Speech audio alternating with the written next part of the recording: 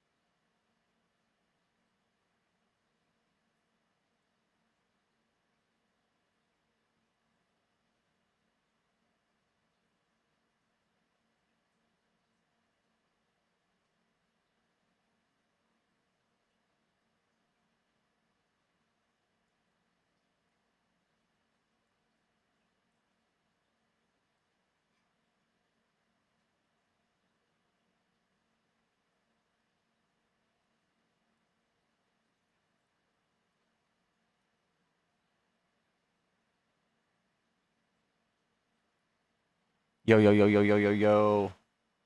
Jason says Pickles My Bidet is shipping. Dude, fucking huge W. We're growing, chat. That's growth. That's growth, chat. We love to see it. What's going on, Jacob? What's up, Hazzy? What's up? Oh, JD, gross. Gross, gross, gross.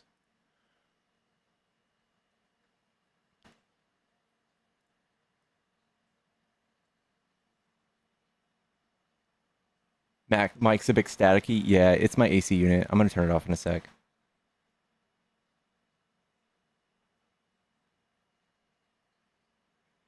What up, Judy? What up, Lauren? What if I voted Kanye? Same thing.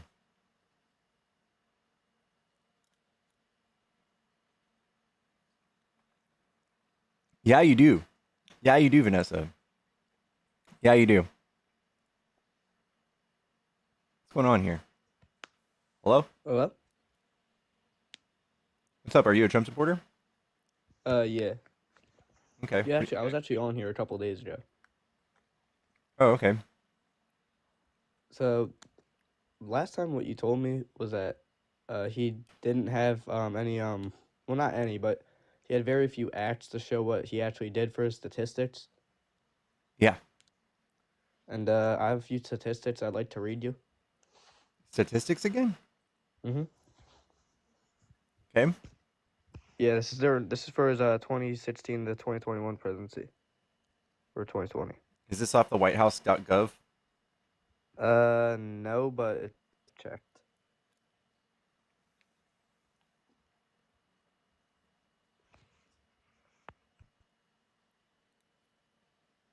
You want me to read them? Yeah. Wait, I might.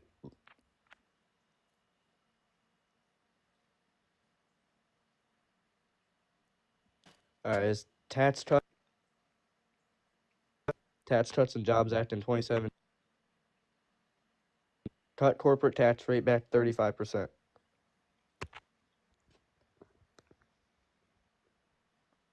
Okay. Is that positive or negative? Negative for me. How? Every time every 8 years we do tax breaks, or we change the tax law. Mm-hmm. Trump heavily skewed his cuts to the very rich. We don't like that. Where's your source for that? The Institute of Taxation and Economic Policy, Tax Foundation, Brookings. I'll pull it up. Uh,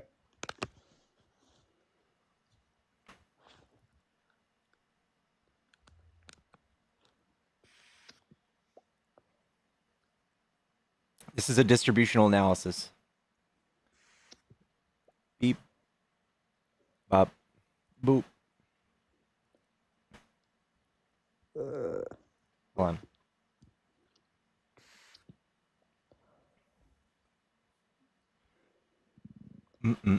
This is probably the most important chart. it's too zoomed in. I can barely see it. All right, there. Tax cut.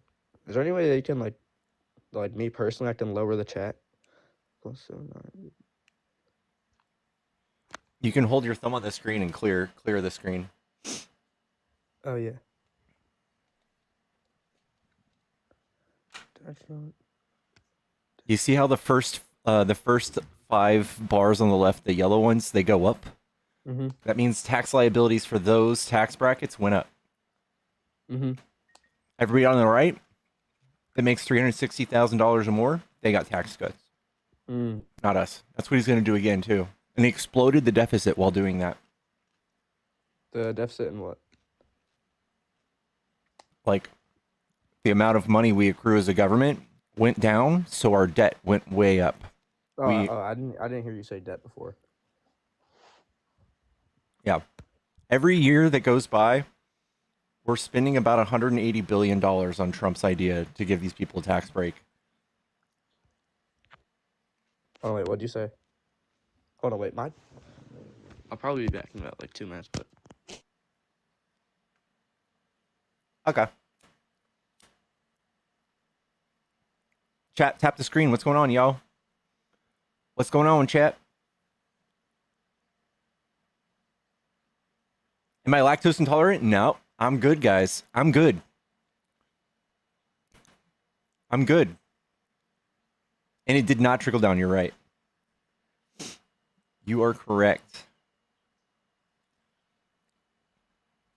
You didn't stream? No, I didn't. I'm sorry, guys. I had an early morning at the gym today, and I still didn't. I felt like shit today at the gym.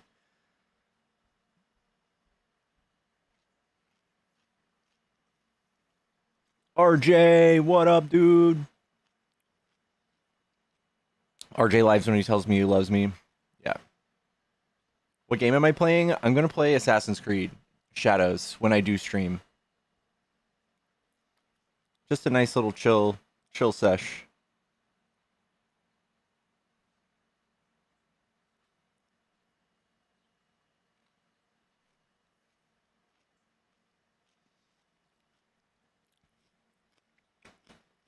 Me and RJ are official, guys. We're going steady. I love it.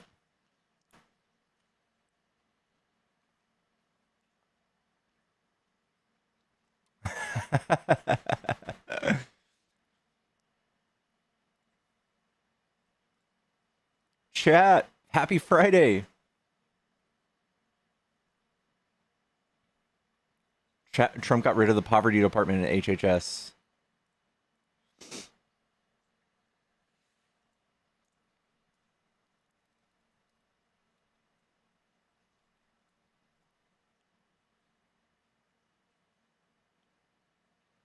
Oh my god.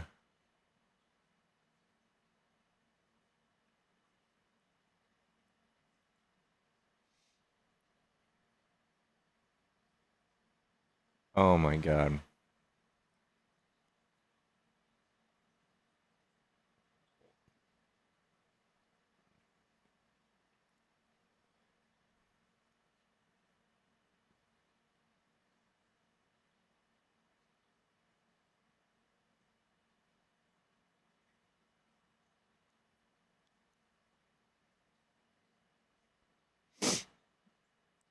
The small team with technical data expertise worked out of HHS's office, and the Assistant Secretary for Planning for Evaluation, or ASPE, their dismissal mirrored others across HHS, which came without warning and left officials puzzled. Why were they RAF'd, as in reduction in force, the bureaucratic language used to describe the firings? We're so fucking cooked, chat. We'll never be able to put this back together.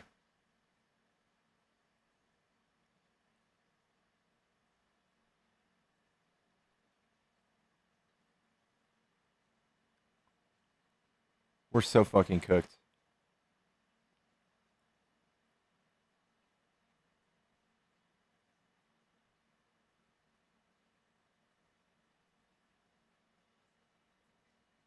Wow, guys. Chat, if you're a Trump supporter, you want to debate, hop in the box. Come tell me why your brain's not good.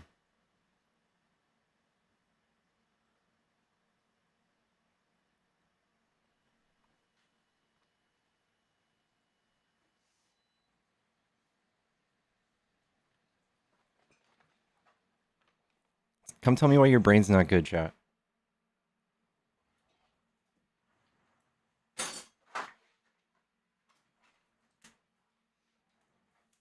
That's what I tell my dog.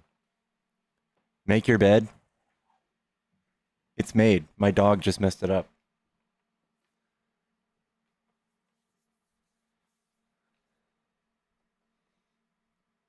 I made my bed, guys. Ah.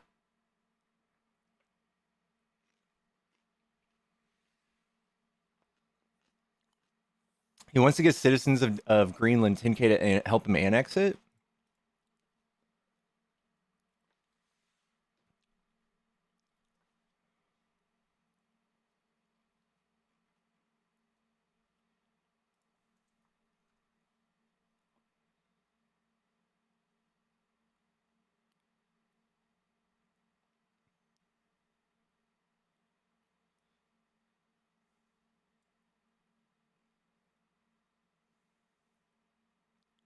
What a disgrace, dude.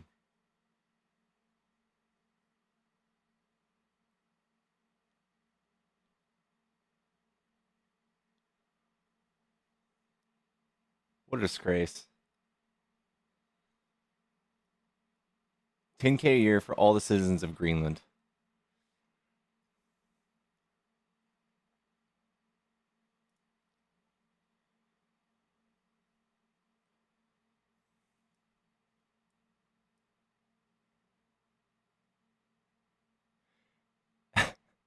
Why would they need to join the US for national security when they're part of NATO? Why would they need to do that?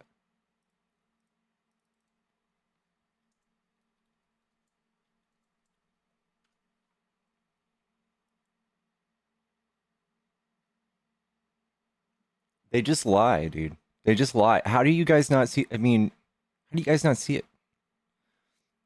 I had a guy come up here yesterday and was like, "Do you remember when they lied about Trump?" And he brought up like the both sides thing.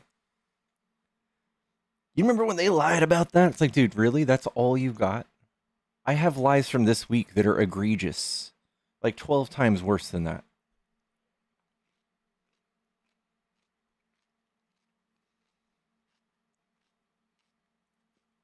59% of Washington State national parks are about to be destroyed. Please show chat. Are they about to use it for lumber? Trump's about to cut down entire national parks for lumber.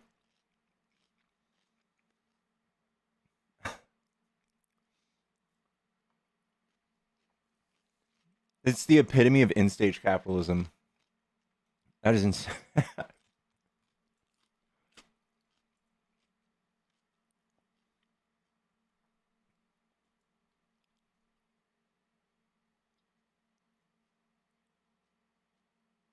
For logging, that's literally what it is. I was what?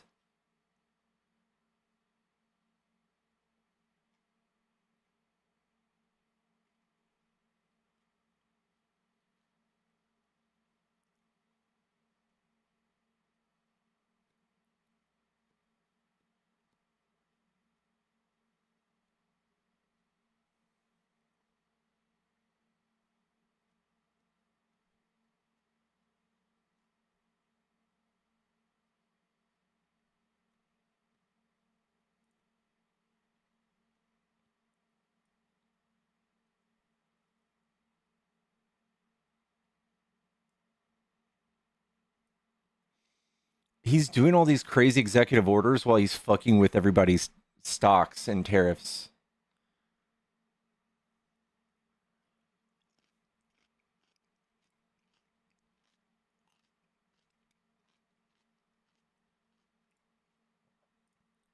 In a late night executive order Wednesday, the president provided a lengthy list of regulations he believes impede energy development to 10 agencies. I think this is different. That established the sunset date for them by September. The termination date would occur within 1 year after the effective date of the sunset rule. In our country, law is supposed to provide certainty and order necessary to foster liberty and innovation, Trump wrote. Instead, vast regulatory structure often serves to constrict ordered liberty and not promote it. The result is an energy landscape perpetually trapped in the 1970s, Rescinding outdated regulations serve as a drag on process or progress.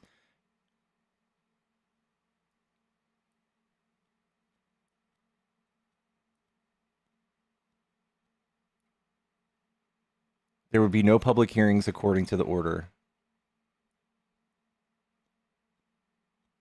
The president's order was called Beyond Delusional by the Center for Biological Diversity.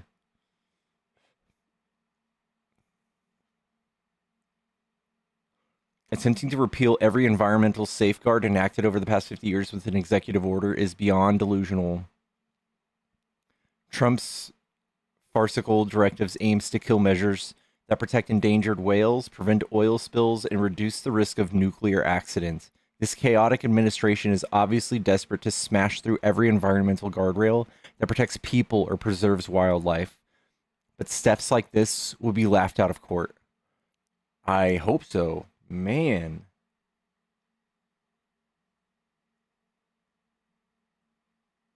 Oh my god. There's a guy in chat cheering him on. There's a guy in chat right now going, wah, boo hoo. Dog. At what point are you guys gonna like start taking this seriously? This is pretty bad, dude.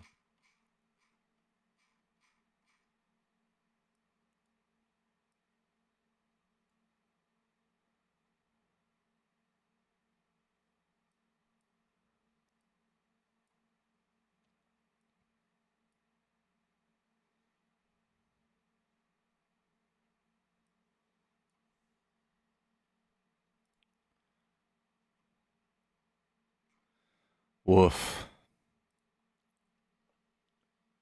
Guys, windmills are killing the whales.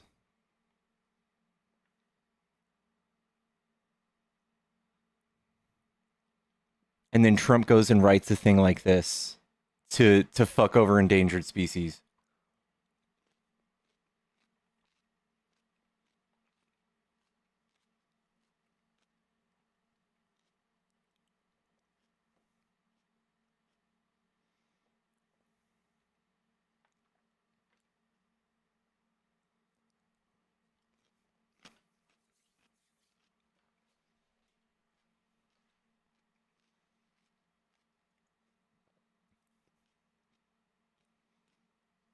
Windmills are killing the whales, chat.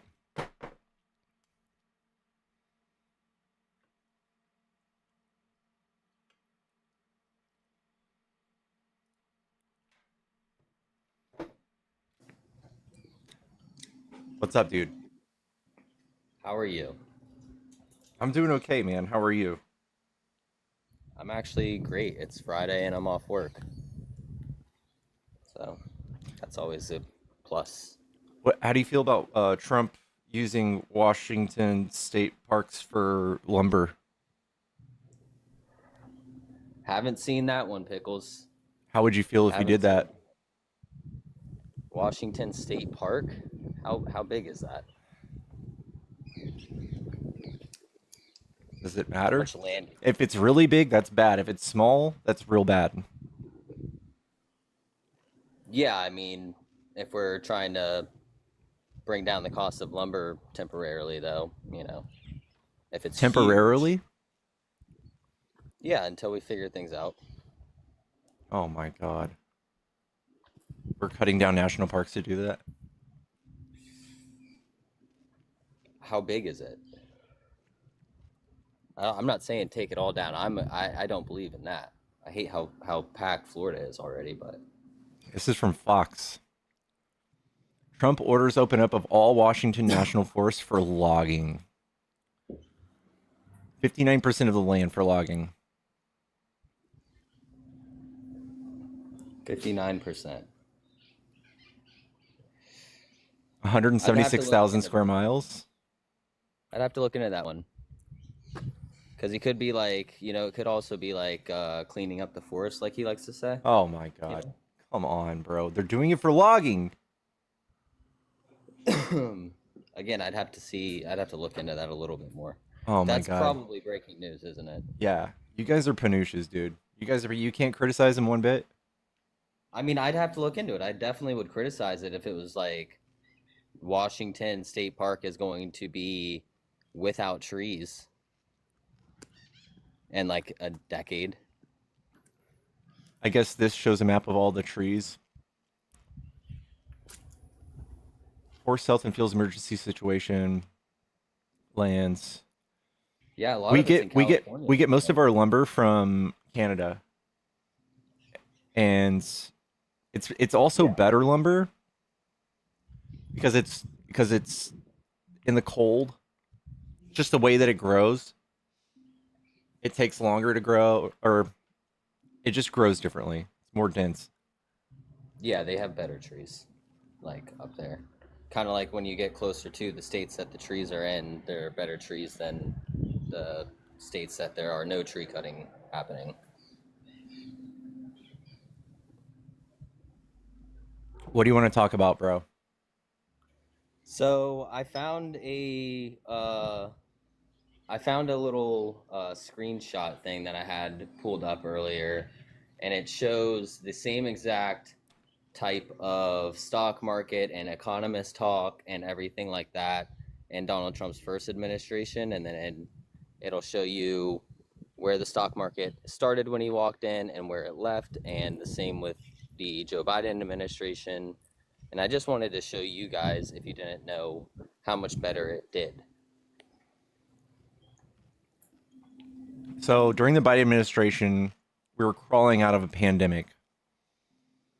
And during Trump's administration, he caught the tail end of Obama's great legacy. And he had everything going smooth until COVID. Right. So Joe started with it and Trump ended with it. It's Yeah. pretty close. Give me 1 second, Pickles. I know this isn't very entertaining for you.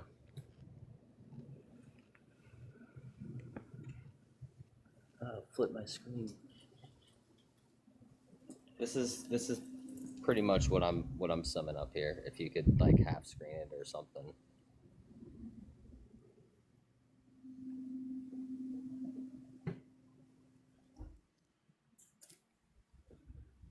And this, Okay. if we're being honest, the same like the economist during his first administration when he first walked in, were saying he was going to crash the economy.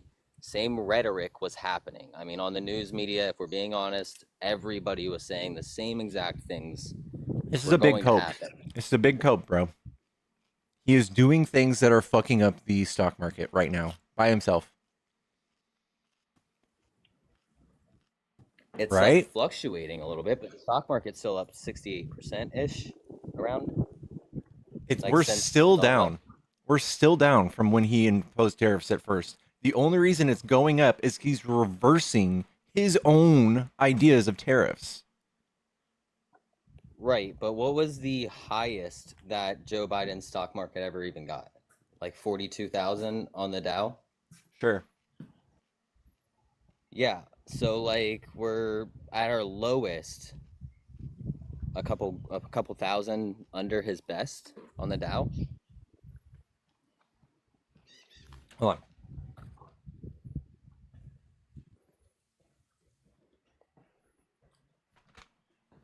The truth is, we're still down. What he's doing is obviously not good for the stock market. It's also not good for the bonds. Did you know that he pulled off his tariffs just because our bonds almost hit, like they almost imploded?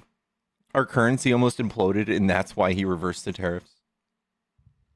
Well, I mean, that's what your point of view would be, but his administration's point of view is to give it time to work out these deals that are happening.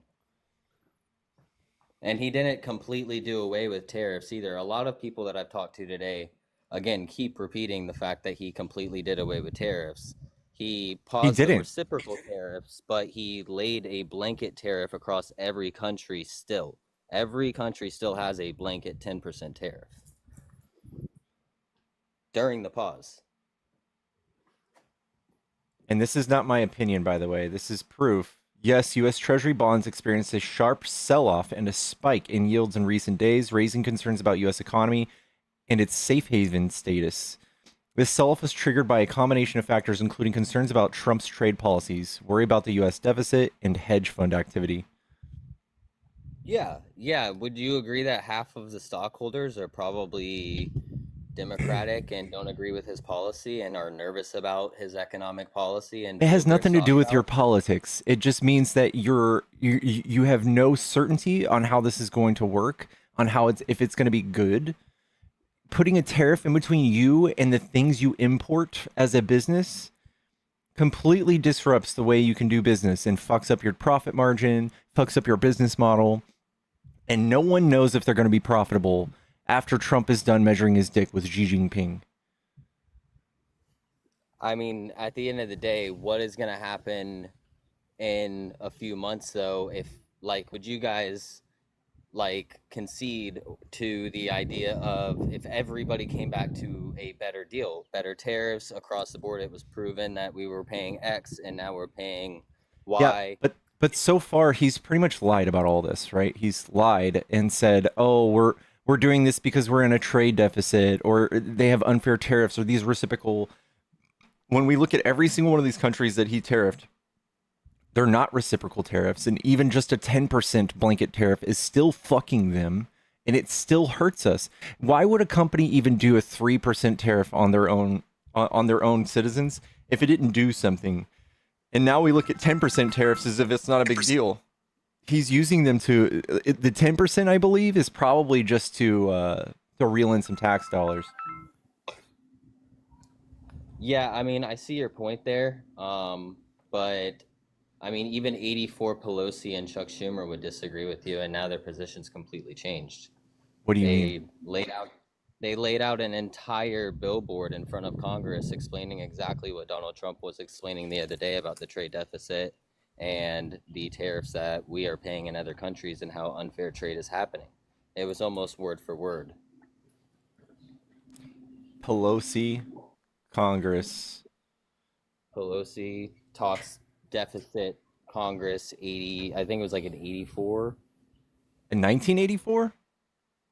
I believe 84 or it might have been a little later than that, but it was definitely maybe in the 90s even.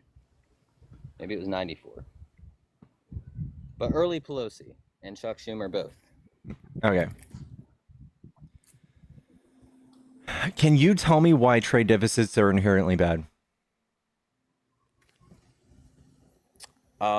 It's just basically what Donald Trump's point of view and what a lot of our point of view is that we're cut off from other markets in an unfair way, and other markets are pouring into our country and taking advantage of that. So that being said, I believe he has a good idea Why are idea on trade that. I'm gonna have to deficits take a look at how inherently bad? You have to go? Yeah, no, my wife keeps. All right. Trade deficits are not inherently bad, guys. And just because you reached 46 years into the past to find someone else that agreed with you proves my point.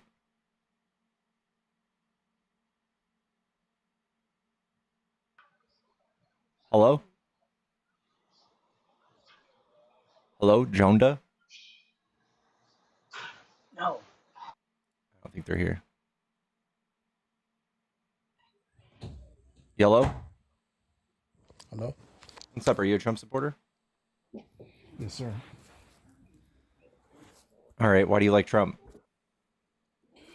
I think his policies are more in line, more beneficial to the working class than what the Democrats are offering. How? Okay, so first of all, are you? I don't know. Are you a Democrat, a liberal? What's your position? Well, I'm a Democrat, just a plain Jane Democrat. Not you. Okay. So when it comes to the tariffs, I'm assuming you object to them. Yeah. So what's your main objection? Blanket tariffs will fuck up our economy. It will cause our GDP to shrink. There's no reason for us to tariff things that we're not even trying to produce. It's insanely dumb. And it's just a tax on the people. It's a tax on the people. Okay. And how is it a tax on the people? because it's literally a tax. Madison, you object to that? What? So you're saying it's wrong that because the tariffs essentially they're taxing the shippers, the producers, and the corporations that are selling the products, and they're going to pass those down to the consumer, right? Yeah, Right. So how do you feel about the corporate tax rate? Should it go up or down? it should go up. They don't have to pass that to the consumer. Oh, they don't have to, but what are they most likely going to do if the If corporate tax rate goes up? they're not going to, they No. can pass a little bit of it, but if you compete with other corporations and ones who don't outperform you, you're going to be pressured to not do it. It also just makes no sense. When if Hold you on, know hold on. anything You can about apply that bookkeeping, same argument. it doesn't You can translate apply the well. same thing with yes, it does. Because you're basically what you're coming down to is when it comes to your fundamental as a Democrat, you guys fundamentally believe in raising taxes on businesses. That's just a fundamental thing you guys stand for. You never mention in those cases, oh, these businesses are going to pass the cost on to the consumer. You only raise it now just because it's politically convenient for you to do so. That's the only reason you're doing it. No, And your positions are not even consistent with your own party's positions over the last 30 years. You guys are just reflexively reacting to Trump. That's why the other guy he correctly mentioned, Pelosi in '96, you can pull up the video clip, her entire presentation before Congress, where she literally said the exact same things Trump's saying. At the time, we had a $36 billion trade deficit with China. They had 35% tariffs. The US had 2% tariffs on them. She went through step by step laying out what they were doing. And she was arguing for reciprocal tariffs against China, and that we okay. needed to reduce the trade Unless she was deficit. arguing for blanket tariffs, this isn't the same thing. It is the same thing. It's the same Was she argument. arguing for blanket tariffs? She was saying that we need to have reciprocal tariffs. But not blanket tariffs, right? This is it's still the same point here. She No, said it's not. across the board. Yes, it is. Because you would your basic objection is that tariffs are wrong. Number one, because they screw the economy. You're saying, and it's going to Yeah, pass out blanket cost on to tariffs the consumer. blanket tariffs are very dumb. I've been arguing this for 6 months before Trump even came into office. I was arguing this with people. Blanket tariffs make absolutely no sense. We cannot compete with China with 99.999% of the things that these tariffs will touch. It is going to do nothing but raise prices for consumers and businesses. It is going to make small businesses and medium businesses go out of business entirely for the most part or lay off people. It does not make any sense to do it. You can't just use Nancy Pelosi as a scapegoat when she mentioned the word tariffs in the middle of Congress one day. No, it's not mentioned here. See, that's you just trying to dismiss it. The point being, she was making an identical argument about the trade deficit and the fact that we needed reciprocal tariffs to try to punish China for what they were doing. The fact of the matter is, and Bernie Sanders the same thing as well. He was used to me the same arguments for protectionist trade policies, which has always been a leftist position. Traditionally, that's always been the case. Because tariffs, at the end of the day, the primary motive, if used properly, is to bring companies back Yeah, and I know. create manufacturing in But the I, United I States. can debunk that though. How can you debunk that when that's the basis? Okay, I'll help you for out. Let me example, help you no, out. let's start with this. Number one, in the 1970s, 60% of the GDP of the country was in the middle class. Now that the majority of the GDP is now in the top 10% in those who do financing and real estate. How did that happen? Republican policy reducing the tax on the upper class. That's totally 1980s false. Reagan policy.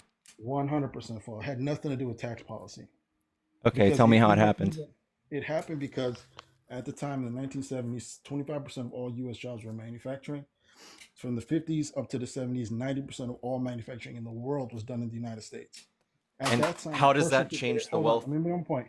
At that time, a person could get a job at a meat packing plant and make the equivalent of $100,000 today, meaning blue collar jobs, no college degree, So do you one think? person working, and you could have a middle class income. All right, That does not let's exist talk about it. anymore. Let's talk about that. You Okay, think having a low skill labor job is going to change the dynamic of or the wealth distribution of this country? That's okay. it? So you hold on. Are you really trying to make that argument? Are you kidding me? That's what your argument is. So essentially what you're saying, what you rather have is for the non-college educated in this country, which is a lot of the working class, they should be left with low-end service jobs that pay them basically enough just to survive. They shouldn't have any upward economic mobility unless they get a college degree. No. No, That's I what you're arguing for. no, I'm not. That's what it is. Yes, No, I'm it not. is. Okay. If I'm you're saying that people shouldn't have these blue collar jobs that pay well, which is what we had, that's how the middle class grew, by the way, was through these blue collar jobs. That's what built Michigan, Pennsylvania, Ohio, all these towns that are not gone and hollowed out is because of the policies that they put in place to free trade, which allow these jobs to leave. The fact that you're arguing against that to me is amazing because the left used to Are represent is this it position is it without is it the arguing. fact that we don't have enough jobs? Is that what you're saying, or is it that there No, were well-paying jobs?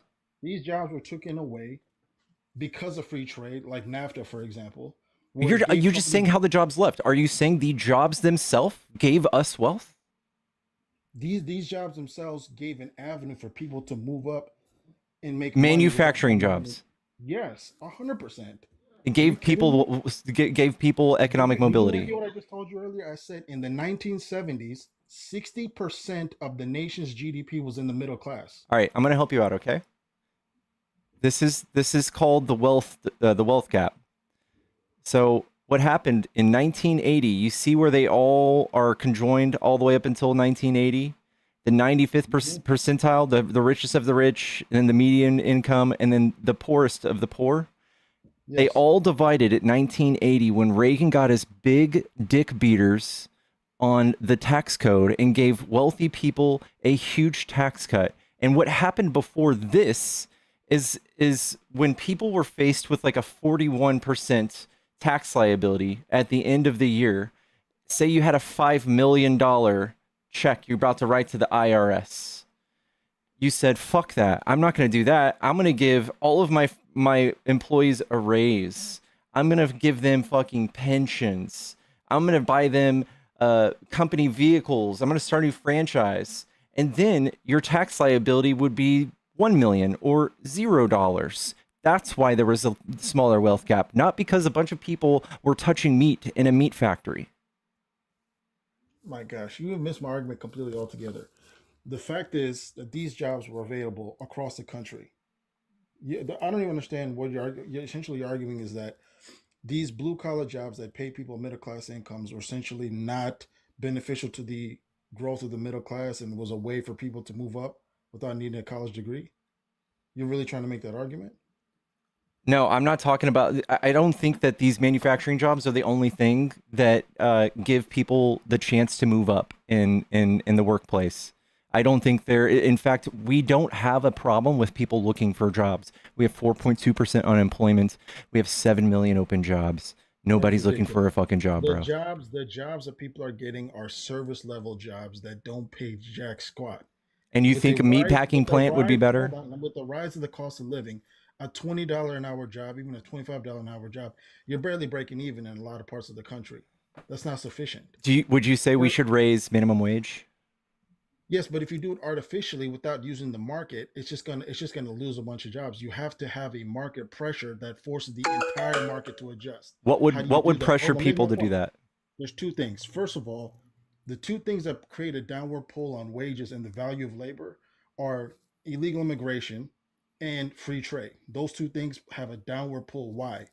When you have a constant flow of incoming cheap labor, especially those who are willing to work for even less than minimum wage, it creates a downward pull on the lower end jobs, which has a ripple effect on jobs Two above it. two percent, So 2% of our I'm almost done. Let me population. make my point. You're Let gonna me make my listen to point. me. 2% of our population is undocumented migrants. Go ahead. Tell me Let me the know. real reason why it's happening. No, okay. If that's the case, why is the Chamber of Commerce fighting so hard to keep illegal immigration going, like they have been for the last 3 decades? 2%. Try something It else. still has a downward pull on salaries. All That's right. I'm gonna undeniable. say they have a Okay, 2% effect on it then. second part is free trade. Why so? Because even on the corporate side, they knew. Give an example.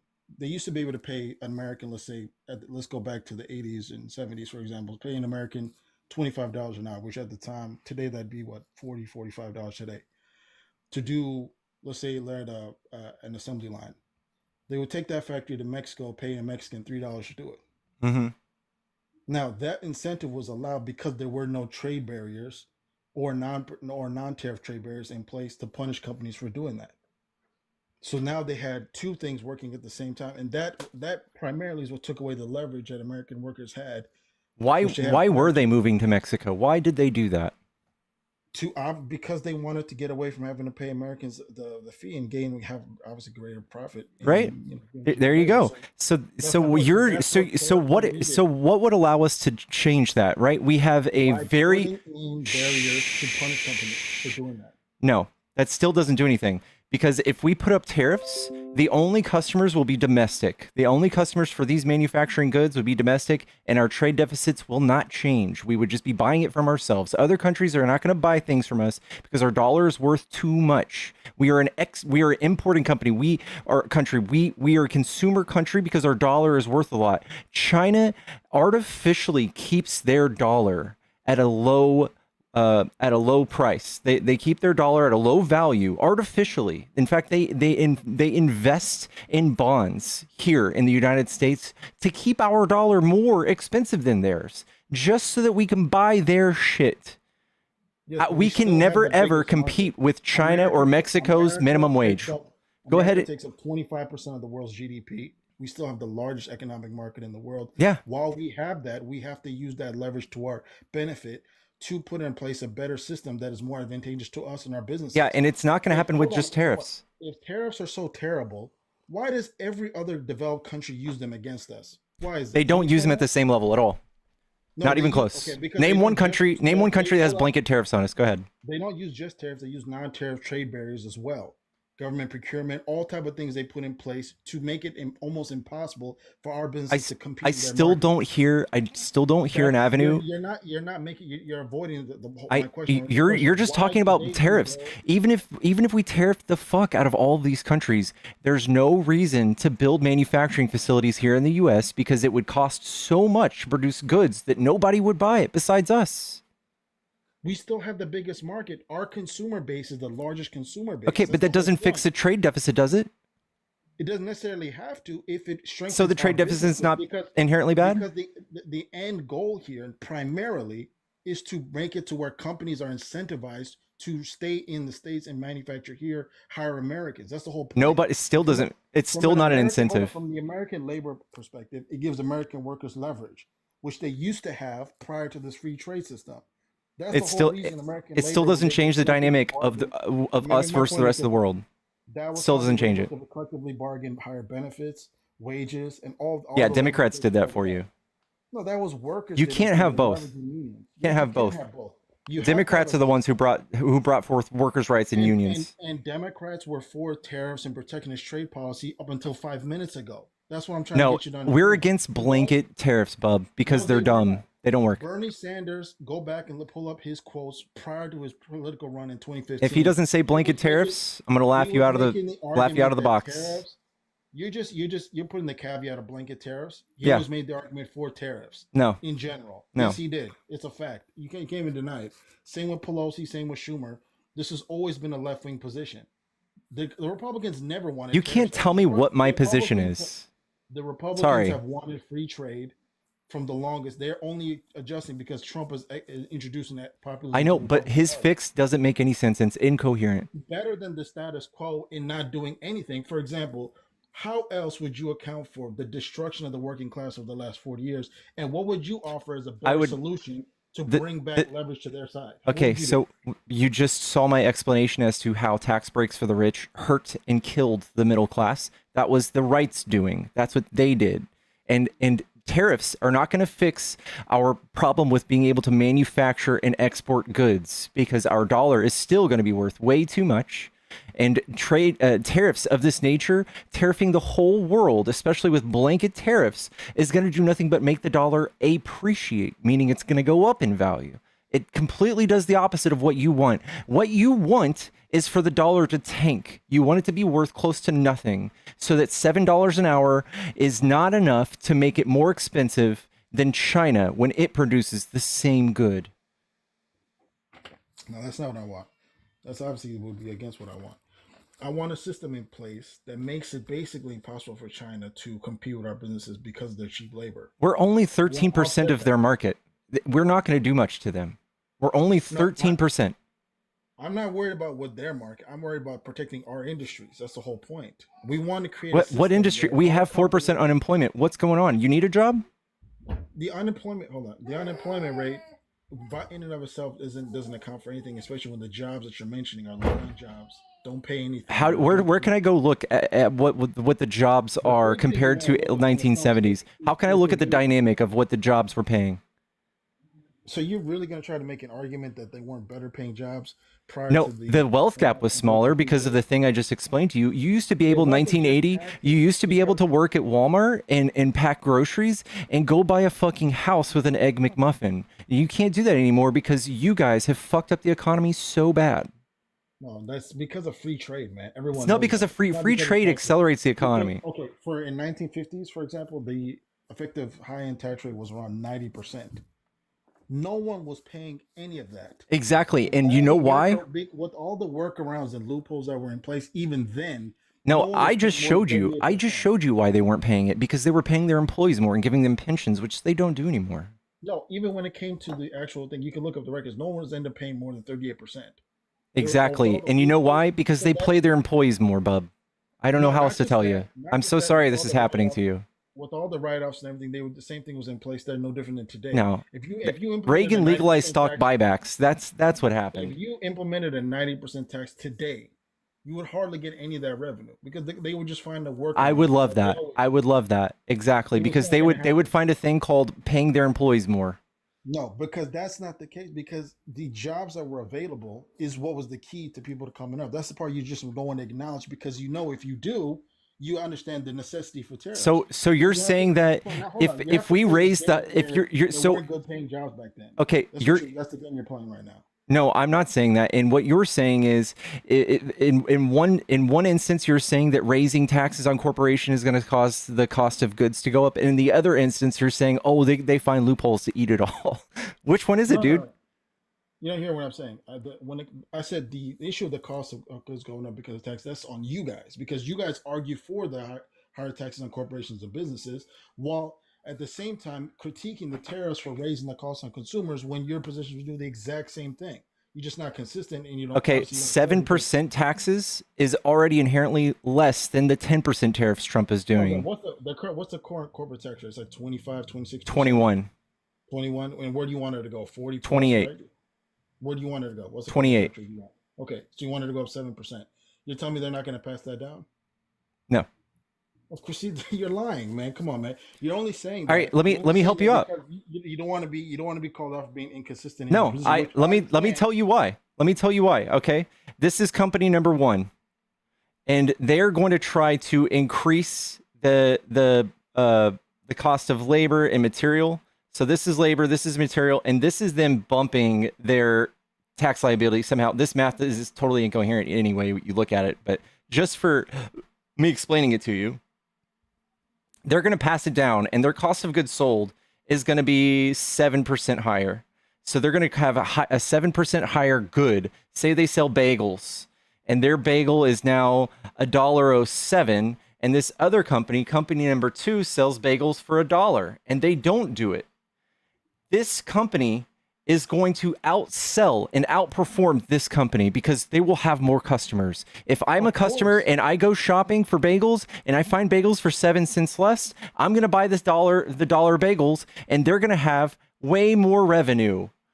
The That same makes thing no can sense. happen in What the you're tariff saying is system. incoherent. And It can happen the exact this same way. company is going to look at this company and go, "Fuck, we're going to have to compete. I'm going to have to lower my prices for my bagels to And $1." why can't that Therefore, happen under the your tariff system logic as is well? broken. I am Why so can't they sorry do this that? is happening to you.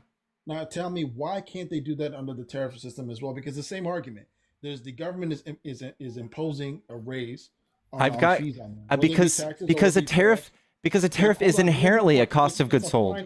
That's my point. It's applying across the board, just like taxes would. No, In this case, no. yes, it's the same principle. I How is it not? because If it's a tax rate because that it's too applies to big. all Because it's too businesses, big. Shh. It's too hold on. big. It's too big. You guys had the corporate tax rate in the high 30s. Number one, it's only because of Trump and the Republicans that it's even down to the I low know. 20s. I know. You're gonna have So, to calm and down. you Yeah, I and know you're you're getting cooked. You have to calm you're down. not getting cooked. You're getting You're fucking moving the goalposts destroyed. and you're shifting positions just to be convenient for the sake of No, arguing. I You just literally just explained to tried you to argue that capitalism. in the 70s and 60s, the jobs in place that were not the key to people moving into the middle It class. wasn't. And Touching why? meat in a meat packing plant did not give you economic How much were people mobility. getting paid for that? How much were they getting paid for that? A lot more than today because they had employers that had a upward tax rate of 41 to Yes, 50% and why did employers in the United States pay people that much more for a blue because collar they didn't job? want to pay taxes. No, what was the other reason? I told you in the because they beginning. didn't want to pay Where taxes. was the majority of the world's manufacturing being done in the world? Where was it being done? It doesn't matter how many jobs we had here. That doesn't make it Now you see, make them pay now more you're money. tap dancing. You're tap Can dancing. you You want to tell answer the me question? how Where more was the jobs majority of the equals world's more manufacturing? pay? Why can't you answer my question? Where was the Because you're majority of the trying world's to get me to manufacturing? say something incoherent, and it's not coherent. No, because you're tap dancing. You know exactly why. Because the majority of the world manufacturing was done in the U.S., which gave workers leverage when they collectively bargained for higher pay. That leverage was taken away when companies, through free trade, were able to go offshores and pay someone dirt cheap. That took away the entire leverage they had. That's the Okay. whole point. Okay. So we're Let trying to me let recreate. me Hold let on. me show you why We're your recording. Give arguments. me 2 seconds, then you can respond.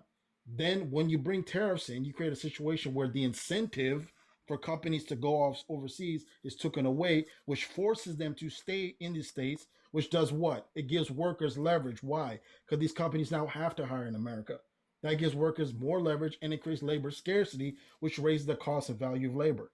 That's basic They economics. You don't want they to wouldn't acknowledge they that wouldn't. Okay. because Your as a your leftist, 2 seconds is over. They first of all, the right is against unions and workers' rights, so you're just full of it. you're Third arguing for third the of all, Republican Party. The Republican Party today is embracing sorry, populism. Yes, your they guy are. just fired the head of the NLRB. Sorry, no. Doesn't make a difference. It's better Yeah, than it whatever you does. guys were presenting. You guys were in power for 4 years. You ran the country into the ground, which is why Trump won the You election in the can't first you can't place. substantiate that. But here's Of course, you why guys laid out here's a why literal tariffs cannot be bombing as eaten. president When you look at and were tariffs, gaslighting the entire country for 4 years like the guy was perfectly fine. I'm so sorry, you're very stupid. When you're talking Oh, about I'm stupid because of the tariffs, state of fact that I'm I'm sure so you're one of sorry. those championing the whole idea that Biden was perfectly fine and it's just the right with their cheap I fakes know, I misleading the know, public I know about you're United reaching real States. hard, but this is why tariffs can't be eaten. A tariff is going to be in this case 154% of the cost of a cost of goods. So when we talk about what a good cost to get it to a customer, cost of goods sold, it's a term they use in bookkeeping, that is including a tariff. So you're going to add this entire amount on top of the cost of goods sold. Tell me, if I were to just eat it, where is the profit margin? If I were to just eat, say the cost of goods sold for the item is $100, and now the tariff is $100, and It's and only your temporary profit until the is production is $10. moved. How Hold do on. you eat that? How It's do you eat that? temporary until production is moved into the United States. That's the whole point. Okay, That's that would why make no that's sense. the incentive. Yes, it is. That's the whole No, point of it. no, that doesn't make any Okay, sense. what other incentive could you provide that's going to make companies bring production? If you were to take away the tariff, people immediately would start buying from China again. If you took off the tariff, those businesses would immediately get forced out of business because people would just buy from China again. This is why you guys haven't thought this out. You're not going to school anybody on economics. The right is completely incoherent and brainwashed.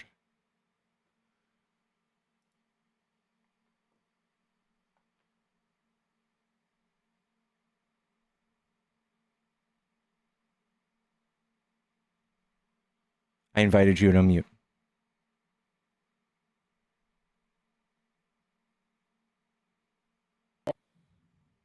Can you hear me now?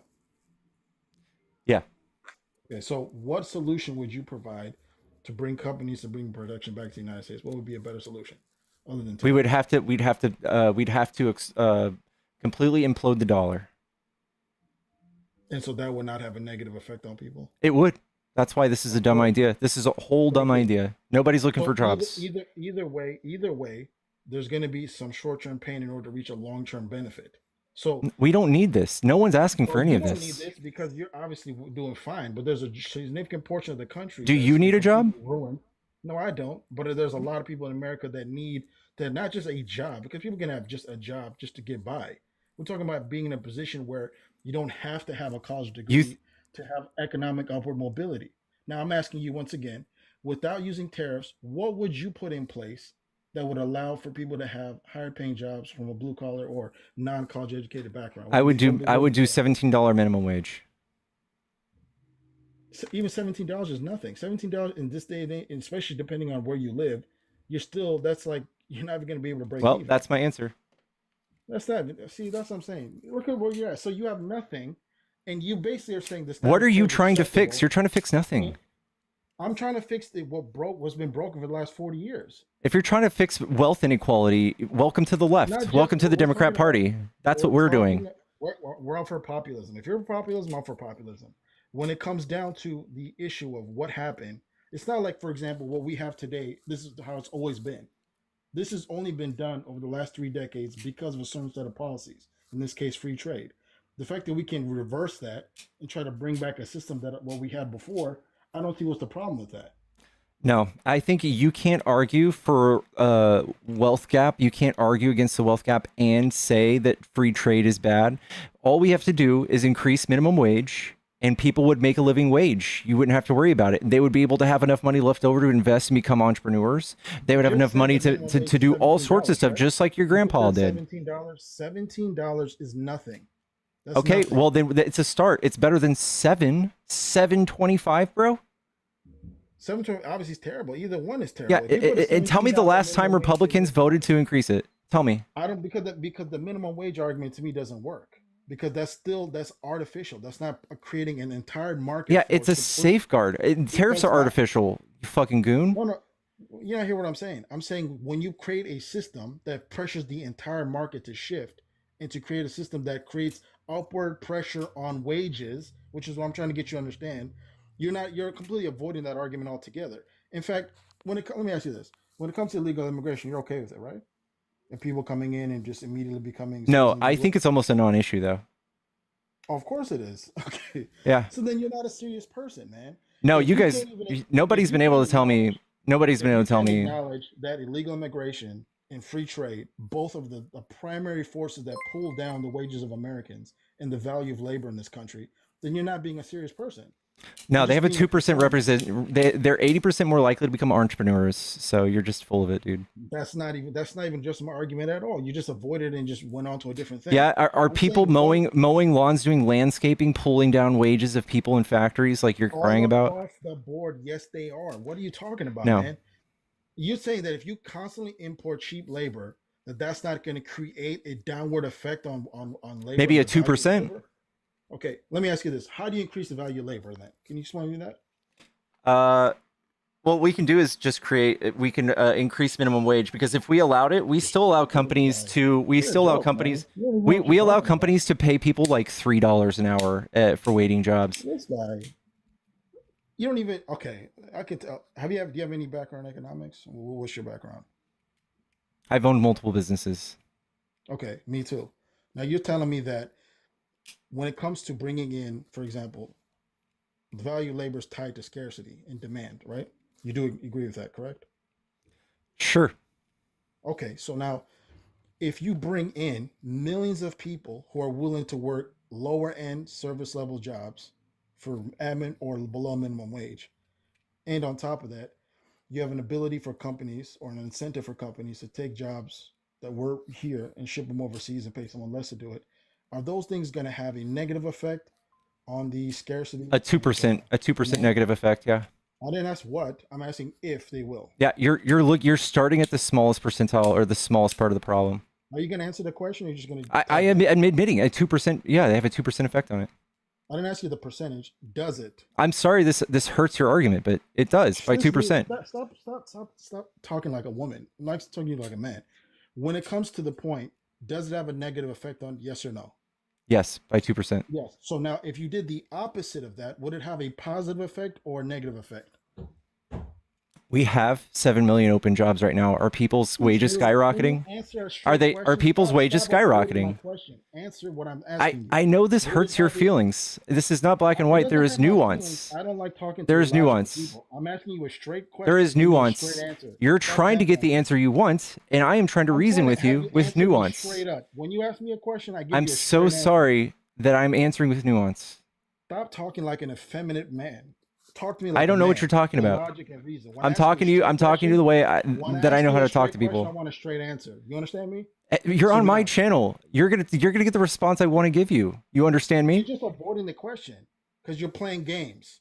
I'm not playing games. Acknowledge that illegal immigration and free trade would have a negative effect on the scarcity and value of labor. You just said yes, it would. We have 7 million open jobs. And putting tariffs up so that we're an incestuous, closed-off market does not help anything.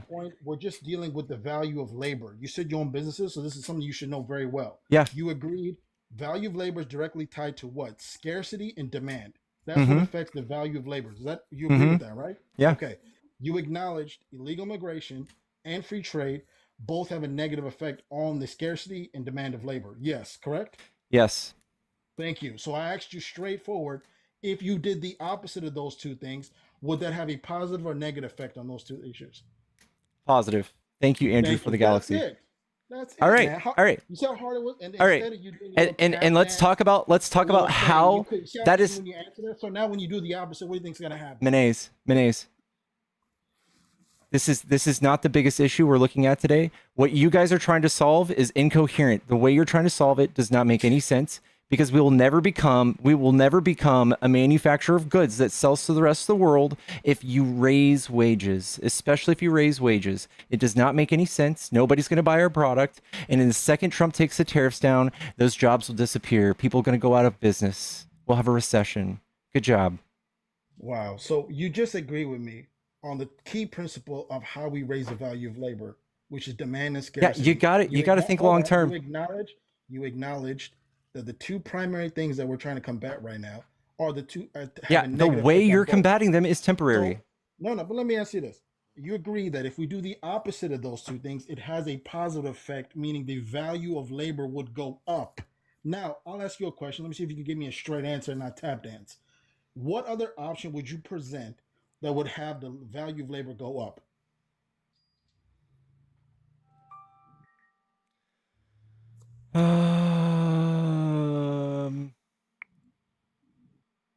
Thank you, Elizabeth. Thank you, Elizabeth, for the $30 to kick. F this ignorant, misogynist, gaslighting a-hole. Much love. Thank you so much.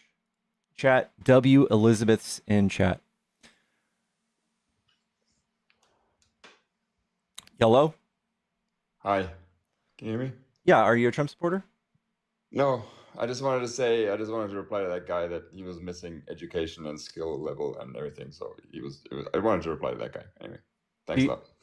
All right, yeah, no problem. Thank you. Yeah.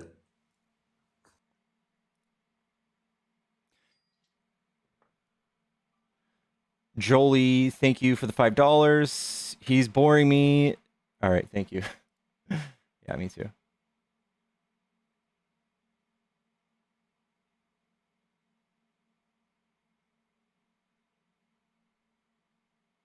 Chat, tap the screen. Let's get to... We're almost at 50K. Tap the screen. You come on my platform and tell me how to give you a response like you're running this shit. This is my platform, bro.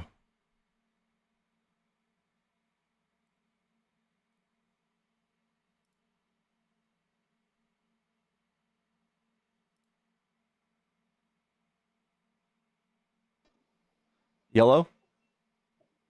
Hey, what's up? What's up? Are you a Trump supporter? Yeah, I'm a Trump supporter. Okay, what do you like? What do you like about Trump?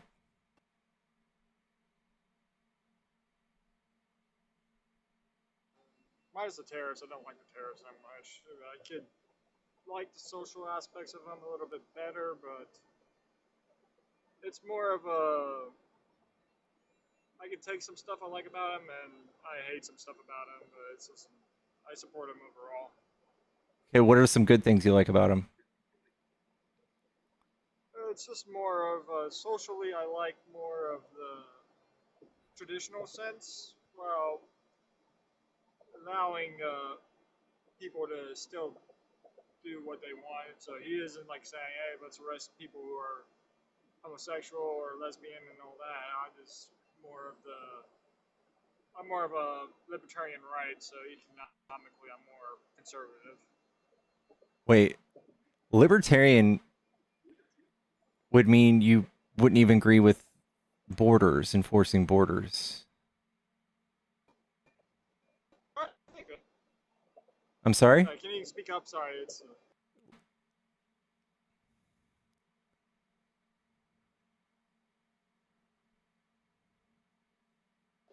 There you are. Libertarian would mean that you would be for open borders, and you would definitely be against Trump trying to take over sovereign countries like the Panama or Greenland. I don't know what's going on here. or banning abortions, or banning free speech. Hello? Can you hear me? Sorry. There you go. So I can't hear you when you go off the app when you minimize. Hello? Holy Toledo. Come back when you're ready.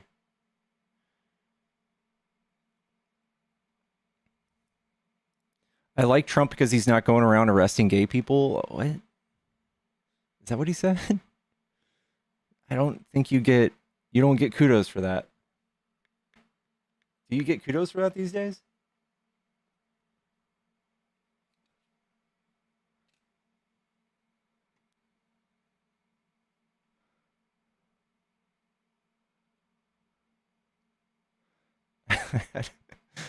I don't know. Chat, follow the stream if you enjoy these debates.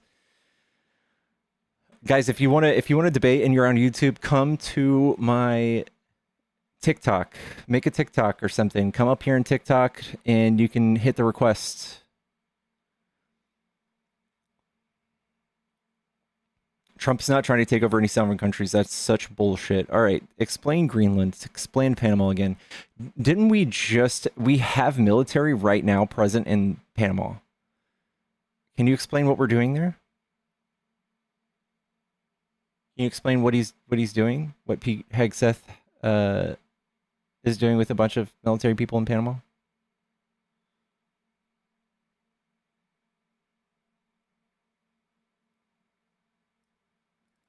Trump never banned abortion. He gave the power back to the states. Stop lying. Trump does not believe in states' rights. He's doing everything in his power to stop states from doing whatever they want to in regards to their elections, in regards to their hiring policies, with DEI. Like he's threatening like stopping federal funding if they don't remove sanctuary city laws. Like he doesn't care about state rights. Stop gaslighting it. Miss us with that shit, dude.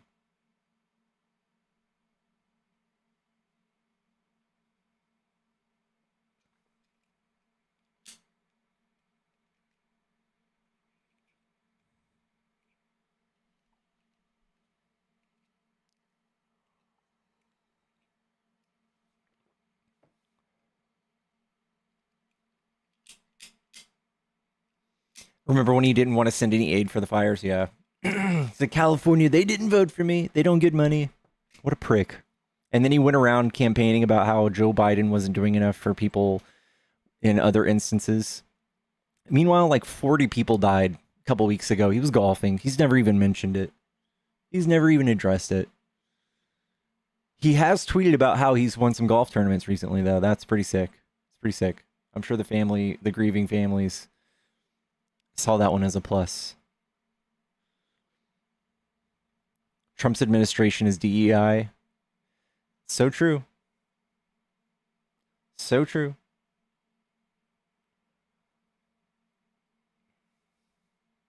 Trump's trying to drone strike Mexico. Let's be real. I mean, he hasn't mentioned plans to do it yet, but he hasn't ruled it out, which is kind of gross, bro. Yeah, the 4 soldiers, were they in Lithuania? That he didn't receive because he was too busy golfing in his own tournament? Chat, if you want to debate, hop into the box, click the little button that looks like 2 people.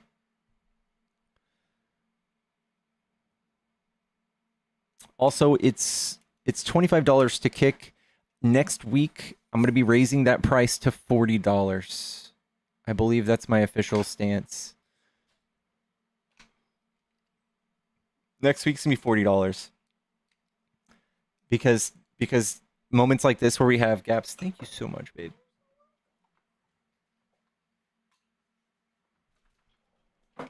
$40 is a good number. Yeah. He's trying to grow a mustache. Guys, I'm 36 years old. I will never be able to grow a mustache. This is many weeks of hard work. What I got going on right here.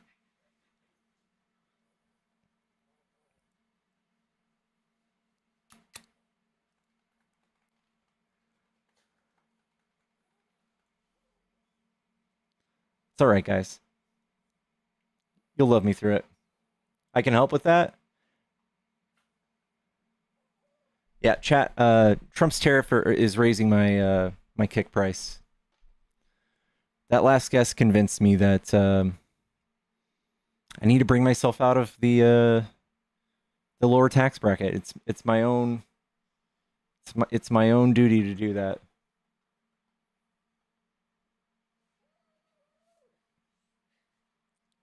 Blame your weak mustache on Trump. If Trump would stop tariffing minoxidil, I would have some to lather my face with.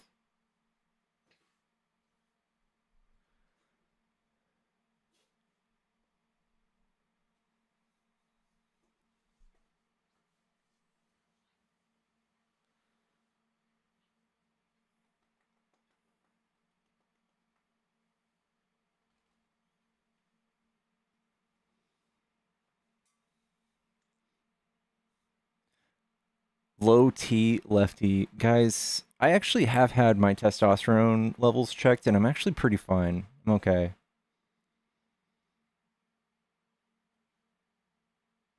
Mustaches are woke. That's what I hear, dude. That's what I hear.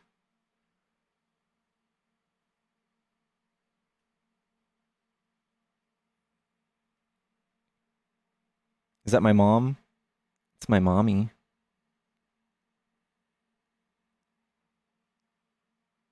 What up, Fire Squad?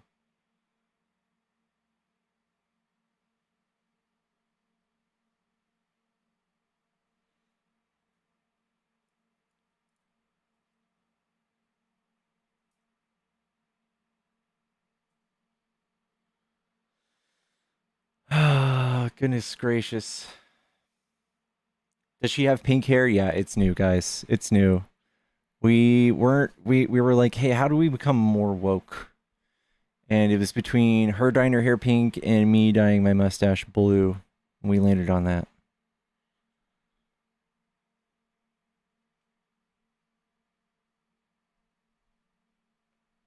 Tell her hair is awesome. Will do. Will do.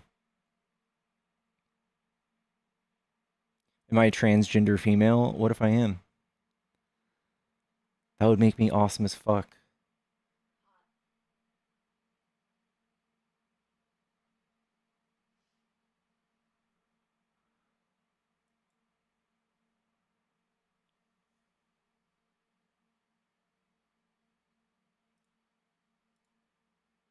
Zero followers, zero following. Woof.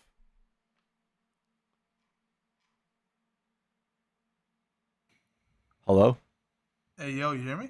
Yeah, are you a Trump supporter?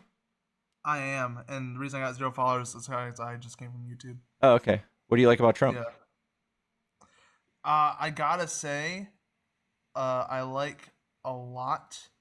I didn't expect to get put on the spot like this. I like a lot his stance on the Second Amendment. I'm just really anti-left because of their constant maneuvers to try and get rid of guns. Isn't it Trump that just passed a law that takes the guns first and does due process second? I'm sorry? Can you say that one more Didn't time? Trump just pass a law that gives him the ability to take the guns first without due process? Not to my knowledge. Have you heard that clip of? I think he and Pam Bondi have mentioned it. In fact, the only administration that passed meaningful gun legislation in the last 8 years is Trump's administration when he banned bump stocks.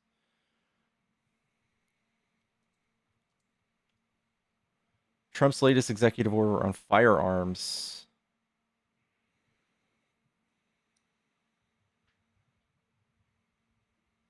For starters, it's illegal for him to own it anyway because he's a convicted felon. Oh, oof, oof, oof. All right, before entering, That's rough right there. Latest executive order signals a strong anti-regulatory push in the order. President directed the Attorney General review reports of documents of White House of the gun violence protection or prevention. The rules promulgated by the Department of Justice pertaining to firearms and agency classifications used to be conducted by the goal of protecting American Second Amendment. Importantly, blah blah blah. Stop defending certain firearm regulations in court. Let me find Oh, this is in March. Okay. Um,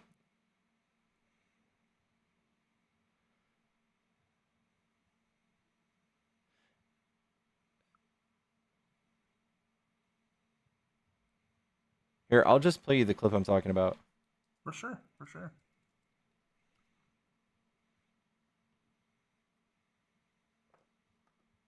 It's a rare thing when someone you've been Can you hear with it? for so long finds Yeah. a way to surprise you. On a boat. It's like discovering E-Trade's easy-to-use platform now comes with the power of Morgan Stanley. Mom can speak walrus? Yes, go ahead, Mike. Well, in the category, you've spoken about it, Mr. President, gun violence restraining orders. They're called, California actually has a version of this. And I think in your meeting with governors earlier this week, individually and as a group, we spoke about states taking steps. But the focus is to literally give families and give local law enforcement additional tools if an individual is reported to be a potential danger to themselves or others. Allow due process, so no one's rights are trampled, but the ability to go to court, obtain an order, and then collect not only the firearms, but any weapons in the possession Or of that might individual. take the firearms first and then go to court, because that's another system, because a lot of times by the time you go to court, it takes so long to go to court to get the due process procedures. I like taking the guns early, like in this crazy man's case that just took place in Florida. He had a lot of firearms, they saw everything. To go to court would have taken a long time. So you could do exactly what you're saying, but take the guns first, go through due process second. How do you feel about that? I feel like that's fair. I was more or less getting on the so I don't know if you follow the ATF too often. Nah. So the recent ATF director that was in with the Biden administration, what comes to mind is pistol braces. So if you're not a big gun nut, what essentially it is essentially, let's say you have one of your arms super messed up, whatever, right? And you can't brace the pistol easily, or in some cases it could be like a short barrel rifle, for example. What it allows you to do is essentially strap the weapon to your forearm, if that makes sense. Yeah. To help mitigate recoil. So that was my whole thing. Is it's the ATF under leftist administrations that love to reinterpret certain laws. I'm not going to say make laws because they can't do that, but they can reinterpret them as many times as they want. What about why do you ultimately think guns having your Second Amendment is important? Because it's in the Constitution. Why do you think it's not important? I have pew-pews as well. Like I don't think it's not important, but I think it's important we have common sense gun law. But I would also say that all the time, usually what I hear from the right is that they want something that they can use to stand up against a tyrannical government. Would you say that's the case for you? Yes, 100%. What if that tyrannical government doesn't even let you speak out against them? How would you ever rally with your friends who wanted to do this? That's what the guns are for. That's I see the lapse in logic. I see the lapse in logic though. I see that. I see what you mean. So I would say that Trump is vehemently against people's First Amendment right to speak out against him. He's already doing things such as he had Customs and Border Patrol send someone back to their country that they found at a port of entry because they checked his phone and his computer and they saw that he had things to say that were bad about Trump. So they kicked him out of the country. And he's also using executive orders to quiet I believe law firms. So he pretty much threatened the law firm that said, hey, if you don't drop all of your clients that he had personal beef with, I will remove your access to federal buildings and your ability to even do any of these court proceedings, and therefore pretty much putting them out of business. Hey, Pickle, I don't mean to interrupt you here, but to everyone in chat that's saying, "Oh my God, rifle versus American drone" or whatever, just want to point out that in Afghanistan they were kicking our ass with AKs and flip flops, So that's not a very valid argument there. Let's I keep the mean, numbers. it's kind of a different dynamic because that was guerrilla warfare, and if you're trying to take over a government that's tyrannical, you would be kind of on the offense. Pro said no, they weren't. Oh my god. I'm sorry. It's the chat just keeps bringing up fucking drones and shit.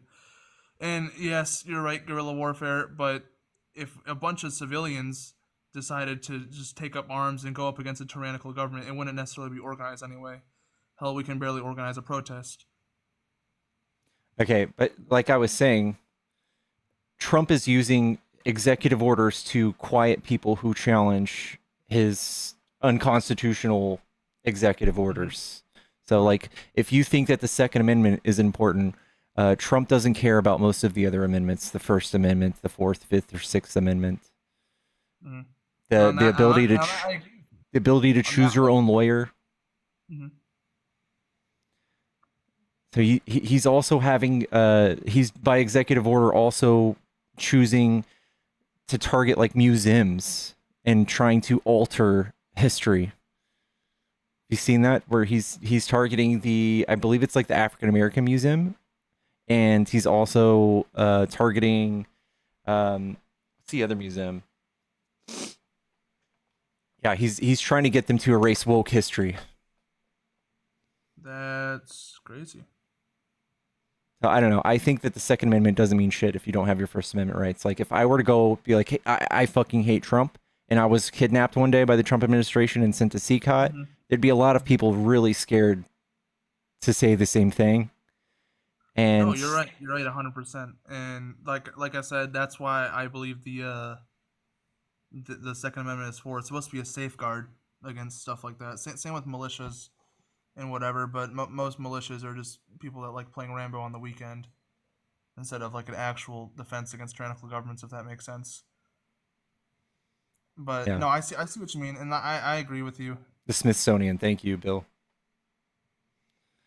On the yeah, see someone said in there. Second Amendment protects First Amendment in the chat, but yeah, I agree with you on the fucking the censorship is not okay at all. Yeah, what do you think about him fucking sending people to one of the world's worst prisons without due process? It's my understanding that there is due process for the illegal, because they have to go through some kind of customs office to be determined that they're an illegal immigrant, right? Or am I wrong on that? I don't know why I just got a strike. Behaviors not in line with our policies may result in gifting suspension. We might stop talking about pew-pews. Is that cool? Here comes the censorship. Yeah. It's a prophecy. Damn. Sorry, I missed what you just said. I said here before I mentioned the censorship joke, I said I thought there was some kind of like, don't you have to go through a customs office for them to determine you're an illegal immigrant? You're like that. You're here illegally. Isn't that part of the whole ICE tracking you down and throwing you in somewhere? Because you don't go from ICE pickup to plane heading to Salvador. There's got to be something between point A to point B. You at least have to see a judge. Correct. And they're not doing that. They're not? No. That's why this person was sent, like, Kilmar Abrego Garcia. Right. That person. I heard about that. He's the one that like had no cartel ties or whatever the fuck, right? That's that. Yeah. In fact, 75% of these people had zero criminal history in the United States. 75. Well, it's different if they're here illegally. That is the criminal history. It's like a Class C misdemeanor, entry without inspection. That's like a big speeding ticket.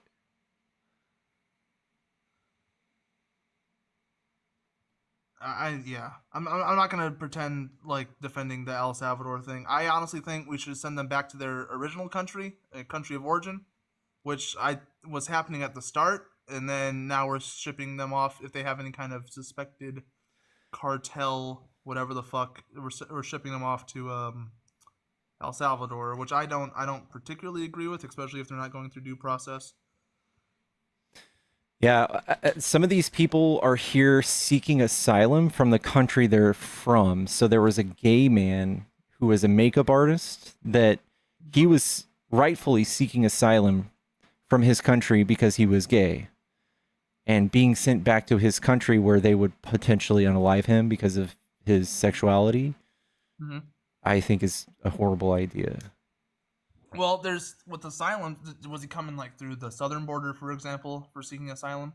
He had already been adjudicated and rightfully had temporary protective status.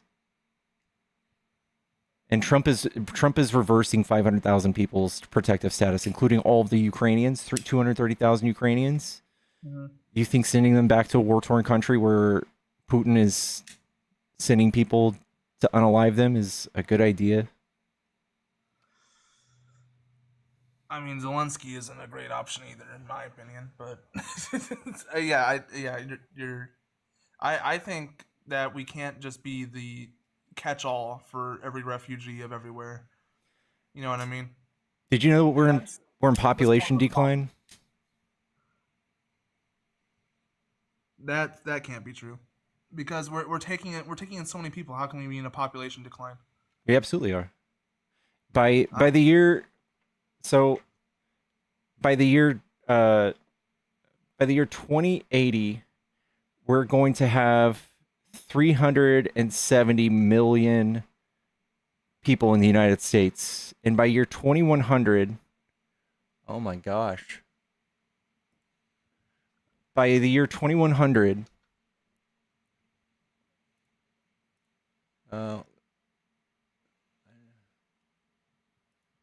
Is it the censorship again? Yeah. By the year 2100, we're going to go down to 366 million people because of the rate at people are having birth or giving birth. So, in other words, our population looks like this. We have old people on top, young people on bottom, and people aren't having kids, so they're slowly dwindling away. And what our population needs to look like is this. Old people up here, we have a labor force, we have people paying into Social Security and doing the low-skilled jobs, the hard-working jobs. And what these immigrants are doing is they're coming in and they're making our population whole again. So we absolutely do need these migrants. Right. And immigration is good for countries, but at the same time they have to come through here legally. Hopping over, and I know what you said, like all these people had immunity protections and were here as registered asylum, whatever. I also know that there wasn't a whole thing during the Biden administration where there was like a CBP app where people could just my understanding is that they could just infinitely apply for asylum and just like it was legal though, right? That was legal, but wasn't necessarily right. I think it's just fine. Like, if all of your concerns are making sure they come the right way and that they're not horrible people, obviously that's what the app was designed to do, is to see who these people are, if you have a rightful claim, and if you did have a rightful claim and you had a community you wanted to come here and live with, like people in Haiti. These people in Haiti, their country was fucking destroyed by a bunch of earthquakes. So overwhelmingly, if you're from Haiti or Venezuela, it's an obvious yes. Why does it keep doing this? Appeal not approved. Guys, I'm going to restart my stream. Something's going on.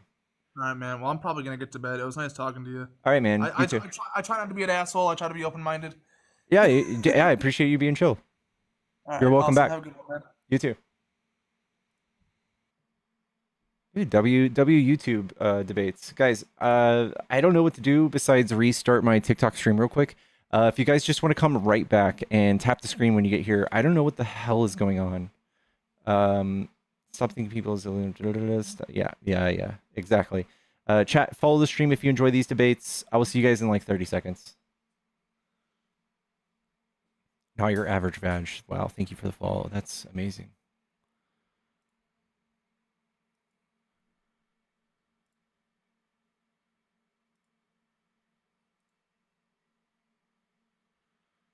All right, guys, one sec.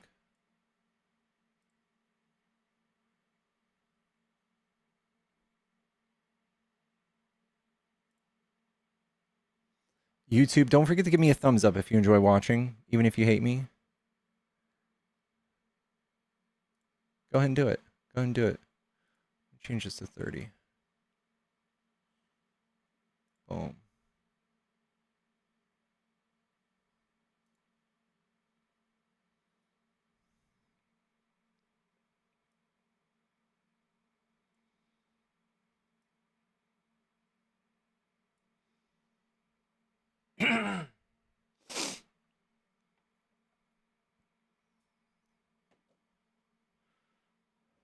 Someone says we're putting them up in hotels. Dude, you guys are insane.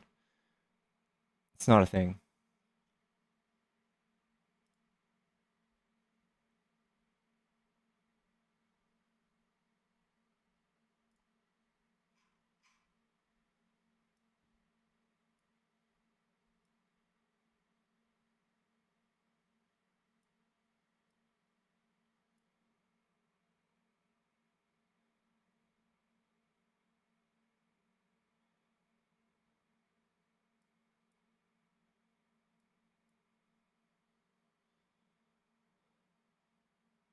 Chat, let's tap the screen. Welcome back, y'all. Welcome back.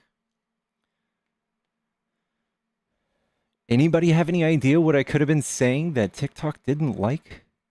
What the hell was that?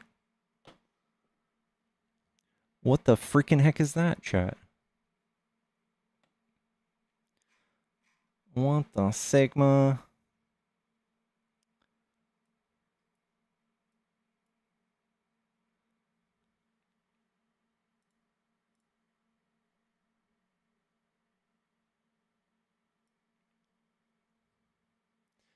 Yellow? No. What's up? Are you a Trump supporter? Yes. Okay, what do you like about Trump? Well, Republican. I've been a pretty much lifelong Republican, and I just thought he was the lesser of two evils in my mind. Are you a veteran? No, not a veteran. Nope, I'm just a blue collar worker. Middle class. Can you tell me a thing that Republicans do for blue collar workers?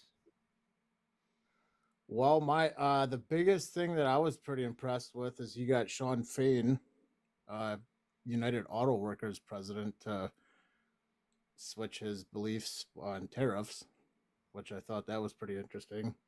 Seeing that Sean Fain campaigned for Kamala and pretty much kind of slandered Trump, and now he's on board with Trump's tariff policies because he believes that the tariffs will help bring some of the auto industry work back to the United States, which I watched. I think it was an interview on CNN the other night. I don't know if you know who Sean Fain is. I'm familiar, yeah. Okay. And like he kind of hit the nail on the head, like we need to start working together and not so much hate. And he's like, I don't agree with Trump's every one of his policies. I don't like how the way he addresses some stuff, but I will come to the middle and do what's best for the working class. And this stuff that he's doing right now is what I believe will help bring back some of the auto jobs that left this country. So he was in favor of the tariff policies, and I was like, huh. I'm like, he's a union president, which usually he's definitely not a union president. Oh, Trump's not one though. No, but yeah, I'm talking about Sean Fain. I'm talking about Sean Fain, which like for me, it was just like a huge like yeah, confirmation bias is what I call this. So like when you find somebody that agrees with you, rather than just kind of like thinking for yourself why these things are good or bad. What's that? Confirmation bias. Like when you just kind of find somebody that agrees with your opinion. Yeah. It's kind of like what people do, like when they go to church, they find a bunch of people that reinforce their beliefs, even though it doesn't really have any logic or reason. Oh yeah, I mean, I wouldn't say it's confirmation bias. Like for me at least, I mean, I do a little bit of my own research on certain things. Like I'm a huge outdoorsman. Like I don't want anyone coming to take any of my rights away. Um, uh, I as a Republican, like I'm not pro life. Like that's where I am. That's where I don't agree with the Republicans. I do believe a woman should have a choice. You know, so I mean I've seen some. I've been in some of your chats and stuff like that. Like I'm not your typical right wing hardcore MAGA Republican. Like I'm not like I wouldn't consider myself part of this cult. You know, like I'm just a registered Republican, and certain ideologies that align with things that I believe in. That's how I vote. So I don't know. I think And then what I would what I would say is that the Democrats are for the working class far more than the Republicans. I don't know how people got this ideal. Maybe it's just the imagery of the hardworking, like redneck with dirt under his nails votes Republican. But it's the Democrats who fought for most of the labor rights we have today. We fought for minimum wage. We fought for the 40-hour work week, for overtime pay, for all of the I agree like with that. for unions rights. And Trump constantly he is bragged about being a union buster and for firing people on strike. Like he, in every way, shape, and form, is probably going to cut people's rights away from laborers because they're a nuisance to him. Yeah, I totally agree with the Democrats back in the day were for labor rights and unions. It just for me, like during the campaign, like I looked up the top 10 wealthiest people in America and saw their salaries, and then I found out which party they donated to. They all donated to the Democrats, or not all of them. It was 8 out of 10 of them donated to the Democrats. So if you're rich and you And donate to the if you're rich and you donate to the Democrats, you're literally advocating for a higher tax bracket on yourself. Usually people who do that are signing up for things that are good. And when I think about things, that's why I find that hard to believe. Like, you really think like these billionaires are gonna be like, oh yeah, I'm gonna vote in someone that's gonna make me pay more taxes? Like, that's exactly what Joe Biden did. I find that hard to believe. That's what Joe Biden did. That's a tough pill for me to swallow. Did you know that Joe Biden raised minimum tax on people making 400K plus to 15%? Yeah, I knew he raised it. I know he did that. Like, so it's a fact. Yeah, I know that. I knew he raised the taxes. And Trump, the only appealing thing about Trump is that he's going to lower your taxes, meaning they just get more money. And that he removes things like labor protections or environmental protections or things that protect the public, consumer protections, those nuisances, those pesky things that large businesses have to abide by. Trump is for taking those things away.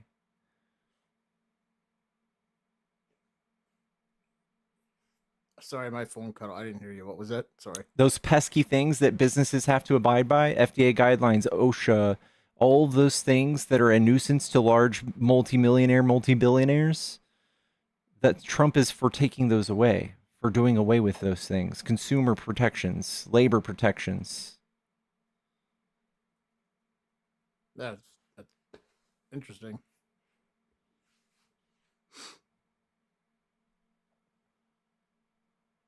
And then the only other thing I wanted to bring up was that tax chart that you had up yesterday. Mm-hmm. So we're on the tax code from that I think Trump reenacted from 2017, correct? We're in line to do that, yeah. So that chart you have goes to 2026, right? Mm-hmm. That code expires in 2025. So how does that chart portray that? Trump's tax plan is 8 years long, but the way that he did it, there's a law. It's called the Bird Law, and what you have to do in order to write a law that costs more than $1.5 trillion is you also have to come up with ways to fund it. Anything that exceeds $1.5 trillion, I believe is like 1.7, 1.8. And I think one of the stipulations were to sell some of the oil reserves, etc. But after he gave corporations a permanent 15% tax break, there was only a little bit left to give temporary tax cuts to us, to individuals. So Trump's tax code went from 2017 to 8 years later, 2025. Yep. And then he writes a new one. It's every 8 years. I know, but that chart was that you had was 2026, so we haven't seen that new tax code yet.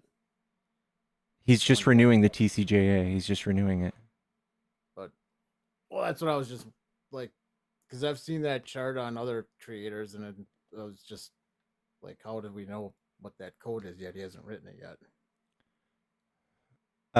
I mean, I know that he's promised y'all a bunch of stuff, but yeah, none of it really makes sense. Me, I'm just saying, like the just the code in general. You know, So I'm not saying for me. I'm just saying that chart that you had up. Yeah, I think yesterday it was the 2026. Yeah, this is so far. This is what the budget that they've passed, the $4.5 trillion budget, and this is the TCJA. This is what's most likely going to pass because it's all that fits inside of that budget. And these are all the other promises that he made. No tax on Social Security, and then the SALT deductions that he fucked all the blue states out of. No tax on overtime. None of this stuff fits inside of that tax cut. So there's no way. I mean, it's most likely just going to be an extension of the TCJA. Past 2025 or whatever. Mm-hmm. All right. And now, is that the one that just got passed in the House? I think, what was it, yesterday or the day before? I think so. All right. Yeah. And that's also probably why he got rid of the DOE so that he could afford more.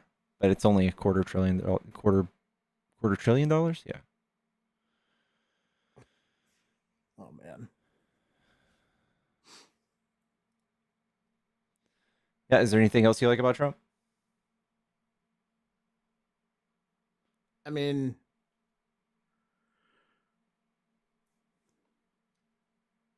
can't think of a whole lot off the top of my head right now. I mean, it just seemed like the first 4 years, like, I didn't have to work 2 jobs, you know, to afford the lifestyle that me and my wife have right now. Yeah, like, groceries were cheap, not like cheap, but like they weren't where they're at right now. Yeah, I feel like we just have to look at these things in more detail because Trump campaigned for 4 years trying to ingrain in people's minds that Biden was the reason prices went up. And when we actually look at the details, there's nothing that points to that being true. Biden didn't do anything. He barely spent anything as president. He did nothing but just create a bunch of jobs and weathered COVID with us. And the whole world saw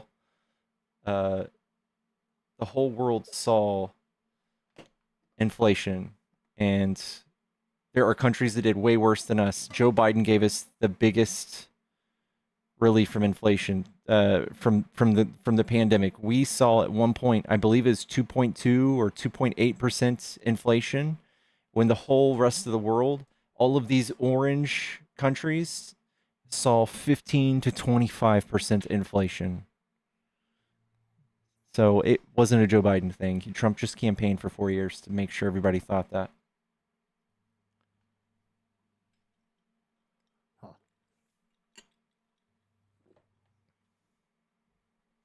Yeah, or else you'd know why. Like we would have like Trump would be going around being like, this bill that Joe Biden passed created inflation. But you know what we can point to that has increased prices? Tariffs.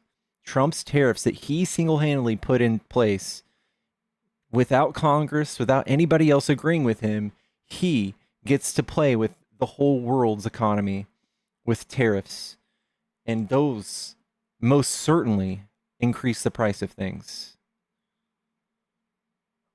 Oh, and I'm still pretty like unsure about the whole tariff thing. Like I'm not sure if it's good, bad, or anywhere in between. If it's gonna bring back jobs or if it's just gonna tank this whole economy and start a world war, or it's I don't got a good feeling about it. I don't think it's going to do very good. And then the whole stock market thing, I don't get how one day we can have a record day and then it crashes 1,500 points the next day. It just, to me, it seemed like there must have been some insider trading going on that day to pump the market that much. Yeah. I mean, that's just my personal opinion, but whether it's right or wrong, who knows? I definitely think he's doing market manipulation, but there's nobody to hold him accountable. Yeah, you're pretty much. All right. Well, I appreciate you coming out, man. Let me know if you want to talk. You're welcome back anytime, all right? Thanks for having me. All right. But Chat, tap the screen. Let's get to 50K really quick. Let's get to 50K. Chat, if you're on YouTube, just go ahead and give me a follow. Give me the thumbs up.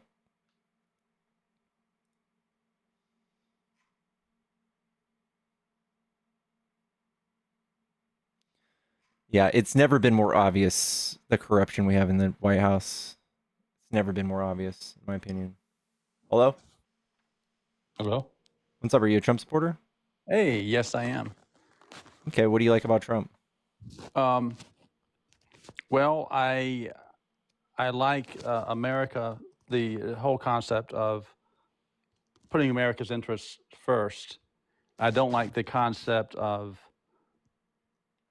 trying to kind of help the whole world and manipulate their economy. We decided, decades ago that China could do our manual jobs, or we could outsource those jobs because supposedly the return on investment for fully paying for education was like 4% or something. So we purposely facilitated moving jobs out to other countries where they'll be a victim of automation and all that, while we did the so-called service economy, desk jobs, the brain jobs, and we outsourced all those. The problem is when you outsource manufacturing, you also outsource the factories, the building of the factories, the structural engineers, the managers, the operations research, and so there's a whole so they're not just dumb workers; they're sophisticated factories that we have outsourced, and now we're going to have trouble importing them because we just don't know how.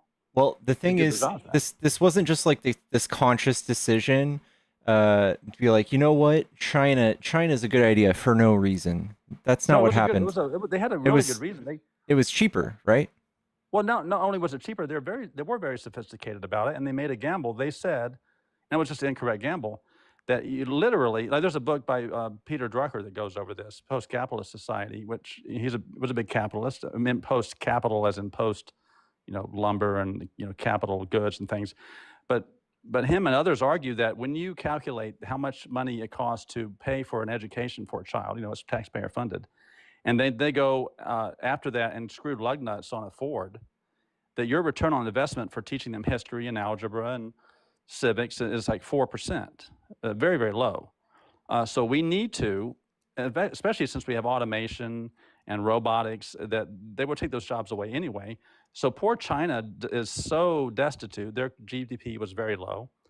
Brett Scowcroft and others under Bush and before that consciously and openly argued we need to outsource those to China. And China can take, and Japan did the same thing. Remember, they outsourced some back to, Toyota, back to Kia, because they fought the same thing too. China has been purposefully keeping their currency at a low value, but they want to be the manufacturer. They want to be the exporters. Yeah, they do, but they said, you know what, we'll take those what you think are nasty jobs, and you think we're what should we have done to stop that? We should have realized that manufacturing is not that stupid. No. Think about it. Even if we wanted to do it here, China would do it without us and then sell it to the rest of the world. Even if we start manufacturing right now, it'd make no sense for the world to buy the goods from us. But back then we so eagerly let them apply tariffs to us against us. They had this oppressive tariff regime where they would manufacture to us, and they would say, but we're going to charge you and we're not going to buy your American goods. We're like, we don't care. You can't buy them. It doesn't even matter. They can't afford shit. Their tariffs. But they are more. But have you seen those cities? They can more afford them now. That was then. This is now. I know, Paul. The thing is, the rest of the world still won't buy from us.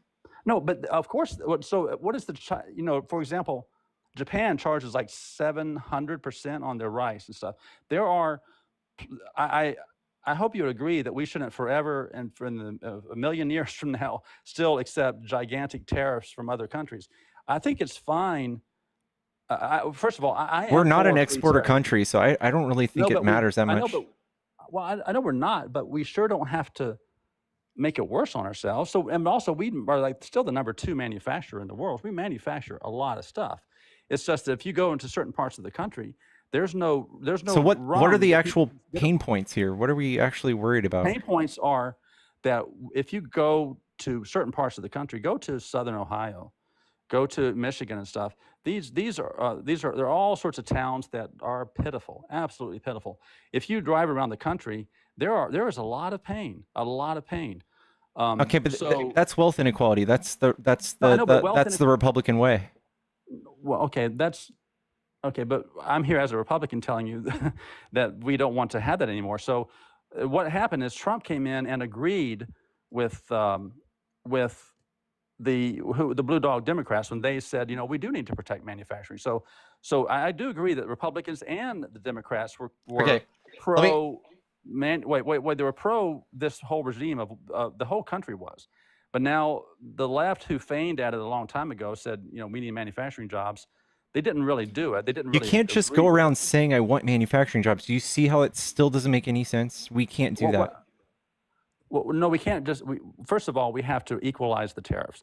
So if China, the tariffs won't help us with that either. A particular tariff on a car made in America, then we should also tariff the same car from Europe. So just equalize them. So the best case would be 0. So we can't do that. Well, why? So why? Let's say, just for giggles, Europe or Germany charges 300% or 200% or 5% on a Ford, and we charge 0 on a BMW. Why? So it's artificially high. So when we try to sell a Ford, you can buy one in Germany if you want to, but you're going to pay a lot more for less. So they're not actually going to sell any. Why is that fair? It's the fact that you're just like, it's unfair when you don't know any of the context, because okay, but is it fair? Hold on, Paul. There's no other context. Let's just say for this. There is no, for the EU. The EU has 13% of their vehicles are our vehicles, and 17% of our vehicles are theirs. There's not a huge imbalance, and throwing the entire economy, turning it on its head just to even that out for some arbitrary reason makes no sense to me. If they were to buy 7% or 6% more vehicles from us, I don't think you would ever know. And we don't have I'm sorry? Have you been to Detroit? Did you know what happened? Have you seen what happened? They're trying to pull themselves back out. But the point is, let's say it's a 10% difference. Why would you even...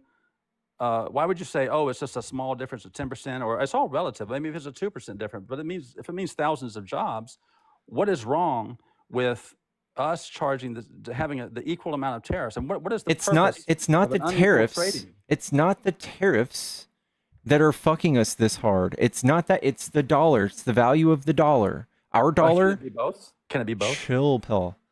It can be, but Okay. the whole sentiment that tariffs are going to fix this is not gonna work. It's not gonna work. It's a dumb idea, and there's no economist that agrees with Trump on this. Well, that's Everyone's trying to figure out why he's doing this. Nobody can guess why. None of it's coherent because our dollar is worth more. If we have a $7 an hour minimum wage, we cannot produce goods cheaper than China or Vietnam or Laos. We cannot do that.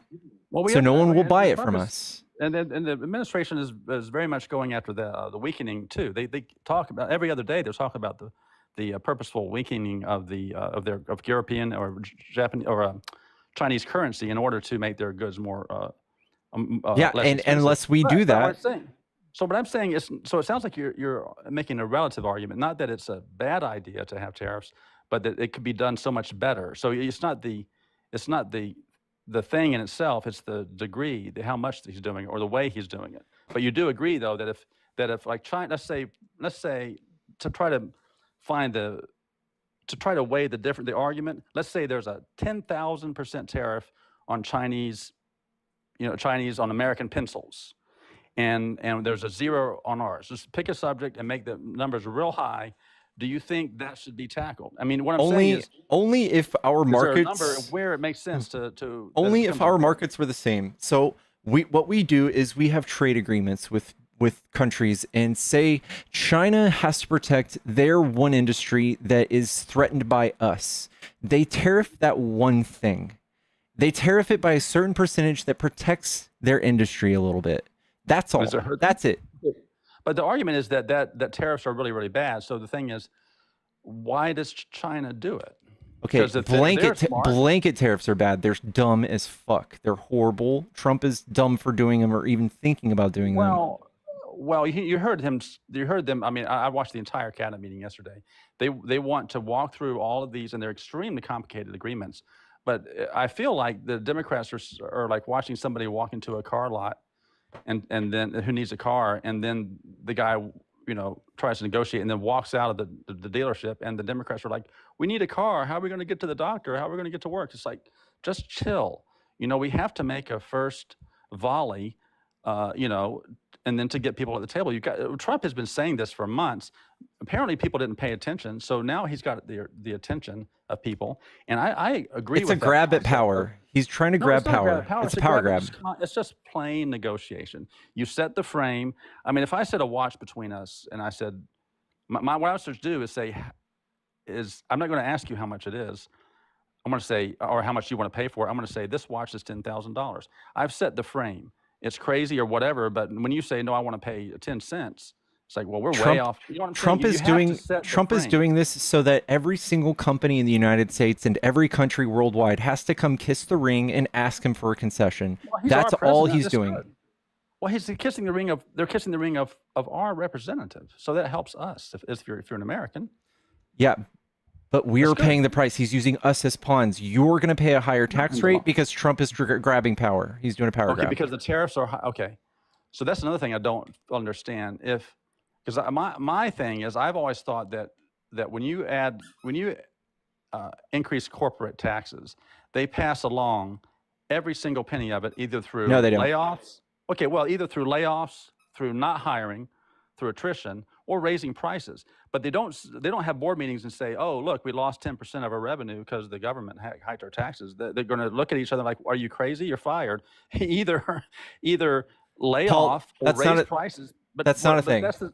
Okay, so but why do tariffs get passed along to the consumer and not corporate taxes? They're not avoidable. I'll tell you why. I've just went through this whole thing. Okay, so when you have a tariff, that is something called a cost of goods sold. So if I have a $100 item and you put 100% tariff on it, and your profit margin is $10, where do we eat that? Where can the company eat that tariff? With that $10? Well, every place is going to be painful. So, but if you're selling depending on what you're selling, if it's replaceable, then you're not going to sell it. If for example, if I said, hey, Nike shoes are going to be $4,800.52, you're not going to say, oh, crap, that's a lot more, but then I wanted to pay, and now my budget's, and now I have to get another job. No, you're not going to buy the stuff. So at some point, it can't be passed along to the consumer because, it's a discretionary spend. So yeah, we're gonna slow down the trade of commodities, causing inflation if that happens. Yeah. Well, inflation, I want to call that inflation. Inflation is when too much money is chasing too few goods and services. So if you have a lot of money interjected into the system, then the price of everything is going to go up. There's different types of inflation. I know there's push and pull inflation and everything, but this right here, this could be temporarily bad, but it is not true that we are going to end up with the first number that comes out of Trump's mouth. There is going to be negotiations. And that's why the stock market is shitting bricks, because there's so much uncertainty. Paul, we're gonna let Paul, let's take turns talking. Okay. The stock market's shitting bricks because there's uncertainty. Yes, that's fine. I thought Trump was protecting billionaires, and if it's uncertainty is the enemy of billionaires, I guess. I mean, I don't understand what the left chooses. He's doing a pump and dump. He's got a select few billionaires that he's helping get very rich. He introduced Charles Schwab to his administration yesterday and said, "Hey, look, this guy made a couple $2 billion, and this guy made $900 million." That sounds like a conspiracy theory. He just literally said it. What do you mean? Well, yeah, I mean the president. He said, be careful. Somebody said a few months ago, is the stock market going to go up? And he said, I would just, be patient and all that. He didn't tell people to invest or anything, but the president and administration are going to, that's the whole thing about when you become a politician or a president, you are going to say, I'm going to help the economy, I'm going to lower taxes. You could say that all that is stock market manipulation. If you say, oh, the president said he's going to do X, Y, Z to the economy, therefore I will invest on it, then you could say, oh, you listened to the president and now you made money, so you're insider trading? I don't get it. So the president can say, look, I am going to help the economy. And if you then say, I believe you, and now I'm going to put all my savings in and you get rich, then is... No, tweeting out 4 hours before you lift tariffs and watch stock markets skyrocket, it's a little different. You can't say they're the same. I think they're the same, and I think if it can go to court or whatever, but I think it's... Nobody will enforce it because he's got his own people in place. Well, I know, but his own people are put there by our vote. I mean, this is a democracy. Do you agree that we voted for Trump? Yeah, sure. I'm just saying he's got loyalists there, not people that are there to that actually got hired on merit. Well, but that's another problem I have is the president of the United States and the vice president are the only two people in the executive branch, which is the largest entity probably to ever be on the planet Earth, the executive branch of the U.S. government. They're the only two people that are accountable to the vote, to us.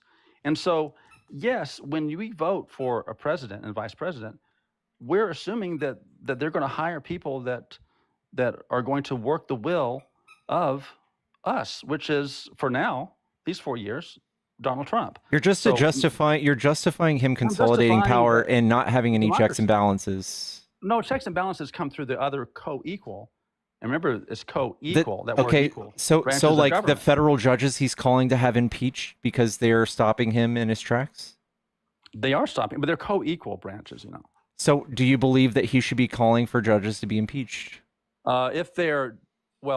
Judges, if they're supposed to do class actions or administer justice to the people in the courtroom there, the defendant and prosecutor. They're not federal judges. Yeah, but they're still federal, but there's a question of whether or not a federal judge from Hawaii, like he did his first term, or these other places or district judge can overrule the will of the people. That's going to go to court. We hired Joe Biden, and just like you justified Trump's administration picks, I justified Joe Biden's federal judge picks. It was my will. But is it true though that a district judge from Oklahoma or something, if Trump says I'm going to do something that you like, and some yahoo from Oklahoma, some conservative says, you know what, I'm overruling the president of the United States and therefore the will of the entire population, and saying, no, you need to pause that and let me approve. Judges can say, hey, this law touches my state, and I'm going to do an injunction saying this is unconstitutional. This is against the law. Yes, they can do that. Their state. So I'm sorry. This touches the law of if it's a federal judge, so it touches all states. If this touches my jurisdiction, this is not okay. I don't think that's precedent. I don't think the jurisdiction you're talking about, the state. It's not Okay, the whole federal so when Joe Biden world. tried to relieve student debt, who stopped him? The Supreme Court. No, federal judges. No, but I think that went to the Supreme Court. It eventually went to this, and that's what you do.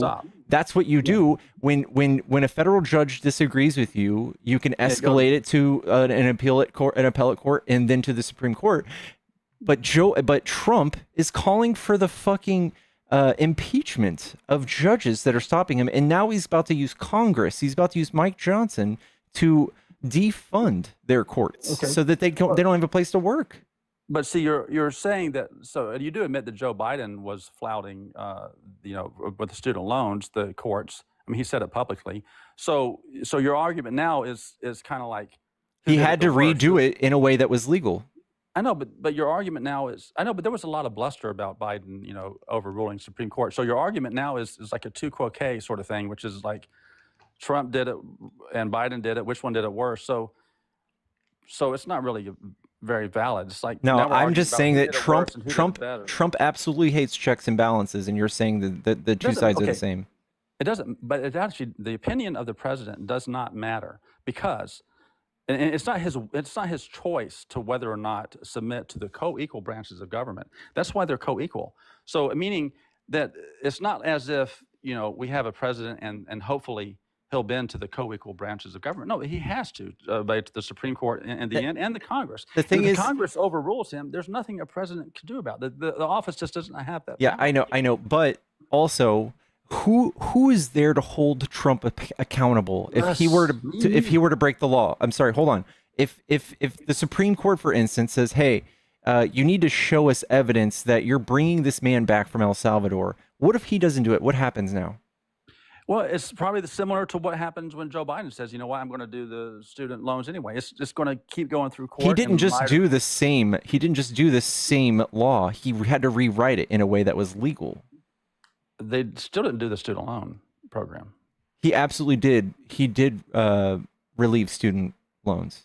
I don't know about it. But the point is, the same thing would happen with Trump. You would have to go back in court. And Trump has said, again, what like happens to Joe Biden? We'll see what the law says. That's no, what Trump says. I know. And what if Trump doesn't follow the law, bro? Well, I have to go by what he says. He says, we'll see what the law says. Who enforces the law? If Trump keeps continuing to break the law, does Trump get in trouble? Does he ever get handcuffs? What happens?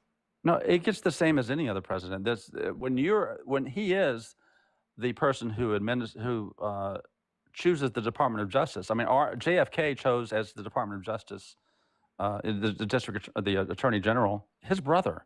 So, and that was nothing wrong with that. So talking about an insider thing. So that's the way the president is the supreme law of the land for many things. But that's why we have these very detailed constitutional. All right, you're not getting what I'm saying. What happens is they refer charges to the Department of Justice, or they impeach him. And who's in charge of the Department of Justice? Well, the executive branch. Trump. Yeah. I know, but his good friend Pam Bondi. Well, who was in charge of JFK's Department of Justice? I don't know, but you know who's in charge of? You know who was in charge of Biden's? Merrick Garland. Okay, and who was the charge of Obama's? His wingman. Eric Holder, who he called his wingman publicly, and who was in charge, remember, of JFK's Department of Justice. I'm talking about this. I don't know who. Robert F. Kennedy, the guy who was assassinated. JFK's Attorney General was his brother. Is that not true? I don't know. I guess so. Oh yeah, that's true. He was assassinated. Remember? So yeah. So what I'm saying is JFK and his brother, they were both assassinated. Nobody did this. Nobody did what Trump is doing. I know, but you're He's saying constantly stretching the law and testing the changing stuff. boundaries of ethics and law. He's constantly doing it. Well, And you're he's changing constantly saying, he's coming back to the judges and some of these federal judges and saying, listen, you know what? I'm not even going to comply with what you're saying. And I'm going to use this thing that says that what I'm doing is so secret and top secret in national security that you're not allowed to know. Okay, but the point is, though, your beef seems to be that Trump's AG is a loyalist. I'm saying that She is. I know, but I'm saying that JFK's AG was also a loyalist. It wasn't a thing, and his loyalist, it was his brother. Yeah, I know, but His we've brother. actually seen how Trump So, has. but you can say, what if X, Y, Z? No, It's like, well, what if do, X, Y? What if do you remember? aliens Do you remember Trump University? Yeah, but yeah, What happened to Trump University? yeah, but it's. I mean, it was disbanded, but it was one of his many businesses. I don't. And it was found to be fraudulent, right? Yeah. And did you know that Pam Bondi, as AG of Florida, was bringing charges to Trump University? Did you know that? Did you know that he openly made a $25,000 donation to her and she dropped it? Well, that's okay. Well, that needs to go to court. So you're saying you think she, as head of Department of Justice, is going to bring herself to court? Well, it sounds like you don't have any faith in the justice system to ever get to the bottom of these things. No, I don't. Well, I understand. So you have just a general distrust of the American justice system. Then no, I have a distrust in Trump's administration because the people he chose were not chosen based on merit. But you do have to admit, though, that and it is a historical fact that the AG of John F. Kennedy was his own brother, and that it is. So and that makes therefore every president moving forward can do corrupt shit. It's not. That doesn't mean. But we voted for somebody to have their own. I voted for a president that would choose somebody that would do the will, and in the Department of Justice and everywhere, that I want as a voter. So I don't want I don't want the president to choose. You're endorsing corruption. Yeah, I get it. No, but why? So should it? Wait a minute. Should we elect a president that then undermines his own self by choosing a yes, enemy? an honorable president would choose somebody who would allow them to have checks and balances instead of his first administration where he had a 95% turnover because they wouldn't bend to his will. Okay, the checks and balances are between the three co-equal branches of government. No, there's plenty of checks and balances. There's not only one tier of checks and balances. No, but the executive branch doesn't need to have the Department of Agriculture, the Secretary of Agriculture, be the check on Trump's suggestion. So if he but we have inspectors generals though, right? What? Inspectors generals? You mean to investigate the department? Inspector generals, they audit and they make sure there's no corruption going on. Yeah, they can do that at some point. That's their sole job. Yeah, that's right. He fired all of them, right? Yeah, but so did Obama. But he rehired some. Wait. No, you can. They always do that. Every executive administration needs to come in and enact the will of the people. Look, we don't have. I do believe the United States has a tier of professional, technocrats / professionals whose job it is to remain and be the professional government person for 40 years and have a career on it, and that the will of the people through the executive branch just comes and goes, and like some disturbance that just are annoying, but in the end they will always be doing their bureaucratic thing. So I think that's what's happening and has happened in the United States government. So when the president is elected, it's more like a pomp and circumstance sort of person, like a spokesperson to say, hey, everything's going to be great. But the fact is, we need an executive branch that has teeth. I want an executive branch that actually does something, and that includes getting all the secretaries and all the Department of Justice and all the attorneys generals that will enact the will a very short time of the democratic process on the executive branch. The Supreme Court, we can't do much about that this lifetime. And then the Congress has its own trouble with the senators, which are very powerful, and the congressmen, which are very weak. I'm going to fact check you real quick, okay? Obama only removed one inspector general. Between the years 2000 and 2020, 20 years, only one instance of a president removing inspector generals, Obama. Trump fired all of them. So how many inspectors general are there? 73 in the federal government. Did Obama fire? Yeah, these people want a king, chat. Okay, but we want an executive branch. Don't you, like when you elect your president, when your president wins, don't you want that? I want him to govern. I want him to govern. I don't want him to be an authoritarian. I want him to govern. I want him to pass things through Congress. I want to make sure that everybody gets a fair say in what's going on. I don't want him to impose his will, as dumb as he is. I don't want him making decisions by himself unilaterally, doing surgery on our government.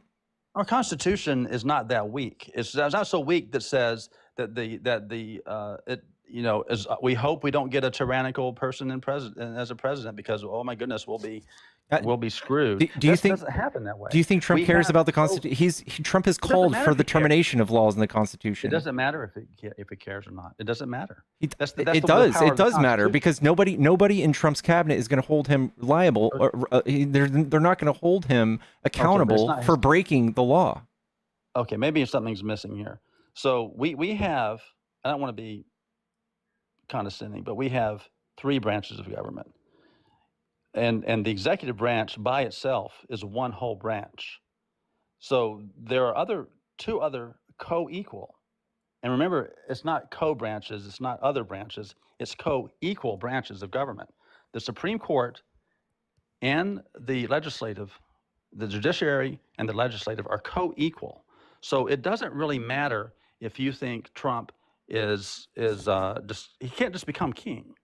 There's not more. He absolutely has done all the right things to do what I'm talking about, and he's even pressured Congress to vote these or certify these people into office at a threat of being primaried in their next elections. That's obviously an awesome thing and great and fine to do. Those poor babies in Congress, those gigantic, those feudal lords, those senators who have 6-year terms, whose presidents come and go, they are very powerful. They are grown people. They are not babies. They can be, quote, pressured. It doesn't hurt. Okay, I think it's obvious corruption.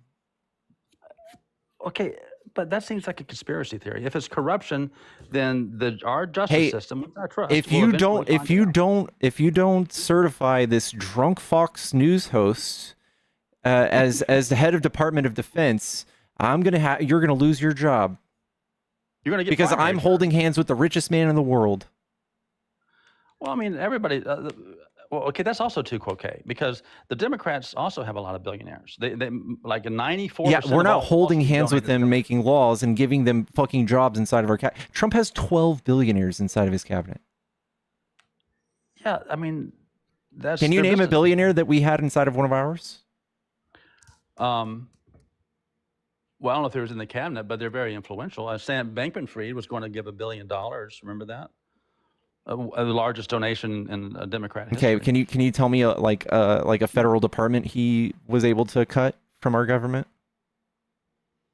That Soros was able to cut? Mm-hmm. I think that would be great if he did. Can you tell me a plan that they wrote down and gave to our president to enforce? No, I think it was all in secret. I've actually read a lot of what George Soros. Can you tell me a thing that George Soros influenced to get done? He influences the attorneys general. Can you tell me a thing that they did that was real bad? Have you read Soros's website? Just tell me. Writes. Go ahead and tell me. He is for a more lax rule of law and stuff. I think he's trying to manipulate our currency, actually. Okay. I don't want to go down that rabbit hole, but so nothing. Have you ever gone down the rabbit hole of George Soros? I'm not a conspiracy theorist. Okay. That's not. Okay, you can just read. That's why you can read exactly what he wrote in his own words. It's not a secret. Yeah, I mean, if he wants to fund some of the politicians that he thinks are good for the country, that's fine. But for him to come in, for him to come in and actually pull the levers of our government himself is disgusting. Well, you know, the president can get people to come in and help him pull the levers of government. Yeah, but these people would have to be qualified, and they would definitely whistleblow if there was something that was a little bit uncouth, wouldn't they? Qualified is when the president, who is directly responsible to the people of the United States, decides that he thinks they're qualified. That's why they have these long campaigns. That's some real bootlicker talk right there. No, but that's why the president, both Kamala and Trump, are on the TV all the time, walking around, going to every single state, every single town almost, shaking hands, trying to convince people that they are in charge. That you have to trust the people of the United States to say, you know what, we make our pick, and now Trump is going to be the commander-in-chief for just 4 years, and he's going to. Hey, he might run for a third term. Actually, it just so happens to turn out that he's kind of interested in a third term. Okay, well, I mean, within the law, within all. Would you vote for a third term? I don't know. I haven't got that far yet. But within all legal, it's all legal. So the point is, but back to the manufacturing. Do you think we should do something about? Do you think we should ever build ships again? Do you think that it is true that manufacturing isn't just people working with their hands, but it's also all the managers and the engineers and the structural engineers and about computer chips? I mean, good night. Building a computer manufacturing facility is fantastic. Let's do it. Don't you think we need to try to do it? Yeah, look at this. This is how we did it. Joe Biden. Thanks, Joe Biden. This was on the whitehouse.gov/invest until Trump deleted it because he's a baby back bitch. But these are all manufacturing jobs: semiconductors, clean energy manufacturing, battery EVs, biomanufacturing. These are things we can specialize in and sell to the rest of the world. Rather than tariffing plastic gadgets and shit that we will never be better at China, we can do this, and we can just tariff microchips and superconductors so that we can compete without crashing the stock market. Yeah. Oh, well, no, I really don't care about short-term fluctuations in the stock market, but so you do agree that we should try to bring manufacturing back. So your argument that Biden did it more is not an argument. It's a tu quoque again. No, it's the fact that there is a right way and a wrong way to do it. And for you to advocate for blanket tariffs on things that we will never see come back to the United States is fucking dumb. Why wouldn't we never see what we would never see come back to the United States? This is a plastic little thing that I use to open packages. It's made by a company called Slice. It probably takes about 30 cents to make in China. What do you think it would cost us to make here in the United States? Is it subsidized over there? Probably.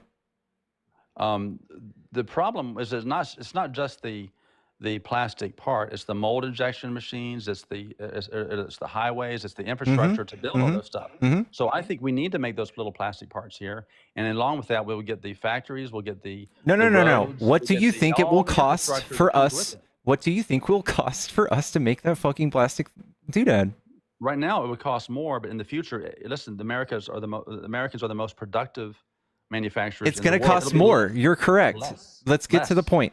It's going to be less. How would we ever get it to be less? Tell me that story. Because we are better at manufacturing. In the long run, we are better. We chose. That is not going to be an option. We will never have production of something like that and be more efficient than China because we have a thing called minimum wage. We have the almighty dollar, and it's worth more than the Chinese yuan. So you are purposely arguing for sending.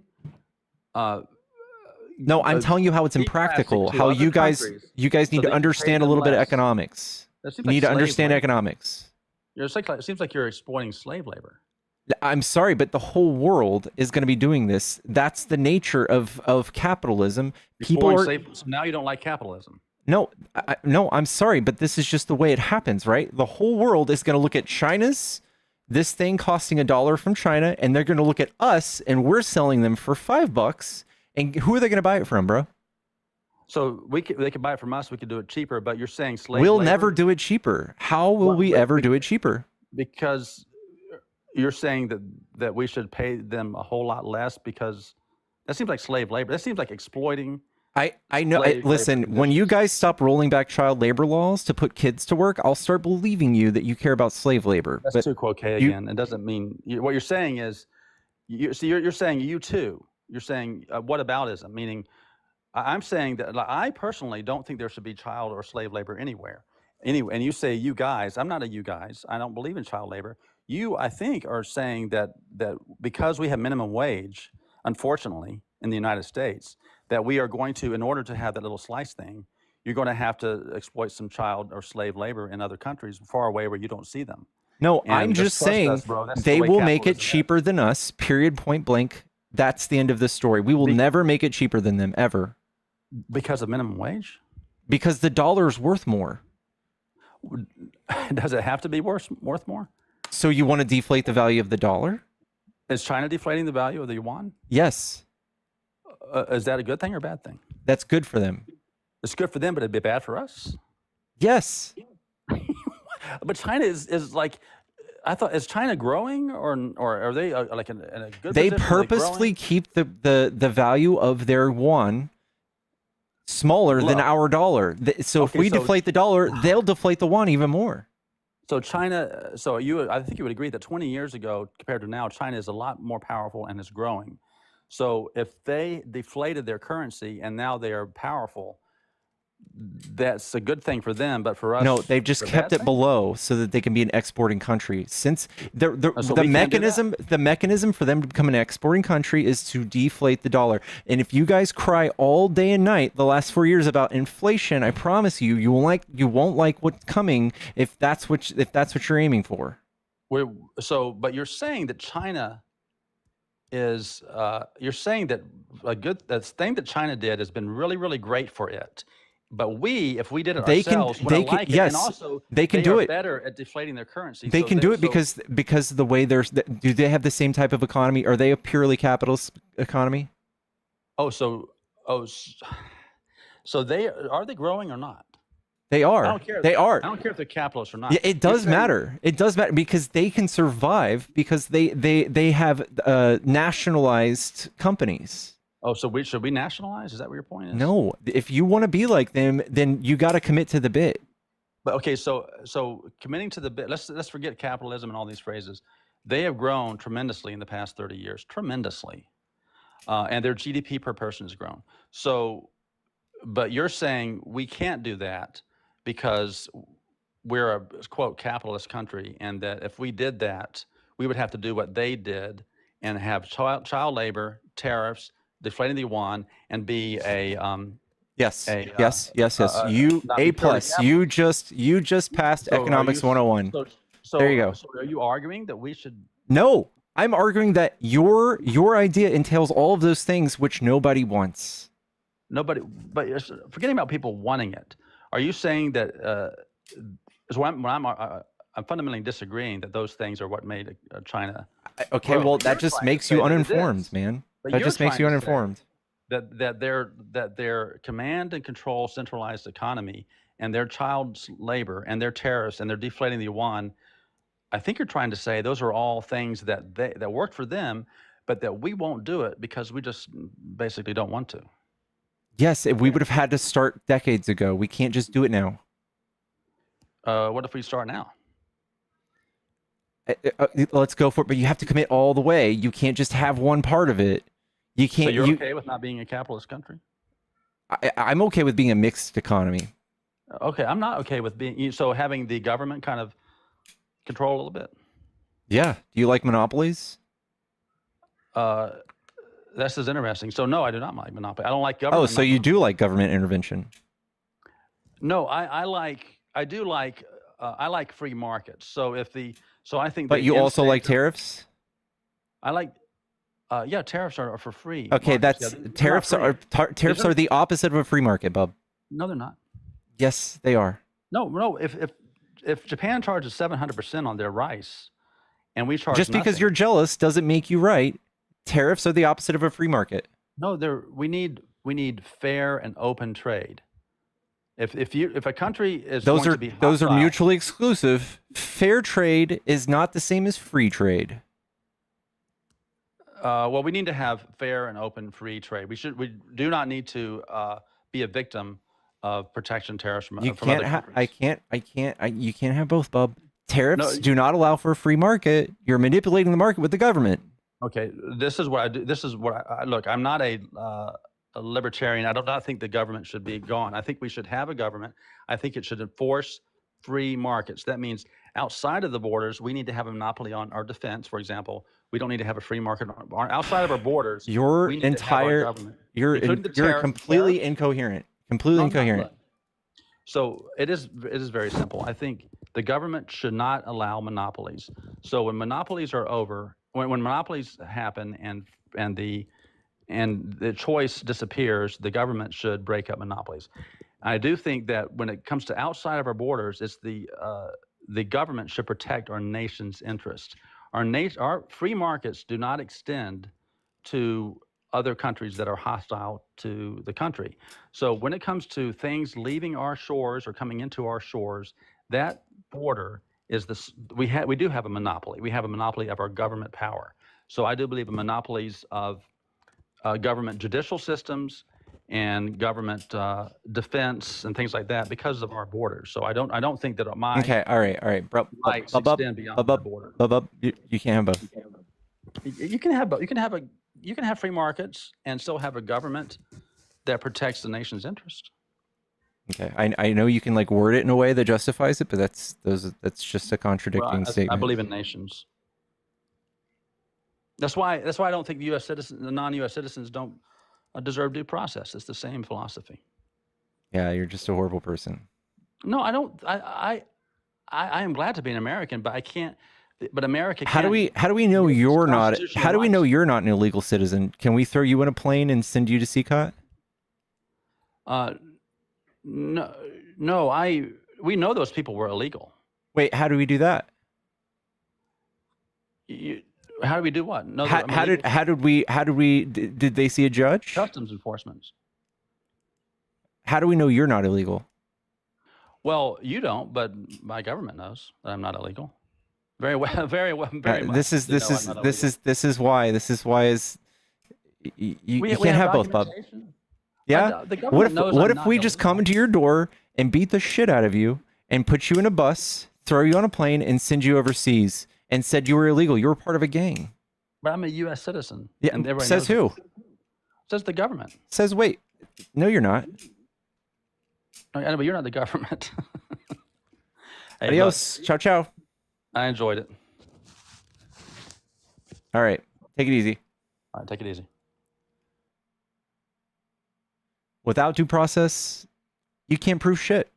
All of these people that were sent to CCOT, how do we know they weren't here just legally? Which it turns out some of them were. It turns out some of them were here legally and they're being forced to be brought back. So apparently that's not enough to protect you.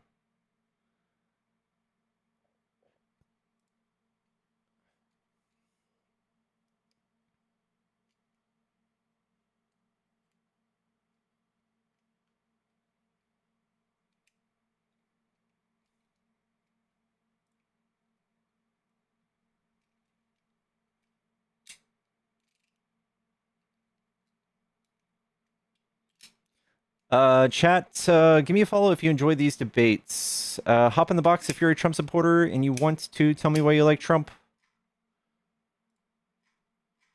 How do you keep your cool? As soon as I get off, I stomp on an anthill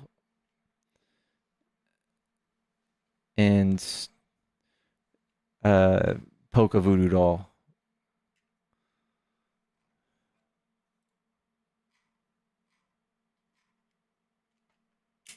And SSRIs, the maximum dosage. SRNIs. Hello? Nelly? Hello. Oh. It sounded like she had a fresh bag of Jelly Bellies. I didn't want to interrupt.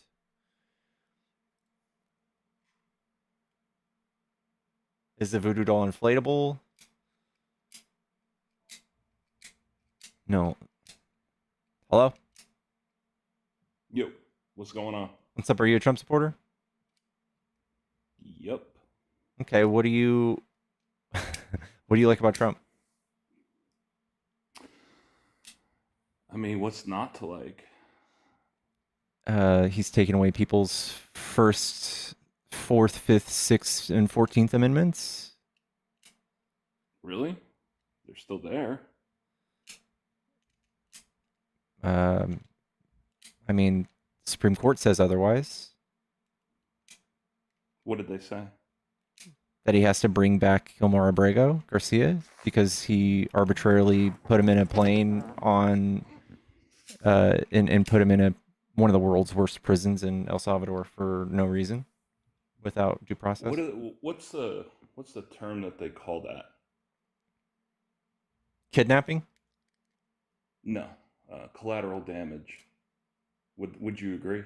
Collateral damage? Yeah. I mean, do you want to be honestly, collateral agree damage one day? What's that? You know, Joe Biden deported far more than Trump did, wait, month by month, and there were zero collateral Stick damage. to the word. Stick to the word. Collateral damage, right? This country is responsible for collateral damage all over the world, right? So I've listened to some of the things that you've been saying, and I think what the biggest point that a lot of people miss, including yourself, including other people on my side, the other side, whatever, is that this used to be a country where we all had the same goal. But to get to that goal, we had different ideas on how we were going to get there. When did that change? I don't know. It's almost like this man that paints his face orange came in and started belligerently doing things against the law. You think that changed under Trump? Mostly, yeah.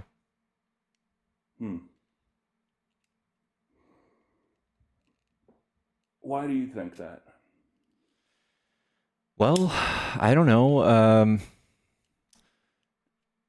It's almost like he's doing things in the open that are corrupt and that federal judges don't like, and that Supreme Court, even the ones he appointed, Supreme Court justices don't like and don't agree with.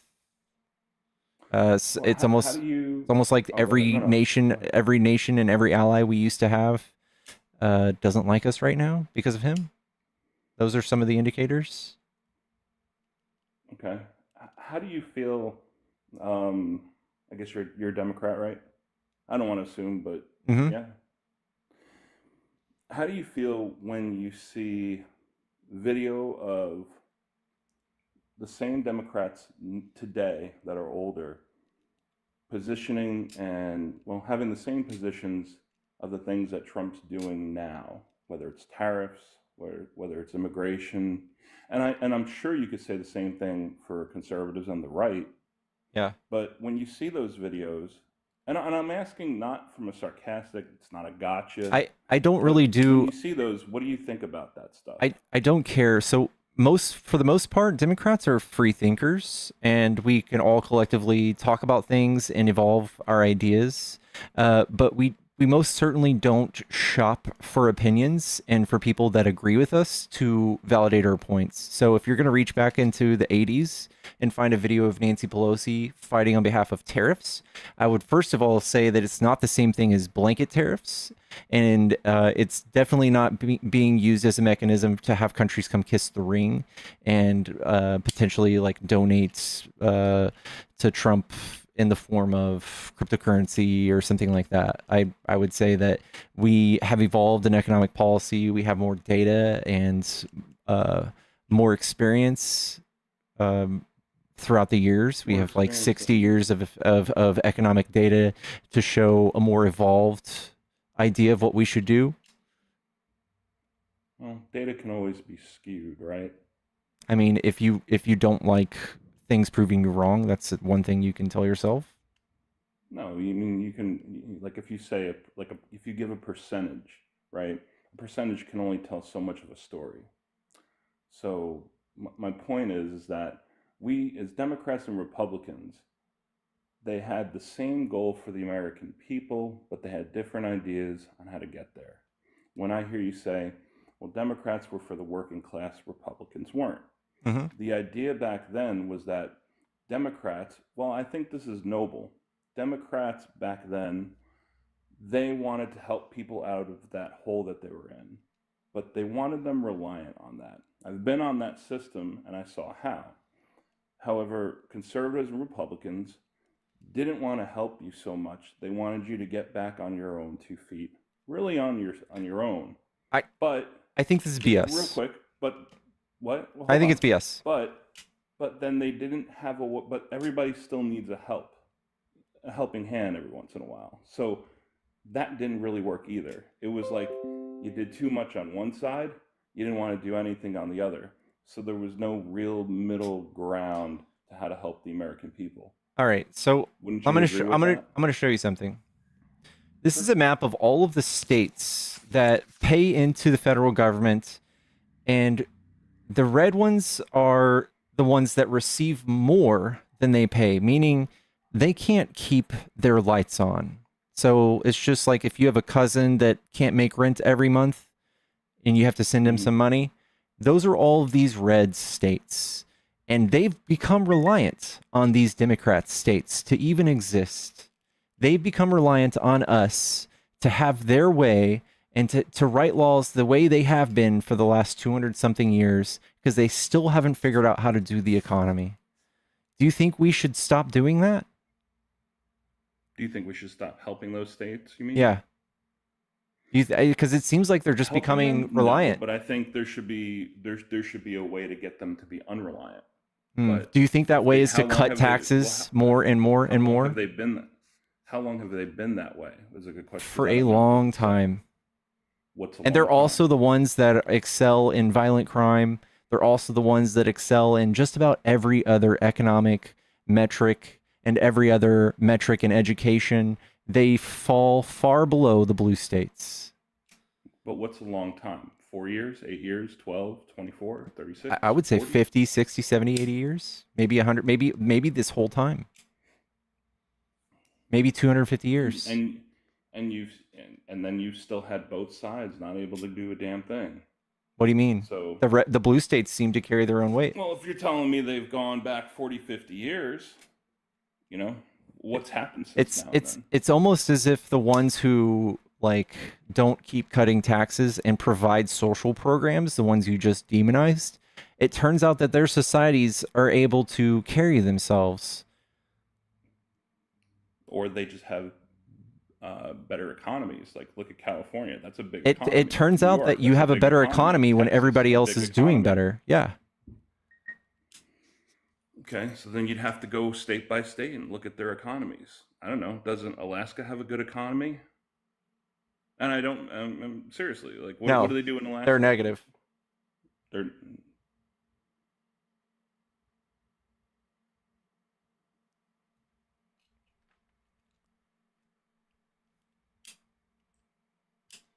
It's right there on the bottom left.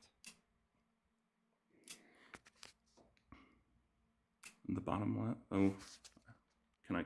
Oh, I can't see anything. I literally just see them. Oh, there you go. Okay, but what does Alaska do for itself? I don't know. They have some oil, I guess. That's it. Texas is oil. Texas is doing. You can actually live in Texas. Can you? I live in Texas. I do tough to too. live in Texas right now. Oh, where about? Dallas. Oh, okay. Tough to live in Dallas. It's very expensive, especially in that McKinney. That's where I went to high school. Upper north area. Yeah, very expensive. Not as expensive as it is to live in Westchester County in New York. It turns out when there's more people that want to live in a place, the market makes things higher. Yeah.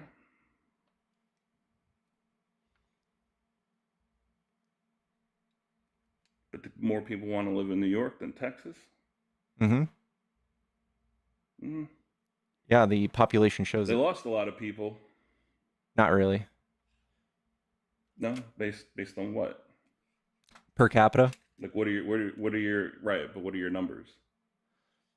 How many people are...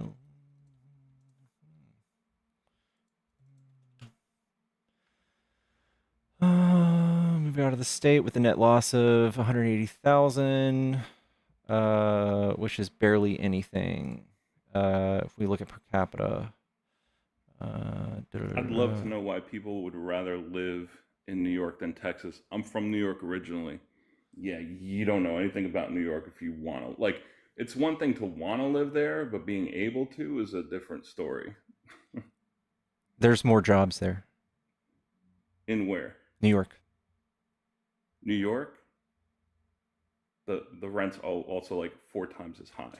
Yeah, so the jobs and they don't pay 4 times. They don't pay 4 times. The salary as much. most likely No, they reflects don't. it a little bit more than No, Texas. most likely. First of all, most likely is not a statistic. You don't say a statistic by saying most Okay, likely. well, if we go to salary.com, I bet you that the market will reflect a difference. 3-bedroom somewhere in town was a new place. I think it was $2,800 a month. Over here, you'll find places that are $5-6 grand in New York. But I know for a fact, you can use retail locations. You think Target paying $15 an hour minimum, you think they're paying 3 to 4 times that? You think they're paying $60 an hour? I don't think so.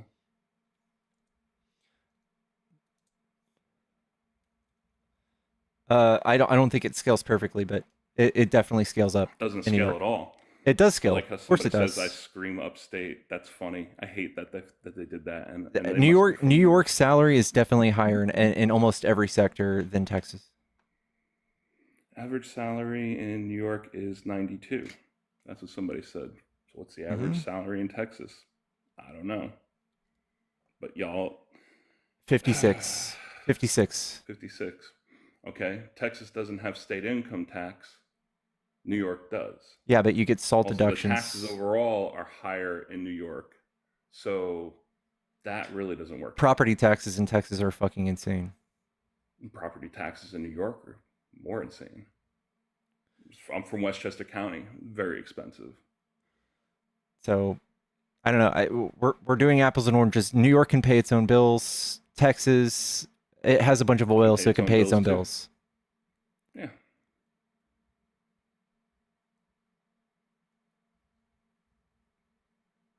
Texas is taking away freedom. Texas and Florida are the only 2 red states I can think of that can pay their own bills. Don't really like Florida. Florida's getting very expensive. Florida's. Yeah. I wouldn't move to Florida. My brother lives in Florida, in Tampa. Very expensive there. Still cheaper than New York, but whatever. So I guess we can go back to the whole. Oh, I don't know. Why do I like Trump? Well, I don't know how old you are, but I just got kind of tired of seeing the same old people, the same old story, the same old BS on my TV. I don't know. I get tired. I get tired of eating the same protein bar every day, but that doesn't mean I should go try eating a piece of dog shit. Well, no. I mean, if you're retarded, you would. We but can't you say might that want word, to try bro. another protein bar. All right, you can't say that word. That's a slur.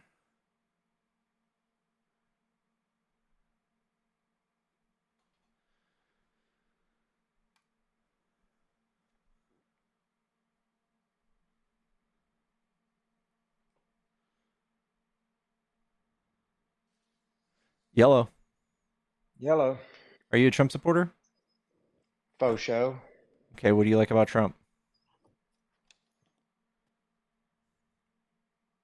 That he doesn't suck. What's your definition of sucking? Somebody who has horrible economic policy and is overtly criminal and a con man and a fraud.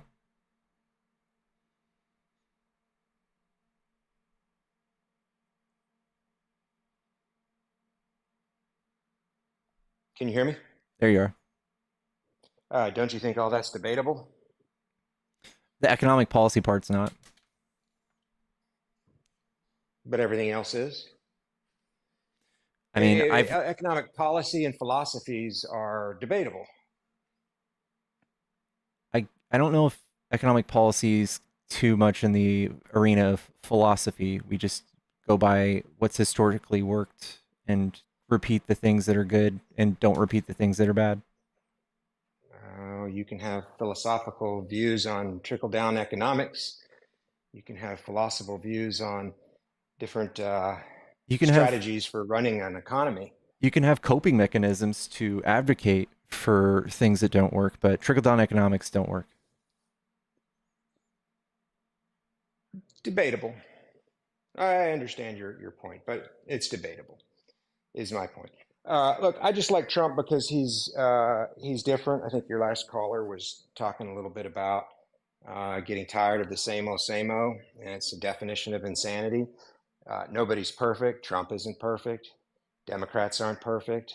But people wanted a change, and I was ready for that change. I was ready for some of the drastic things that he's doing that needed to be done. Tariffs were a good thing back in the day.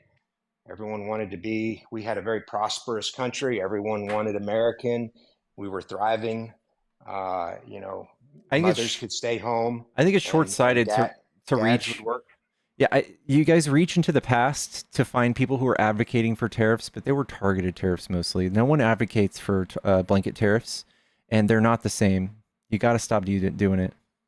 Well, I didn't think I got to finish my point. My point is I'm not pointing fingers at Republicans or Democrats as tariffs went into place.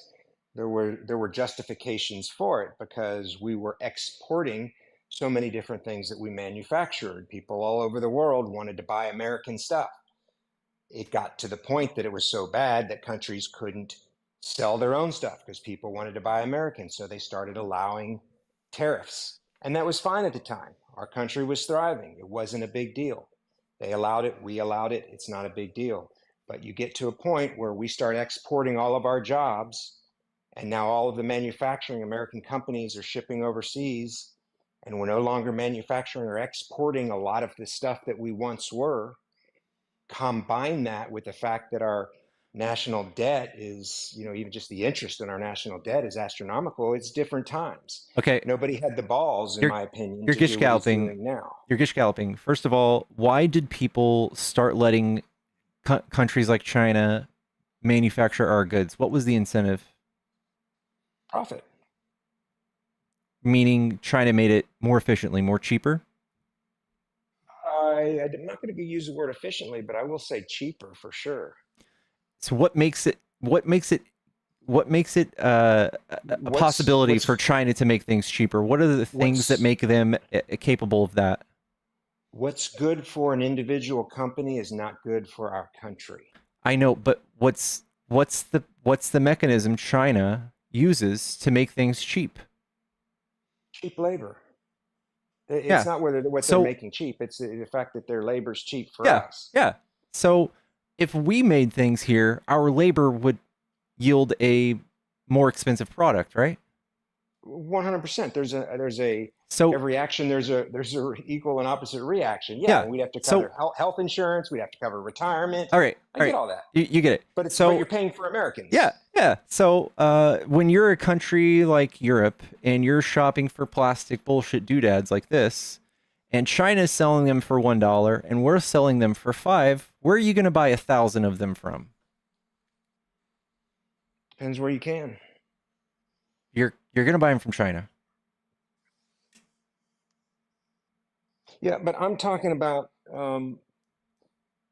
you put these jobs back over here and you have a lot less people living in poverty. You have a lot less people requiring food stamps. You have a lot less homeless on the streets. We already have 4.2% unemployment. No one's looking for jobs right now. That's not true. There's a lot of shit jobs that you think this is going to make a better job? Yeah, I think things needed to change. Our country's in in a state that you can't keep doing the same thing. And we were doing the same thing, and we weren't digging out of the hole. We're the had richest balls country to- on earth. What's going on here? Why are you guys upset now? Are you calculating our debt? As long as our debt grows with our GDP, we're fine. Well, how much is our GDP? 27 trillion. Okay, how much is our debt? 37. Okay, and what's exceeding the other? Trump is the one who's notoriously added about 1/4 of all of our debt to our GDP, or to our nation. Yeah, but then again, that's debatable. You can get into all the reasons what created that. Wipe out. I'm not saying he wasn't a spender. I'm not saying that by any stretch. I'm not saying he's the best person in the world with money. He's the absolute worst. He's the absolute worst. I wouldn't say the absolute worst. There have been plenty bad before. You didn't take out COVID, and the numbers look a lot different. Not really, no. How do you know? Because I've looked at it a million times. Okay, so you've taken out COVID and found out what we would actually have sold and produced without COVID? How'd you do that? No, I'm just talking about without Trump putting his name on pieces of paper to approve debt, we would have still spent $4.4 trillion without COVID. It's 8.3 with COVID, 4.4 without. Joe Biden spent 2.2 without COVID. So, and now he just approved $4.5 trillion with no COVID. $4.5 trillion this first year. So tell me again, how is he good for the debt? When did I say he was good for the debt? Well, you're talking about how these tariffs are going to help us with the debt, and I think the two things are completely unrelated unless you're looking at them as a mechanism to collect tax dollars, which is probably the real reason he's doing it, not to bring back jobs, because for the reason I just explained to you, we will never be the net exporter that you think we can be. We didn't just simply accidentally send jobs to China. The reason jobs went to China is because they wanted to be a exporter. They wanted to have cheap labor so they can make all of that shit and sell it to us. We can never be that person because our dollar is worth a lot more than their yuan, and our minimum wage is $7 and theirs is like $4 a day. And they've also got completely like automated factories. Our real estate's worth more. We will never make items cheap enough for the world to buy them from us, ever, period, ever.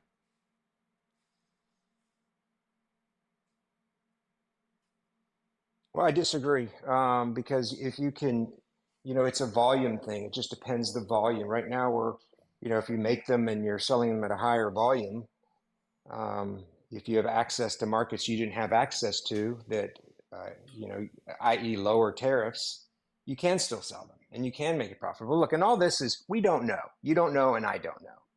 But it's about trying. It's about trying something different, and I support it. Trying something different is not the criteria for making smart moves. Like, we should just try things that are good, not just different. Like I just mentioned to my last guest, eating dog shit would be a different ideal for me, but I'm not going to try that. That's a bad idea. I know. I think, and that's the comment that got the man booted. The slur, because it was his point, and I laughed when he said it. His point was simply that it was a bad comparison. I think it's a perfect comparison. Again, Trump is doing things that I can, in 30 seconds, explain are bad ideas. And for you to just be like, well, they're different, is the same thing as me saying eating dog shit is different. You're explaining them as just your point. I don't think all the economists that are supporting this and the people the brain power that's behind this, that of course there's no track record to see if it's going to work. I get that. No, there's no economist that says this is going to work. They're not looking at it like it's a piece of dog shit and saying, oh gosh, that looks good, I'm going to eat it. They're looking at it like it's an enhanced protein bar. Can you find me an economist that says this is a good idea? Have you seen one yet? I haven't spent time researching it. I don't do TikTok online. Trump knows. I'm user 602 something. Trump knows that nobody's going to research this on your side. Nobody's going to. They just trust him. They know he's going to trust him because he hasn't written down any of his economic policies on paper.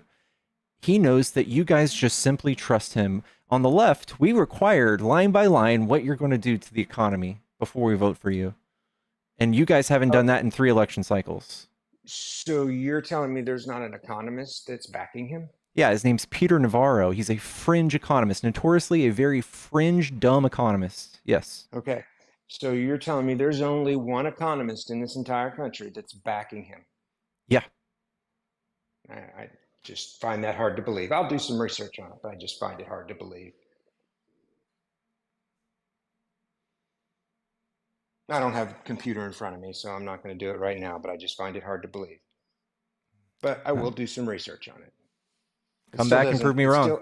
Still not going to make me want to turn around and vote for somebody else. There's a lot of other reasons I want the man in the White House. There were no other good options. You mean the most experienced person to ever run for office wasn't a good option? Well, I mean, I voted for Obama in his first term.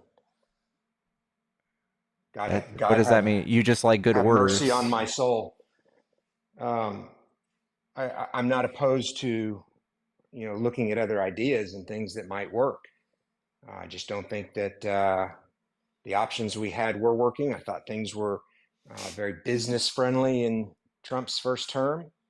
And I think that's a lot what the country needed. I got some. Are you a business owner? I'm not a business owner, but I am. I do work in healthcare.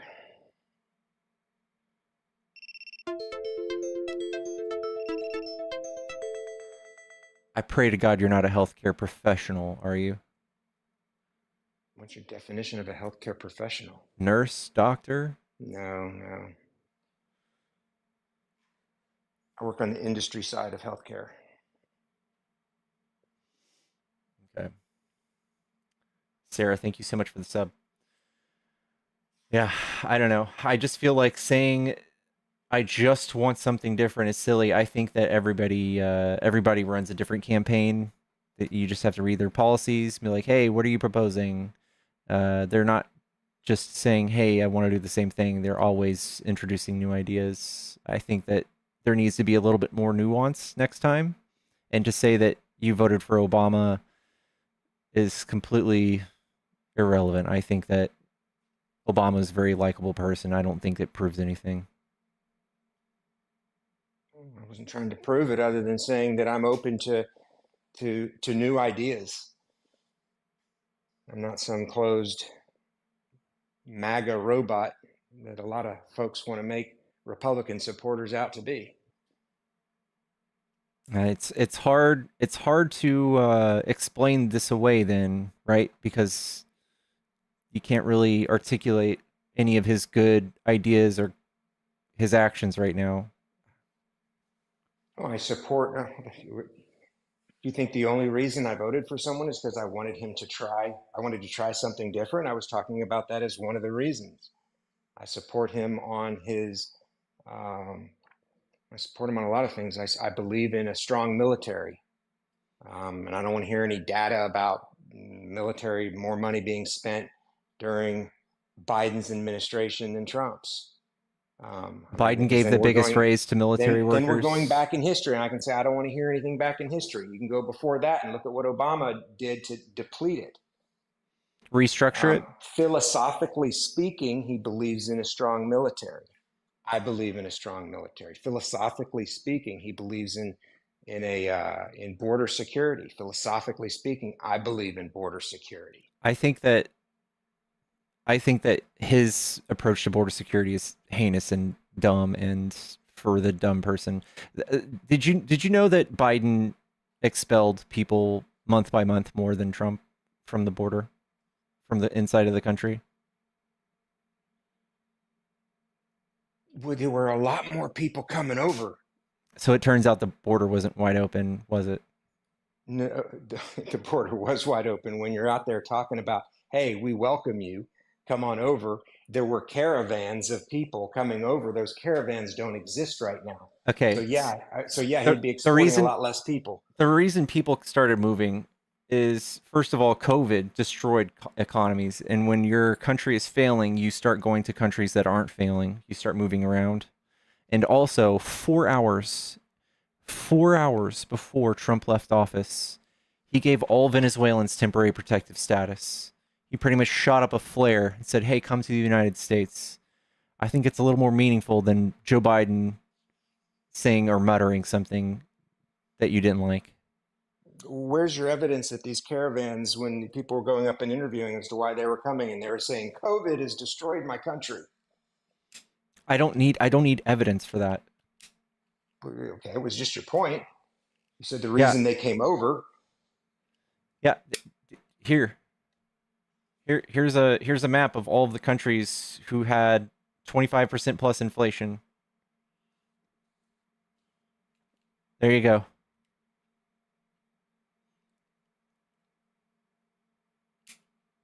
Which was when? During COVID? Yeah. Okay. Who created this map? What's the source? You want me to just find it again? That allows you to share the source. Do you not believe that the whole world had inflation? No, the whole world had a lot of problems. I just don't recall anyone coming over the border saying the reason I'm leaving and coming to America is not because of being persecuted in my own country and not because of Joe Biden saying come to America. America's always been a beacon of where people want to come to make more money that they can ship back to their family. I get that, but you've got to come legally. They you did can't come. just come across the border. If your country is flourishing and there's plenty of opportunity there, why would you leave?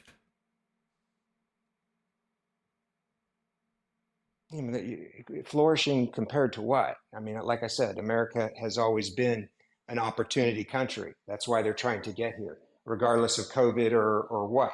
This but is from when you have an open invitation for people to come, they're all going to come. Global Finance. IMF is where this map comes from. World Economic Outlook calendar, International Monetary Fund. That's where it's from. IMF.org. Okay. Great. Well, then get in line with everybody else. File legally. It's not that easy. So what happens when a country falls to poverty? What happens in the most poverty-stricken areas of your state? What is there more of? Crime.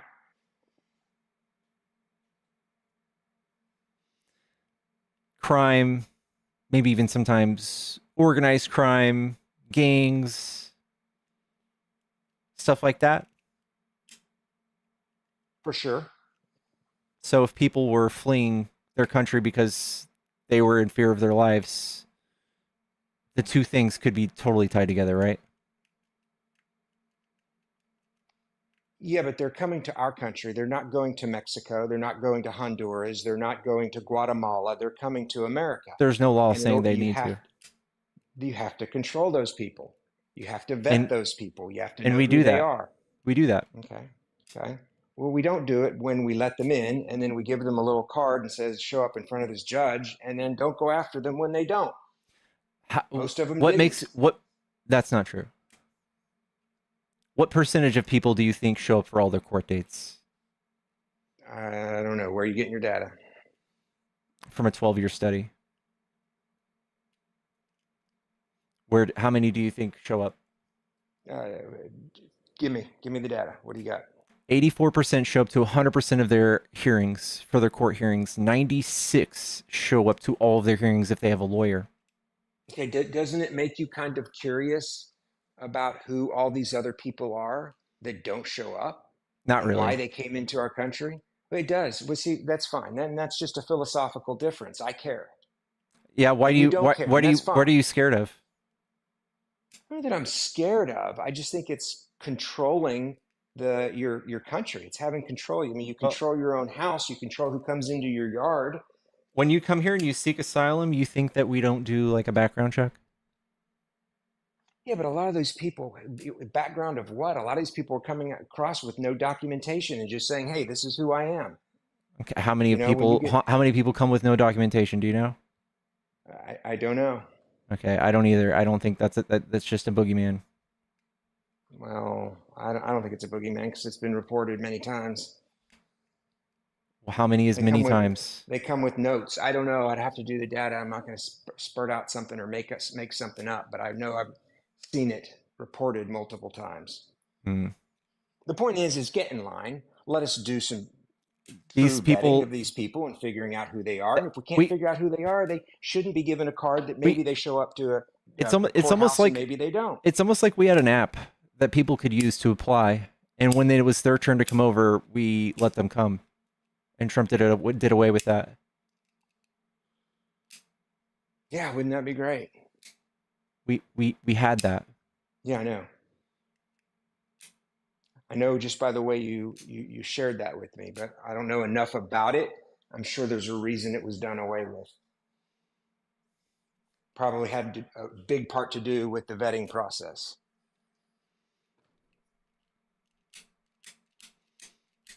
And it's almost as if people who are here legally that followed all the laws to come here are still being sent to the world's worst prison for no reason at all. Or just having their status reversed and kicked out of the country because Trump, I don't know, is a white nationalist or something. Do you support women playing in men's sports? All 10 of them? Or men playing in women's sports? All 10 of them? It's a question I have for you. Do you support it? I support trans women playing in women's sports if they're on HRT for 2 to 3 years. Because science shows that most of their levels and their physical attributes are that of a cisgender woman. Yeah, but they're not. And I get it that people, I know what assignment surgery is, and I get that there's a spectrum of, look at the deformities people can be born with. There's all sorts of DNA that doesn't develop the way it's designed to develop. And I get that.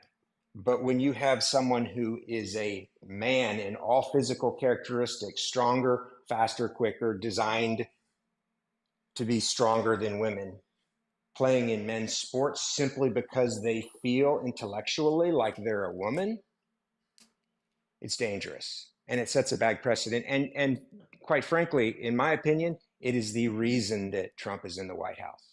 I agree with you. The vast majority of the country just got tired of it. I think that it was a non-issue for decades, and Trump spent $217 million convincing y'all it was an issue when literally this many people, 1, 2, 3, 4, 5, 6, 7, 8, 9, 10, were involved in sports that, like you're saying, and there were no victims. There were almost no people complaining about it. But when Trump told y'all to be upset about it, you bought it. Kudos to Trump. Good strategy. I think it was a little more expansive than that, though. Like I said, I'm not at a computer and I haven't done the research, but I think it was a little more expansive than that. And I don't know where the reporting's coming from, but it was happening in high schools across the country. It was happening in colleges, not to the extent that every damn team had someone on there, but to the extent that it was unfair to other women. And I think doing the right thing at the time would have, if the Democrats were smart enough, doing the right thing would have been to not support it.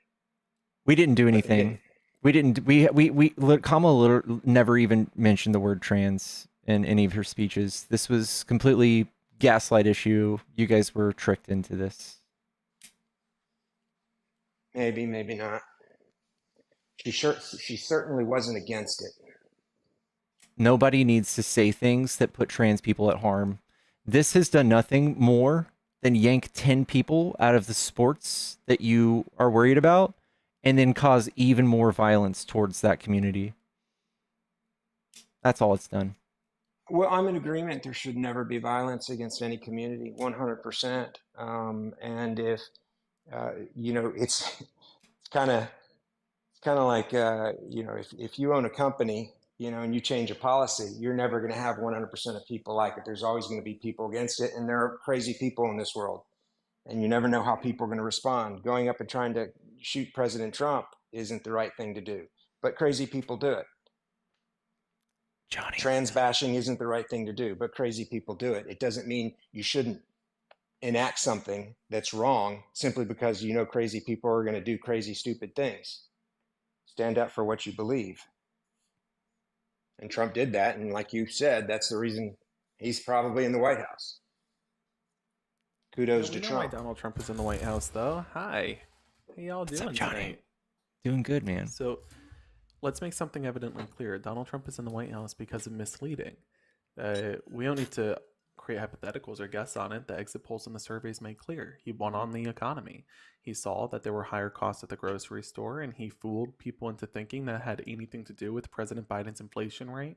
But the math speaks for itself. If you have a 3% inflation rate or a 2.5% inflation rate, and you're seeing a 25 and 30% double-digit percentile rising cost cap on groceries, then that's price gouging. Donald Trump capitalized on that, though, and said, oh, the people aren't going to know that. Let me cut your costs. I'll cut your costs. Vote for me and I'll cut your costs. First-time parents voted for Donald Trump thinking he was going to cut their costs because they wanted to feed their kids. Donald Trump went ahead. He didn't do any such thing. He also didn't deliver on no tax on tips, overtime, or Social Security. And furthermore, he doubled down by stripping away $230 billion worth out of potential losses in food assistance like SNAP and WIC. Donald Trump won because he lied to people. And if the election were held today, he would not win again because people know better. It's why Wisconsin just went blue to the Can tune we of back 10 up a points. second? No, we Can may we not. back up a second? It's why Wisconsin just went blue to the tune of 10 points in their Supreme Court race. It's why that special election in Pennsylvania, Senate District 36, went blue for the first time since 1978, just 10 days ago. The fact of the matter is people regret their vote because they lied, because Donald Trump lied to them. That's the All truth. right. Hi, by the way, I'm so-and-so. I'm joining the live. I wasn't even looking at the thing, and then someone else's voice was talking. Nice to see you, whoever you are there. John No, you N. can call me sir. Sir, what up, sir? You got it. Okay, so that's great. So what you're saying is Trump got elected because he lied, and that's just blowing my mind right now. It's like, holy cow. Mm-hmm. A politician, someone running for office, wasn't truthful about something? But there's a difference That's here. just blowing my mind. What's the difference? Because they all freaking The difference here lie. is that Joe Biden and Kamala Harris, let's make something evidently clear, and I keep hearing this where you say that both sides are the same. Republicans' new talking points, both sides are the same. No, they're not. Kamala Harris and Joe Biden said they deliver an infrastructure package, and they did. Kamala Harris and Joe Biden made a campaign promise and pledge that they were going to cut costs, and they did. Kamala Harris and Joe Biden said that they would expand healthcare, and they did. They delivered the PACT Act. They capped insulin. They capped prescriptions. They capped my inhaler. Let's not beat around the bush on this nonsense. They delivered on their promises. Even on student debt forgiveness, they delivered on that. It was Donald Trump's Supreme Court who stopped them, and yet they doubled down then and invested billions in student debt forgiveness for those they could assist. You can't name one promise that they didn't keep, and if you can, name it. I didn't say they. That's look, what I didn't thought. say. So no. now look at Hang Donald on. Trump. Hold on. And Hold now on. you If have you're going to Donald say that, Trump, wait a who second. has Wait a second. literally Wait a lied second. time and again, going as Wait far a as saying second. that he Wait would a cut second. costs for the middle and working class American, and he has done no such Okay. thing. So He if I'm didn't not cut going to their get a word taxes. in, if I'm not He going to get a didn't cut word their in, then what's the costs. point of this? So he lied to them. Are you just That going is to the keep simple talking truth. over me? I don't need to talk over you. You're just simply talking under me. There's a difference. That's kind of funny. Yeah. So what you're saying is that your politicians don't like us. You somehow transitioned the conversation from politicians lying to politicians fulfilling their campaign promises, which No, that's a different subject, and that's we not can what get happened. into that. But That's not what happened. we're talking about lying, and you're saying that apparently the Democrats never lie about anything; they tell the That's truth not what about happened, it. and that's not what I said. Was there a processing concern? Do you learn differently than others? Because I can explain with visuals. Well, do you have to be condescending? Is Wasn't there condescending. is You there just is there a interpreted what I self-defense said. mechanism? Are you feeling No, not at inferior all. in some capacity that you have to be Ma'am, mean? calm down. You just interpreted something in a way that was different than I presented it. In fact, you put words in my mouth that didn't exist, so I'm assuming that there is a processing issue. If I can explain this to you in a different manner, I'd like to know. If visuals It's are a helpful, tell me. condescending tone that Not you at all. used I have when a you did background in it. early learning education. Kids learn in different manners, so how can I best assist to ensure that you retain the information I'm providing? John, good job, man. Stay on topic. don't bend, brother. You're doing good. You know, so look, if you want to continue to be condescending, that's fine. I've My been wife wants to go to a condescending. movie tonight. I think my time would probably be better spent on there. Your wife I or your appreciate the sister or host. both? I appreciate the host for being cordial and being nice. We were having a good conversation. Not Why are so they always supportive running of away this from me? other Why person. are you scared and running away? And I'm not listen, if your scared. sister wife is waiting for It's you to get to a movie, you do you, but it doesn't change the fact that you didn't rebut anything I said. You suggested that Democrats and Republicans are the same. I no. explained to you exactly how they're not. I'm tired of your tone, John. I'm tired of the I'm tone. tired of your tone, Donald sir. How Trump about dog that? walks and spits in your face every day. Why is it different when a Democrat does it to you? You like it when he does it. You hate it when I do it. Weird. I support Donald Trump. I don't support you You support because him you have a spitting in your bad tone. face? Your host is a much friendlier Well, person to you talk know, to. it's a And little I bit was already different thinking here. of Let's getting, better all right, understand you know something. what? Go ahead. If it Donald makes you Trump feel spit in better to your qualify face. me as a Republican that's running than qualify me as a Donald Trump Republican spit in running, your I'd rather spend face. my time doing Donald something Trump different. spit in your You face and guys you have a like good, it. you guys have a good day. Wow, not the Lo- runaway. That's weird. love you That's both. kind of cringe. Go on, get. That's kind of cringe. Why was he so scared? I'm such a nice guy. I don't Johnny understand. with the flawless victory. Oh my god, not the Mortal Kombat. That was iconic. How you doing, Pickles? Doing good. How are you, bub? Dude, you know what? We're alive. We're thriving. We're yeah, that's pretty much it. I love this. You know Are what? you My Nona would what? are you trying to hang out? You trying to hang out and do some debates with me?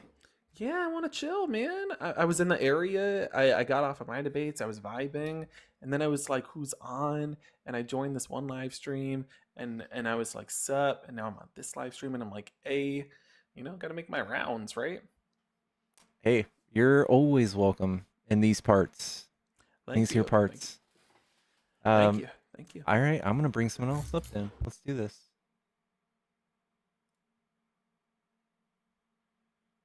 Say hi to Pickle's mom. This is mommy, not mom.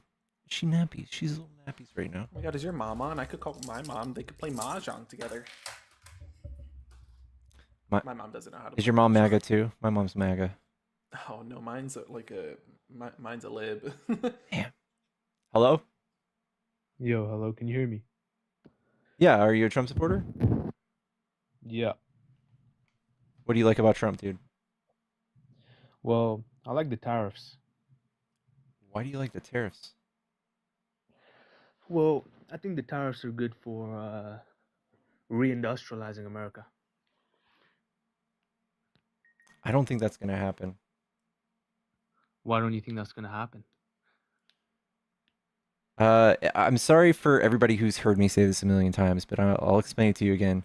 The reason we can't just start becoming an exporter and start manufacturing everything and anything is because our dollar is worth more than China's yuan. So we will never, ever be able to produce goods cheap enough to compete with China. That is fair. That is fair, but America does need to step up its trade game because because we're moving into a multipolar society, I think that it's important that America becomes a trading superpower because all the other countries, because they are a military superpower, but with the rise of China, because we're moving into a multipolar society, I think America needs to become strong on trade. Well, I think that we're already doing some of the things you're talking about. Like we're the one of the biggest one of our biggest exports is like military stuff, military industrial complex. So no matter how cheap our labor is, we can still be specialized. We can have specialized markets and sell those things to people abroad. But when it comes to like little plastic trinkets, plastic straws, all that bullshit, I don't want my kids doing that. I don't want my kids working in the mines. I'd rather have them like doing like like superconductors and stuff. Yeah, but I don't even think that it's important for America to export more than China, but they just need to become more competitive on the trading scale. And the only way that they can do this is through tariffs. The only way they can become more competitive on a global. What state are you from? It doesn't matter. Yeah, it does, because they hear the regional dialect in your accent, and it's not from the United States. So what state are you from?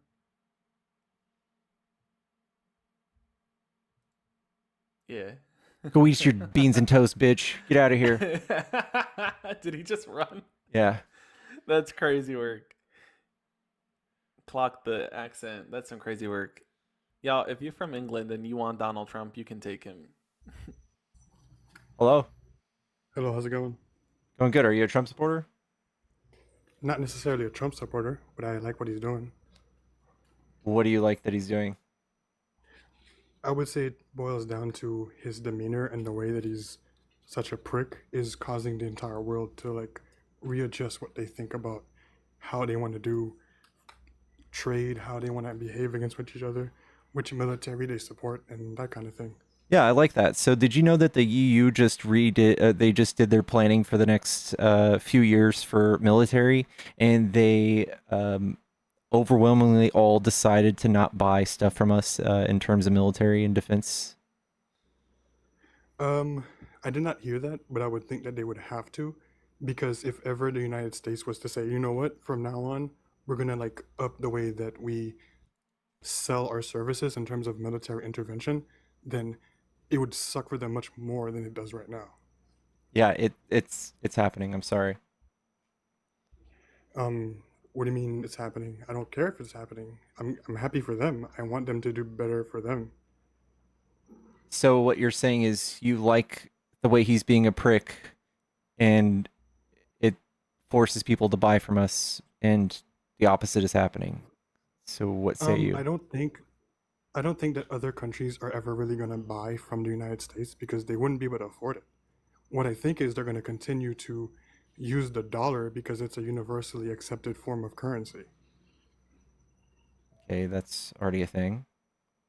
Yeah, but it's kind of like when you say tariffs are going to be this way, because we can't compete against China. It really doesn't matter, because we're not ever going to try to compete against China that way. That's what When I he's say trying to we're, do I'm with not these American. tariffs. That's what he's trying to do. I don't It I doesn't don't make really any think that's what he's sense. trying to do. It, It makes sense because the United States exports dollars, and that's the main reason why the dollar is that powerful. It has nothing to do with what you're producing. In fact, if the America started producing that much, then they would lose some of that power because they would have less ability to export dollars. I forgot the exact word for that, but there's an economic law that states this. okay, I still don't know what you're being very circular. So which is it? Um, What do you think he's how doing am I different? being circular? What is he doing differently? That's good. The fact that he used the tariffs is like I would think it would be a bad thing the way that he did it, but it causes all these economic issues that he can then use as leverage against these other countries. I mean, And I agree with you. He's trying to grasp at power and have them all kiss the ring, but he's doing it at our expense. So I'm gonna have to buy like a $4,000 iPhone next year because or Trump just wants don't them buy an to. iPhone, buy something else. You mean we should lower our standard of living because Trump wants more power? Who's we? It depends on who can and who can't. You can't say we as if everybody has the same idea as you, or if they're not gonna have different. I want to buy an iPhone just like 40% of the rest of the United States wants to buy an iPhone. And now you're Okay. saying we should not do it. No, I'm not saying we, anybody. The individual will decide what's best for them. If Okay. I'm not saying that Trump is what he's doing is not gonna harm the United States. That's Absolutely, it yeah. will. No, it's not just that it harms the United States, it's that it harms the middle and the working class. Can you tell me what's the point of the tariffs? I don't know. I'd have to go like into what I think about it because people might disagree on this. I think the No, I mean, point. wait, we know what the point is. I'm not asking what you think the point is. What is the point of the tariffs? I can only give you my opinion. If Why you don't can you want to only hear give it, your then opinion? You invoke the name of tariffs, and we're now talking about it, but no, you no. only I'm have saying opinions on the matter? no. Hold up. I agree with the tariffs because what it's doing to the world economy, not necessarily what it's going to do to the United States. But it's crumbling your economy. I'm not asking you about why you agree with the Oh no, tariffs in it's regards actually to what I'm it not. does I'm to the not from the global United economy. I'm States. asking you Hold what on, is hold the on. point of the tariffs in regards to how it better affects the American public. So, what is the It's point not of the going to right tariffs? now. It can only do that over a long period of time. Okay, and America's what does it definitely do going to over a suffer. long period of time? You still I haven't think named. I think over a long period of time, the tariffs are going to give the ability to lower income tax. If, as far as I know, that's the plan. What? That's not what tariffs do. Okay, so tariffs do two things for the United States. One, they can bring manufacturing back to the United States, and they can create jobs. The issue is retaliatory tariffs. For example, the United States put a tariff on Canada. That was with the goal of bringing automobile manufacturers back to the United States. But then Canada put the same tariff on the United States. So now 3 top automobile United States manufacturers, Jeep, Ford, and Chrysler, are threatening to flee the United States for a different country, whether that be India or Vietnam. That is an issue with tariffs. Another issue here, they do not create jobs to the same extent to which policy can create them. You're not from here, so you don't know this, but the I fact lived in is the United that States for President 5 years. Biden created 400,000 jobs per month on his monthly average due to policies like the Infrastructure Package and the Chips and Science Act, which brought manufacturing such as Intel back to the American people. Donald Trump had about a 178,000 job creation growth monthly average. That is excluding jobs lost to the pandemic. I'm not going to blame him for that. I could, but I won't. So you have less than half the amount of jobs created under Donald Trump in comparison to Joe Biden. And at the same extent, Joe Biden wasn't losing manufacturing, such as Donald Trump's first term, where he lost Lenovo, Apple, and GoPro to Vietnam and India. So tariffs don't work. I think that Pickles hit it on the Relax. nail, and that tariffs are less about trade and more about Donald Trump grabbing for straws and power. Nah. Furthermore, let's understand that the current trade agreement you're not from here, that Pickles and I are under right now is called the USMCA, and it was Donald Trump's replacement to NAFTA. So if people are unhappy with the trade agreement, then the better president to have elected was Kamala Harris, because she didn't write the USMCA. Just a thought, Look, a concept of a plan, if you will. I don't think that the plan is actually to increase manufacturing in the United States. I think that's just something that Americans are being told in order to sell the deal to Americans. Whether that's for a grasp of power or something like that, I don't know about as far as that. But what I can say is that if you have manufacturing in specifically in this case, China, you'll never be able to compete with China, as you said. But that's not necessarily the point. I think that it's more like they're using the leverage of the consumer ability that America has right now in order to try to manipulate the market for a long-term benefit to the United States that's going to hurt a lot of No. people. But okay, No, that doesn't make sense. Like, I don't even know how to okay. rebut that. That is just not how the American economy works. There's not a legitimate rebut to that. You practically just laid down word salad that does not fall into place with the socioeconomic Tell me standard of how the it is United not. States. How is that not working in the The United fact that, States? for example, you suggested that Donald Trump's tariffs would lead to a connection between that and an income tax cut is beyond me. Especially because there are, consider this, Donald Trump wanted to replace the Social Security tax, which is the equivalent of a $2.4 trillion tax income revenue service for Social Security, with tariffs that incorporate about a $90 billion revenue increase over the course of a year. Like, you're not getting it, huh? Tariffs are inflationary. It's a tax on the people. Like, I don't understand. Yeah, it's a tax Where on is the people. benefit here? Where's the long-term benefit for middle and It's, working class Americans? Like, where's that? it doesn't have to be specifically for like working class Americans. It Right. could be No, for it's not that America it doesn't have itself. to be specifically for working class Americans. It's that there is no short or long term benefit for middle and working class Americans at all. So you're just trying to generalize it and say, hey, for everybody across the board, corporations are going to get more money in their pocket by the end of this, and that should be good enough for you. That's called trickle down economics. We've tried that No, 3 I don't believe in times, trickle down but economics. it And seems you do because you're justifying it. no, you're just like replacing what I Where are you believe. from? Haiti. So how about you stay there and focus on Haiti politics and telling the No, United no, I States lived in the people United that States we for should 5 years. I studied in the Okay. United States. Well, I've then been to here's an many idea states for in the you. United Here's an idea for you. How about you stay in Haiti and you focus on those politics instead of telling No, no, I'm absolutely not. speaking. Because your Instead of politics no, over no, there because you will don't know my influence us politics. here. What are you Instead of talking you about? telling me that my neighbors need to lose out on Medicaid and Medicare, lose No, out that's not what on I'm their telling Social you. Security You're just programs, trying to make telling it into that, me but it's and not my at all what I'm neighbors telling you. that You can try to do that if you want. No. instead of telling me that my neighbors need to lose out on their financial freedom and that we ought to have higher That's not at costs and all what higher I'm telling debt, you. how about you focus No. on where you're from? Because it No, seems to that's be not that what you're I'm telling telling you. me I'm No, speaking and that's you're not what cutting I'm me off telling you. because you know I'm hitting it on the But you nail keep right telling me now. that's what I'm No, telling see, you, when you it's know not I'm what's hitting it on the happening. nail right now, and I'm going to call it out for what it is. No, You're you're going to not. tell You're gonna me try that to my pretend that neighbors it's need that to when it's lose not. out and have higher costs and suffer in the name of corporations making a quick buck. I That's got not a at all what problem with I'm that. telling you. That's What exactly what you said. You just admitted to it. The fact that you just outright said that my people need to be thrown under the bus in the name of corporations, it's Friday. You won't know this, but every Friday, millions of families visit food pantries. And this time around, more people are going to be visiting food pantries than in recent months and years because of Donald Trump's tariffs, which are hiking costs up on consumers. Okay, so don't play with me. I'm going to call it out for what it is. I don't care. Like, let's not play. I'm just going to go Let's to the not next play. person. First of all, it just breaks my brain that Trump is reversing legal status of all of these Haitians that saved the economy of Springfield, Ohio, and kicking them out in the name of getting, I don't know, his deportation numbers up. I don't know. And after he demonized the whole set of people saying they eat cats and dogs, I just can't wrap my head around it. How do you not see the harm he's brought to your community? It's so sad. Like you have a like he was trying to justify trickle down economics, but he knew that that wasn't going to make sense, so he didn't say so. Then he tried connecting the dot to an income tax cut, but there's no income tax cut in regards to tariffs. And tariffs are a tax in their own right, so it doesn't make sense.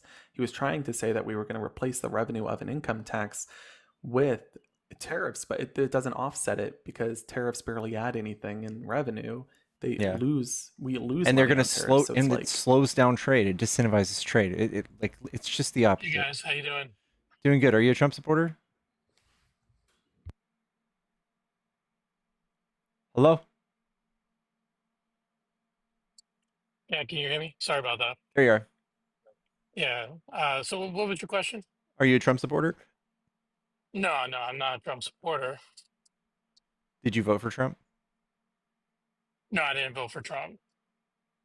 Okay. We're just looking for opposition right now. Is there anything you want to say real quick? Oh, gotcha. Yeah, no, for sure. Yeah, no, I still have opposition because I think sometimes we focus on a left and we focus on a right a little too much.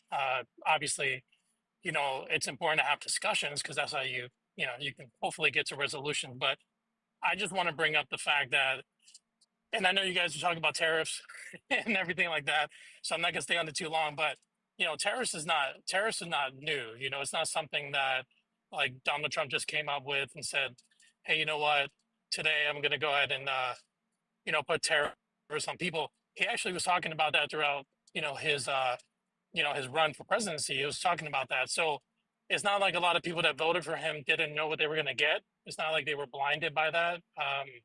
We Whoever didn't they we didn't know he was going to bedazzle our economy with tariffs. We Well, didn't we didn't we're not talking about bedazzling anything because we're not talking about rhinestones and glitz and it, glamour. We're he talking about hold on one second.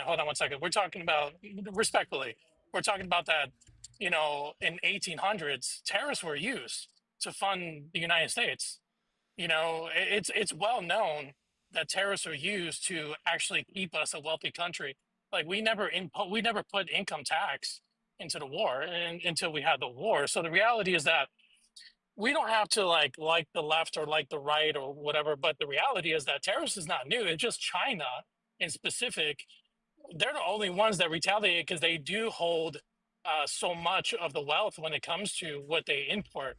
yeah, And no. Yeah, if respectfully, I'm if gonna you cut look that off. back, You well, I said mean, but two if you things look, so let outright me that are ask you this completely question. wrong there. Let me ask you That's not this. true You because the just said first thing I one said, thing hold in on one part. second, Thank you for the pivot. It's not going to happen. 1 second. Hold on 1 second. Thank you. So let's understand you just said two things that were entirely disinformational, which is the most dangerous kind of misinformation you could perpetuate. You just outright said that China's the only one retaliating, and that's false. Canada and Mexico are also retaliating. These other countries are retaliating. It's why Donald Trump delayed the tariffs by 90 days because it was crumbling the United States economy and stock market. All the while, let's understand that Donald Trump's tariffs were leading to corporations and companies like Jeep, Chrysler, fleeing the nation. That's BS. Second, the word salad is much appreciated, and you do you, Mr. MAGA in disguise, but let's understand here that you can continue speaking over the other two panelists here. There's a lot to talk about in regards to tariffs. The fact that you turned around and just said that tariffs aren't new, yeah, they are. Tariffs are new. This is new. You've had tariffs, but never to this extent. You're not putting 145% tariffs on China or 25% tariffs against your ally Canada when they're outright wrongful and dangerous to the economy. That's so ridiculous. Yes, these tariffs are new. Stop playing. Tell me one other instance in United States American history in which tariffs have been implemented to this extent. Go ahead. Yeah, you can't just say, "Oh, they're not new." Yeah, the idea of tariffs isn't new. But the way Trump is using them, it's new and it's reckless. He mentions the word tariff once in Agenda 47. Once. Did we know that he was going to tariff the whole fucking world? No. I gave you an invite to unmute.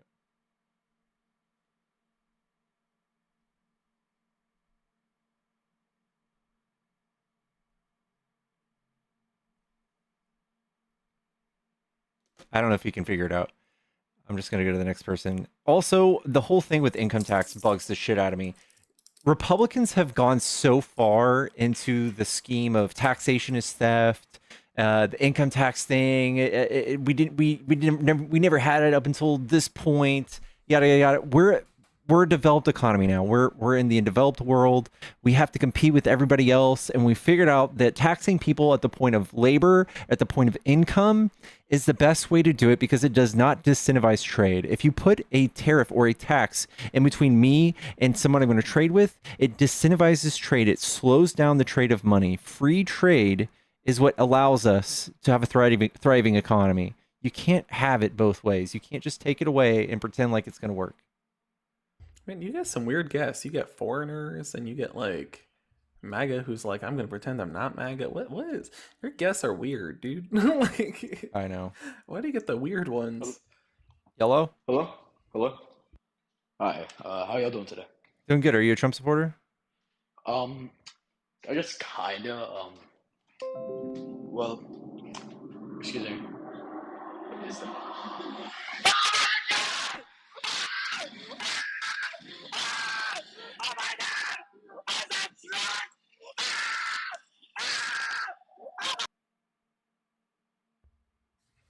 You know, it's crazy.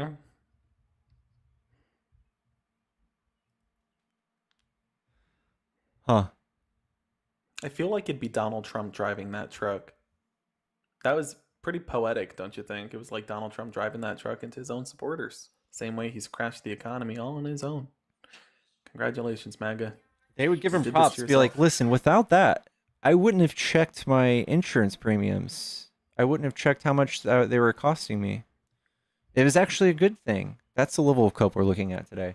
It's Yeah. actually a good thing he did this because then I met the lady at the hospital that I started stalking.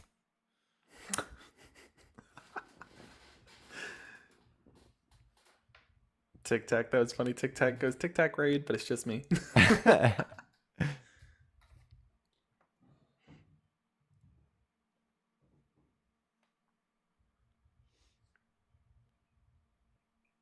Oh wow, Pickle said get them all. This is Mike. Hello. Cool intro. This is Mike. This is Hey, Johnny. I just listen. I'm a really big fan of you guys. I'm not a Trump supporter, but I just have to ask you this: we since this war in Ukraine and everything, and all the money that we were throwing into the war in Ukraine to help, and the assistance and everything else. What do you think about that? Can you give me something to go on that? It was only $175 billion over 3 years, which is 0.5% of our military budget. And if we would have never sent it, it's still every penny of it would have been spent on the military, which we do nothing with. If you guys, if the right wants to keep saying this America First isolationism shit, it would have just gone to us jerking off with our own toys. Okay, because I was in the military for a long time, and I'm actually laid up right now because I just had my hip ripped out and put back in again, but a different one. I had hip replacement surgery, and I've been listening to you guys for a few days now, and I'm a huge fan of what you're doing here. I think you guys are really kind of bringing a more of an awareness to what's going on. So there's been this tariff thing is killing me. I mean, everything that Trump is doing is killing me. I'm with you guys on that. I know I'm not giving you, I know I'm not saying anything that is supporting where you're going with this, trying to get a Trump supporter on here to, to double down on or whatever it is you guys are doing. But I just wanted to let you know I support it. I respect it, and I'm there. So, anyways, thank you. Thank you. All right, appreciate it. Thank you for your service too. Thank you. Appreciate that.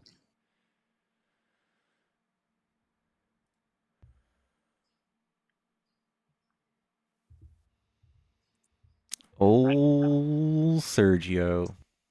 Imagine having Kamala Harris's fucking name tattooed on your arm. Just imagine that for a sesh. Like, just Are you talking imagine. into a Nokia 1999 or a coconut? Imagine having Kamala Harris's name tattooed on your This is arm. what it's going to be like when people can't upgrade their phones thanks to Donald Trump's tariffs. You're going to be talking into a phone from 2007. That's some crazy work right there. You have a Kamala Harris tattoo on your arm. Think See, about now it that. sounds like you're talking in a cave. What's with the echo chamber? It's like you stopped talking into the coconut and you chose a walkie-talkie instead. Are you good? You have a tattoo of Kamala Harris on your arm. Think about Girly that. Pop, turn on the camera and show us what you look like so that I can Think judge you about that. properly. Go ahead. You have a tattoo of Kamala Harris on your arm. Go ahead. Turn on the camera. Show us what you look like. Don't be hiding behind a camera when you try to mock somebody else. It's okay, Mr. Girly Pop. All right, that's what I thought. It's okay, Mr. Girly That's Pop. what I thought. That's what I thought. Listen, Mr. Girly Pop. listen, Mr. listen. Girly Pop. I am proud to be Girly Pop. Mr. You know Girly why? Pop. With Because at Kamala least Harris. girls will come within a 10-inch vicinity of me. God knows no women are Pop. going near you, Mr. you Girly nasty. Pop. Are you Let's understand the difference here. are you Mr. saying Girly Pop. that like There you go. having tattoos of politicians is weird? Yes, those tattoos are awful. Yes. Yeah. Yeah. Yes. Dang. Yes. Dang, they're that's awful. some crazy work. Yes, they're awful. Those tattoos are terrible. Yeah. That's some crazy work. Yeah, those are worse than Johnny's, but it doesn't change the fact that Johnny literally All has right. a politician. Hey. All right, I get it. You got a crush on me. I'm not interested. Mr. Girly Calm Pop. down. Mr. Girly Pop, show us your tattoo. Show us your tattoo. Normally Mr. this Girly happens when I'm on Amanda's live, like the stalkers normally follow and do this. Hey, listen, my guy, you're a grown-ass man. Act like it. All right? This is how you're spending your Friday night? Following around a TikToker, trying to, I don't know, tattoo, obsess Mr. over Girly them? Pop. You think you'd have something Show us your better to tattoo, do. Mr. Girly Pop. Show us your Oh my tattoo, God. Mr. Girly I just Pop. tracked your IP. Were you just talking to Dean? Let's see. Were you just on Dean's Do you want me to channel? do a tattoo tour? They cost $5.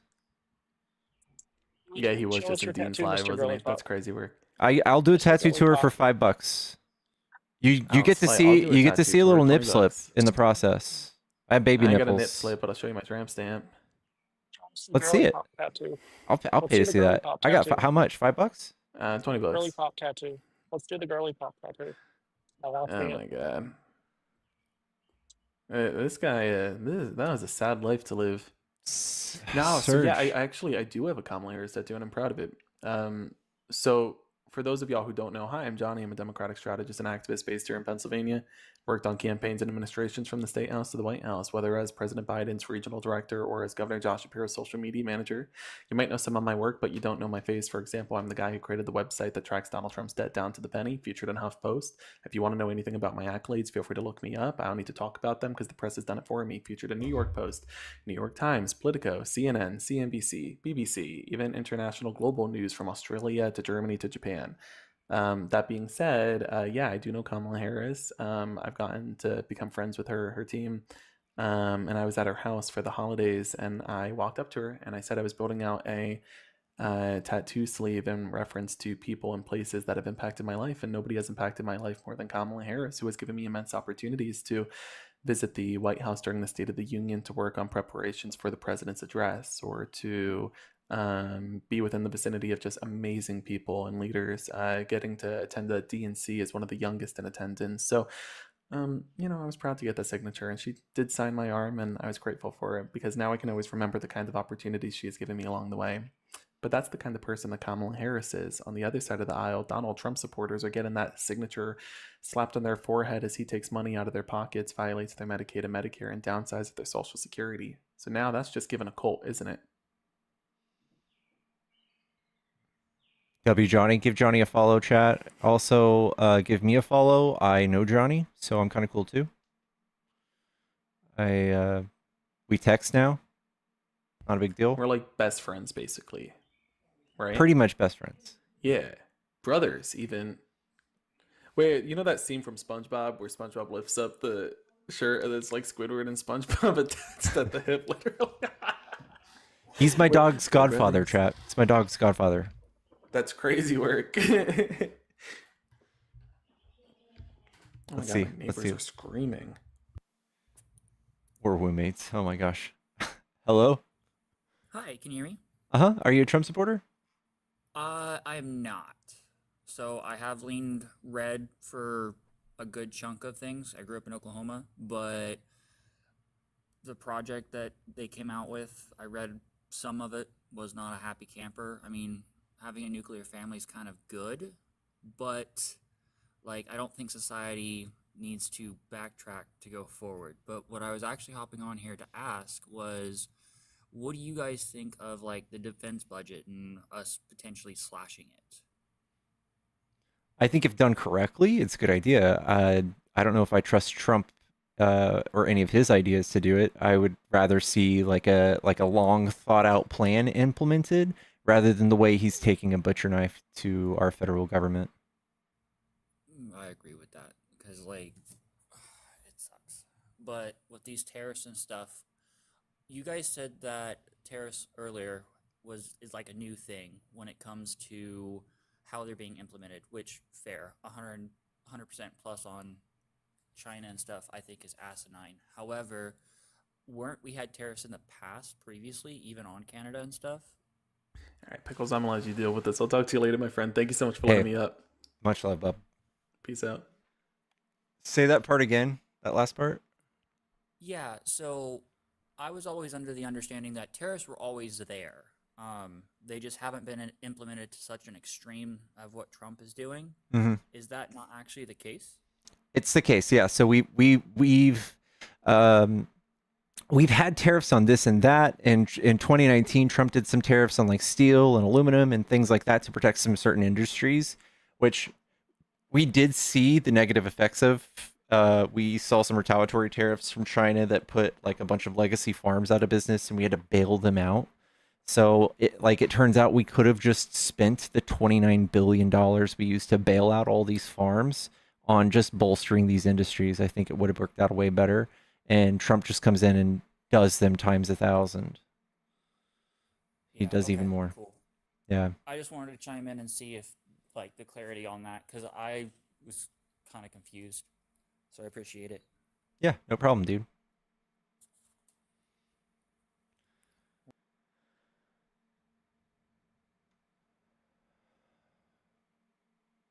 We didn't have tariffs on Canada.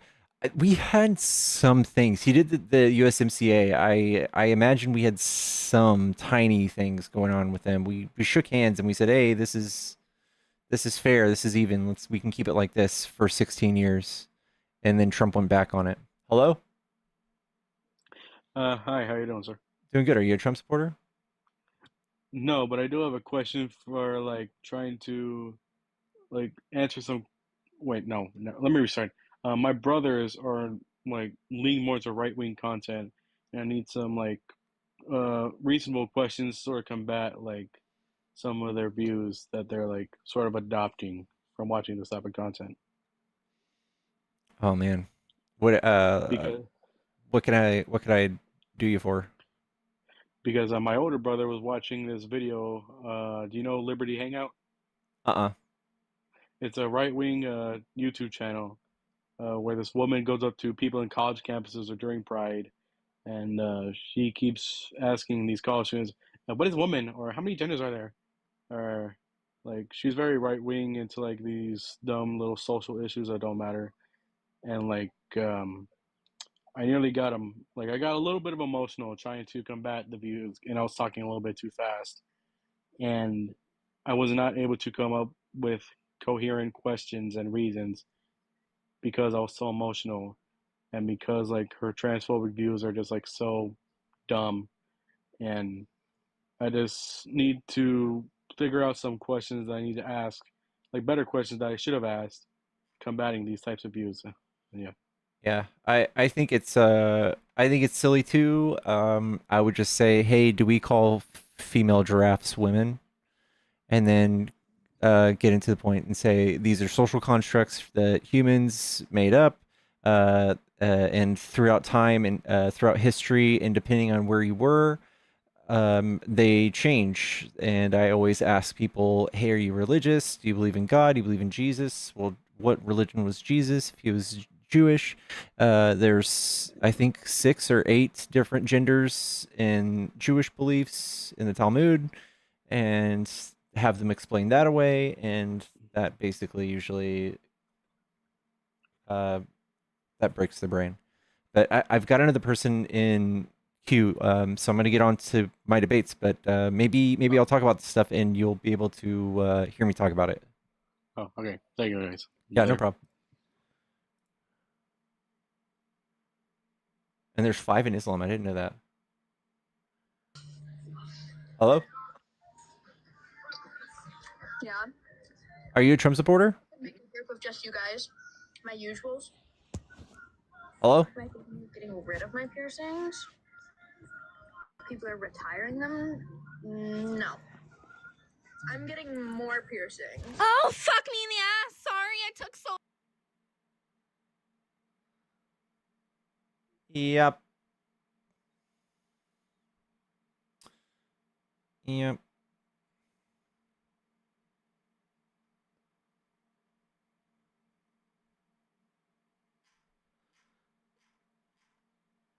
Yep.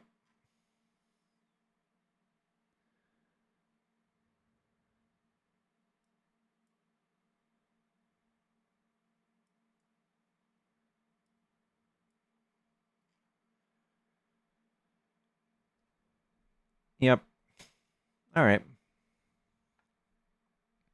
All right. We've been live for 2.5 hours. I'm going to turn it on subscriber only for a little bit so that I don't know, so I can read kind messages instead of mean ones for a sec. If you guys want to be able to chat, you have to be a subscriber. It's like $3. And if I could get you guys to spam the awesome stickers we have for subscribers only, those are the other things you guys can use as a subscriber. It's a monthly payment, and it helps me pay my bills and keep these sweet lights on and take this thing out on dates.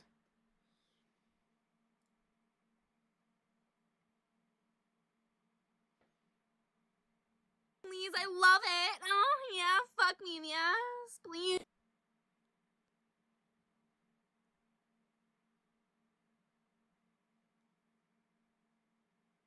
Yeah. What if we like the lights off?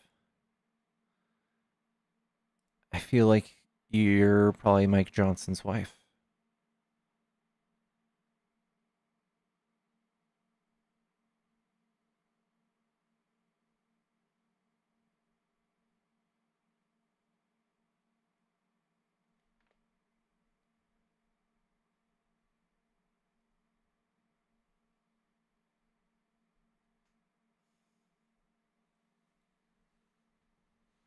Gained a follower tonight, looking for the next one. Much love, Edgardo. Thank you. Stop putting that person in the queue. I can't help it. I can't help it.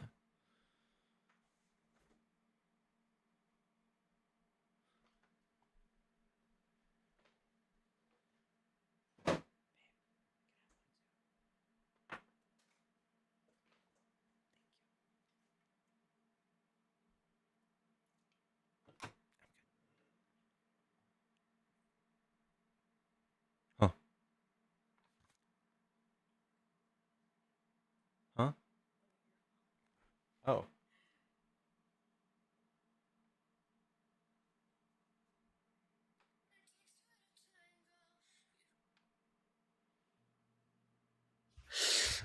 Well, I want to come up really quickly to tell you guys that we have a tremendous Discord in the bio. We have a tremendous Discord that you have to join. You have to do it. His pay lakes are in the bio. They're in the bio, and they're absolutely tremendous. And let me tell you just one quick new executive order that came up with last night. We just made the showers great again, okay? And we're going to come up with the golden age of America. So I've come up with a new combination.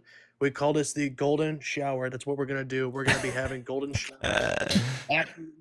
Charge, no charge, the golden age, and making showers great again. Thank you so much for coming up. Join the Discord. Thank you. God bless. Oh, oh, oop, oop, oop. Alderant, thank you for the auto renew for 3 months. Thank you so much. Hey man, what are you doing? What's up, bub?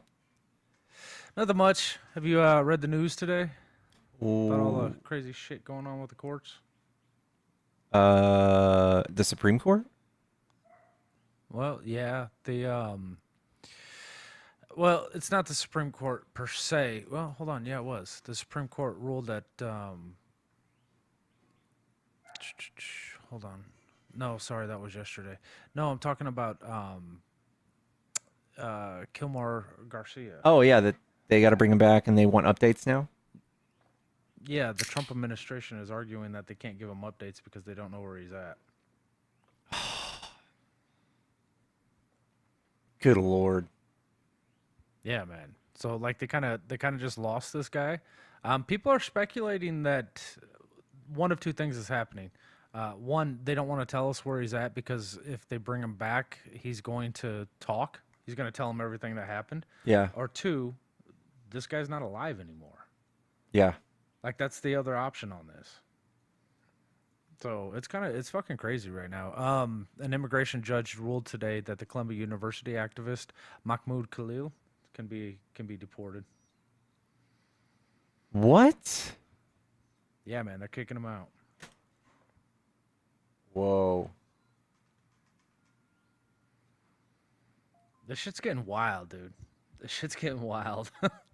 Like I don't know what to say. They won't come out and say that we don't know where he's at. All they're saying, all the lawyer will say is, the people who know that haven't told me that information, so I can't answer. Yeah, He's being very suspect about it. Yeah.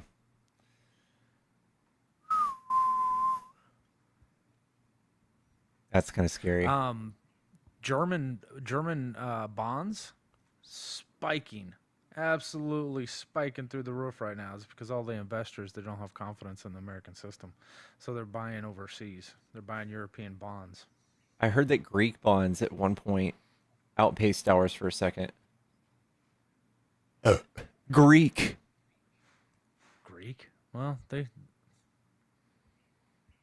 been hurting. At least maybe this will be a boost to their economy. But they were hurting 15 years ago. They've done some recovery since then. Chris phone number, thank you for the auto renew subscription, and Low, thank you for the auto renew subscription. You guys are the illest. Thank you.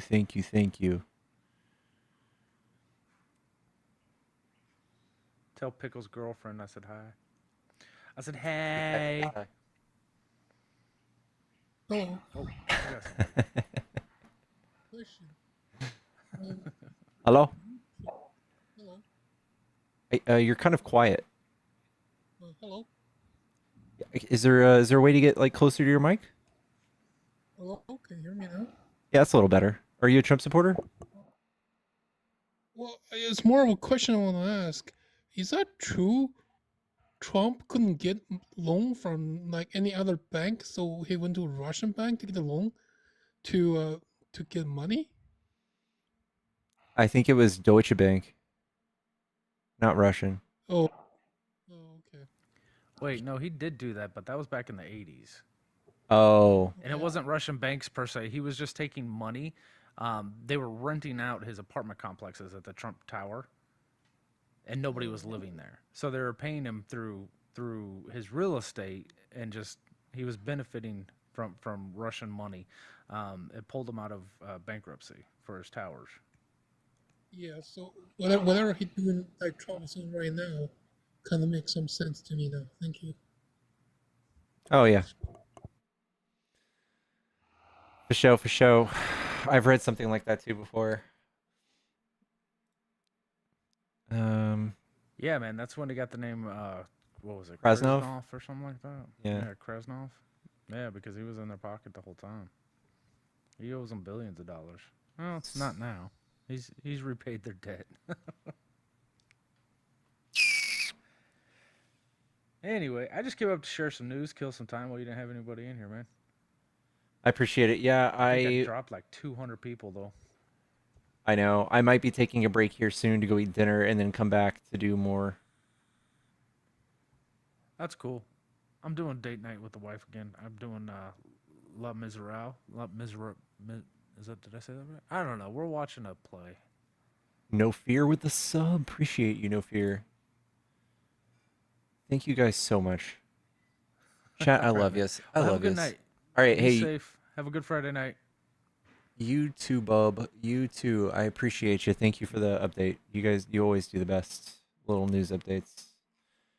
Kristen, thank you for the level up sparks.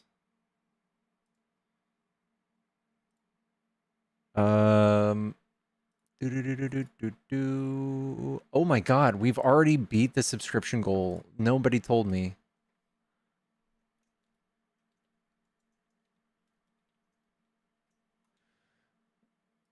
Boop, boop, boop, boop, boop, boop. And yes. There we go. Nobody told me, chat. Les Miserables. Les Miserables. Can't miss a pickle stream. It's because we just want to hear you talk. I like the way you talk.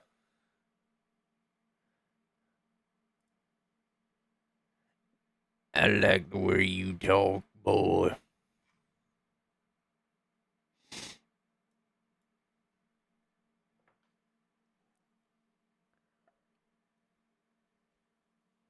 No ice cream for dinner tonight?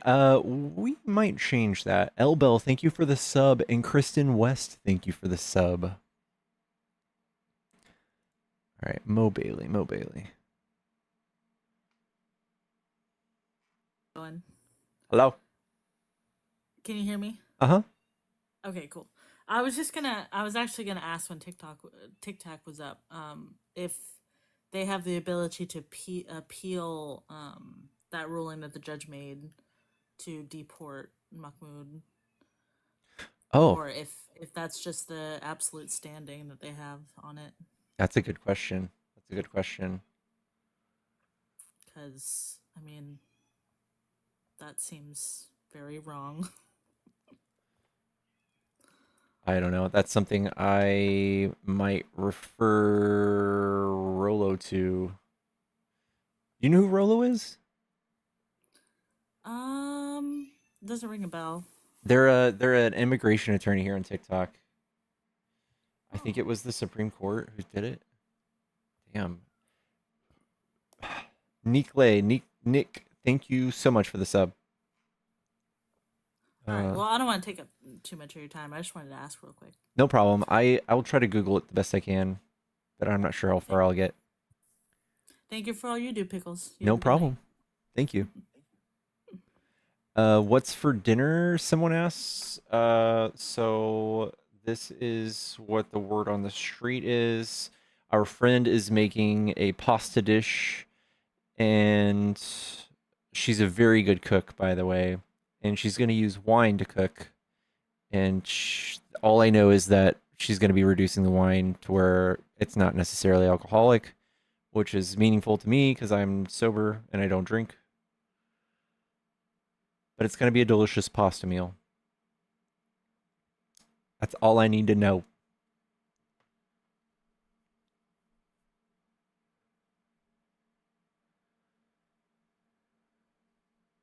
The alcohol burns off, yeah. Oh, yeah. Oh, yeah. The alcohol cooks out, yeah. Someone says it doesn't. I bet it... I don't know. I think at a certain... What temperature does alcohol evaporate? 173 degrees. They did new research. That's interesting.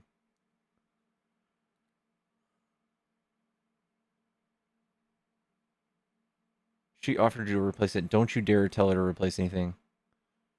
Don't you dare.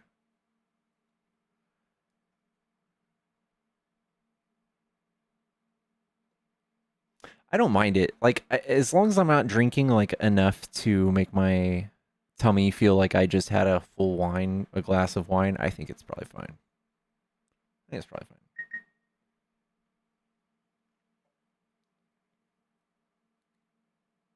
Yeah, I won't be able to tell. Yeah.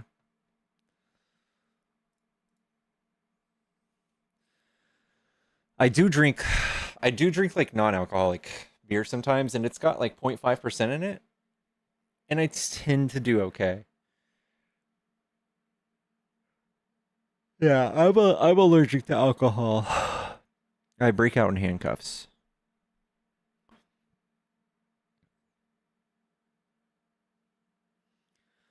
Chat, I think I'm going to go ahead and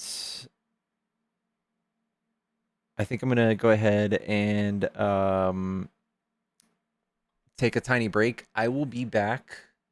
I'll be back in a couple hours. I'm going to take a little break before we go. And I will see y'all soon. I hope you guys have a wonderful night. I'm so sorry if you just got here. It's not a reflection of how much I love you. I'm so sorry. I hope you guys have a wonderful night. I'll see you in just a little bit. Big kisses, Trap. Big kisses.